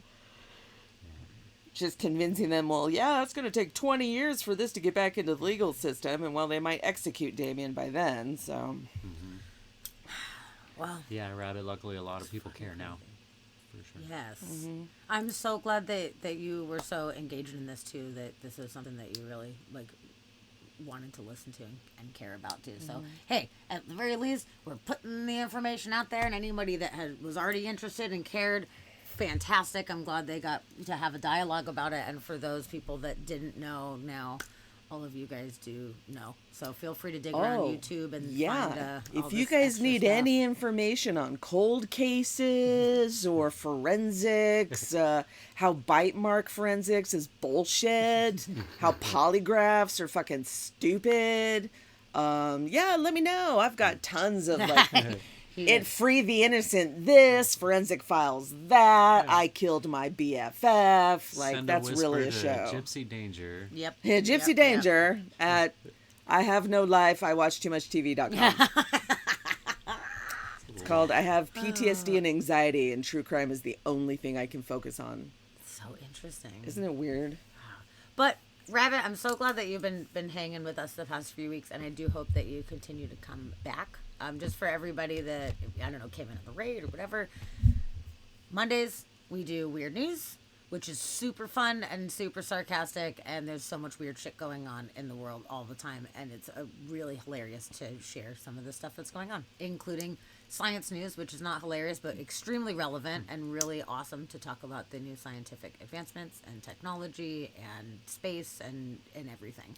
Yes. So we hope I that you particularly lean towards the Florida Man of the Week is what I look forward to. There's always a Florida Man is always good. There's always a Florida some Man good story. Like the guy in the flip-flops and socks that caught the alligator in his trash can. Yep. Like a gangster. Yep. Badass. Yes, yes. Yeah, the chat does make it funny, dude. It really, really does. And then on Wednesdays, we either do deep dives like this, or we do interviews. So there's a lot of different shit that we cover. So for anybody that is new and lurking from the raid or anything, come back for that. And then for our tried and true members, thank you guys so much. Yeah. And yeah, we know you guys will be back. And as a shameless plug, I'm going to be on another podcast called plug your shit. The Podcast That Wouldn't Die. Check it out. It's all about horror movies and schlock. You'll love it. Sweet. Yeah.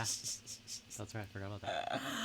If I So do a link to that, I would, but I cannot. You guys are totally ruining my freeze frame. Guess which one of us is an actress in this group? Award-winning? Award-winning. Thank you very much. Oh, yeah. She was in X-Files. Fucking win awards so this bitch could just call me an actress. An actress. I'm an artist. An Okay? An artist. That hurts. Artiste. It's true. I won an award in high school for Best Dramatic Actress and then an award in San Diego Community Theater for Best Comedic Actress. That's when I quit acting. You're like... You go out on top. Yeah. So you can say I'm an award-winning actress. That's awesome. Yeah. I love it. Yeah. It's good. I'm proud of you. I had my 15 minutes. It's good. I have my episode of X-Files, my 2 episodes of Alias. You got them. It was a right in your back two-parter. pocket. Somebody Oh, watched shit. Alias, I'm sure. It was a 2-parter. Somebody watched Oh, Alias. interesting, Waybug. You just had a 40-plus case solved of Lynette Dawson. I don't know about that case, but after 40 years having it solved, it's fucking awesome. Lynette Dawson. What, Oh, Waybug, you're in Australia, right? Yeah. Rabbit, I like being on top, too. Well, I'm thinking as far as for a raid, I'm thinking after this heavy stuff, do we do Mystery Science Theater or Turtles? Do we do right now? Mystery Science Theater. Mystery Science Theater, we could do that. Yeah. 'Cause, yeah, we'll do a little bit of lighter stuff. So a bunch of people watching old movies and making fun of it. That sounds pretty good. That sounds just like us. But do we do riff tracks or MST? MST. Go MST, classic. We got black and white. Yes! Riff tracks, we got black and white.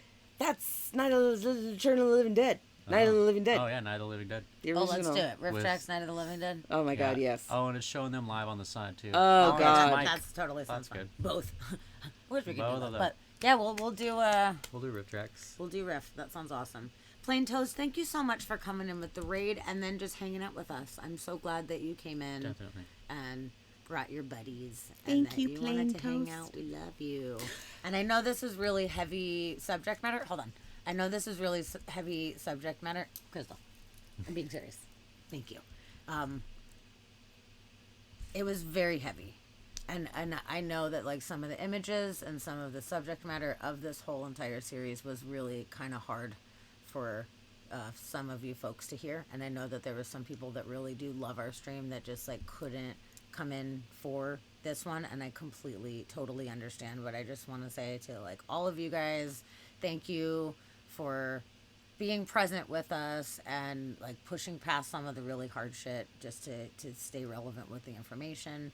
And you know, it's not something that necessarily like, you know, it's awesome seeing like photos of dead boys. We're not saying that at all, but it is something that, you know, we do enjoy the true crime aspect of the world and life. So I'm glad to know that there are some other folks out there too that also do appreciate it. And sorry if it was a a bit little too much. much for some people. You We're know? normally not this heavy, but Yes. this So was I worth just it. wanted to acknowledge that this was a really heavy episode, and for all of you that were here this whole time, like, thank you. That's true. I've been much heavier before this. Good night, Joey. Yeah. Yeah. Thanks for hanging out. I've Now been watch much the rest of the heavier in my series. past. Yes. Yes. Yes. But what were you gonna say before then? Does Plain Toast know my toast song? I don't think I know your toast song. Do you know your toast song? Plain Toast, are you still there? Do you want to hear my toast song? It's the best. If not, I'll save it. If you're not there. The raid has started, so you only have a little bit. Come on, Plain Toast. Are you ready? Sing us out with your toast song. All right, I'm going to sing it for you. Toast, toast. I like toast. I like toast. Ta-da. Yeah. That's You want the second verse? Yeah, why not? Toast, toast. I like toast. I like toast. See, the second goes in that direction. Yeah. The other I way. mean, Yeah. you can't have it lopsided. You have to balance it out. No. Gotta balance it out. When we Only take if it to there's the bridge? Vegemite. Only about Vegemite, not. When we take it to the bridge? Why not? Let's lighten yeah, the end of why this not? episode. Toast. Toast. I like toast. I like toast. I like toast. I like toast. Do you like it with jam? No. Just plain toast. Plain toast. No jam. Mm-hmm. No butter. That's my jam. Yay. I need to record that. You got it. Oh, right. man. Oh, just go. All right. Just replay this and make that your ringtone. Just clip that. You got it. Just clip it. Yep. On that note, we're raiding out. Bye, you guys. We'll see you later. Bye Thank to everyone. you. Thanks a lot. We'll see you Monday. Thank Be you safe. for all of it. Yes. Mwah. Good night, my friends. Yes, the rest of the Grammy.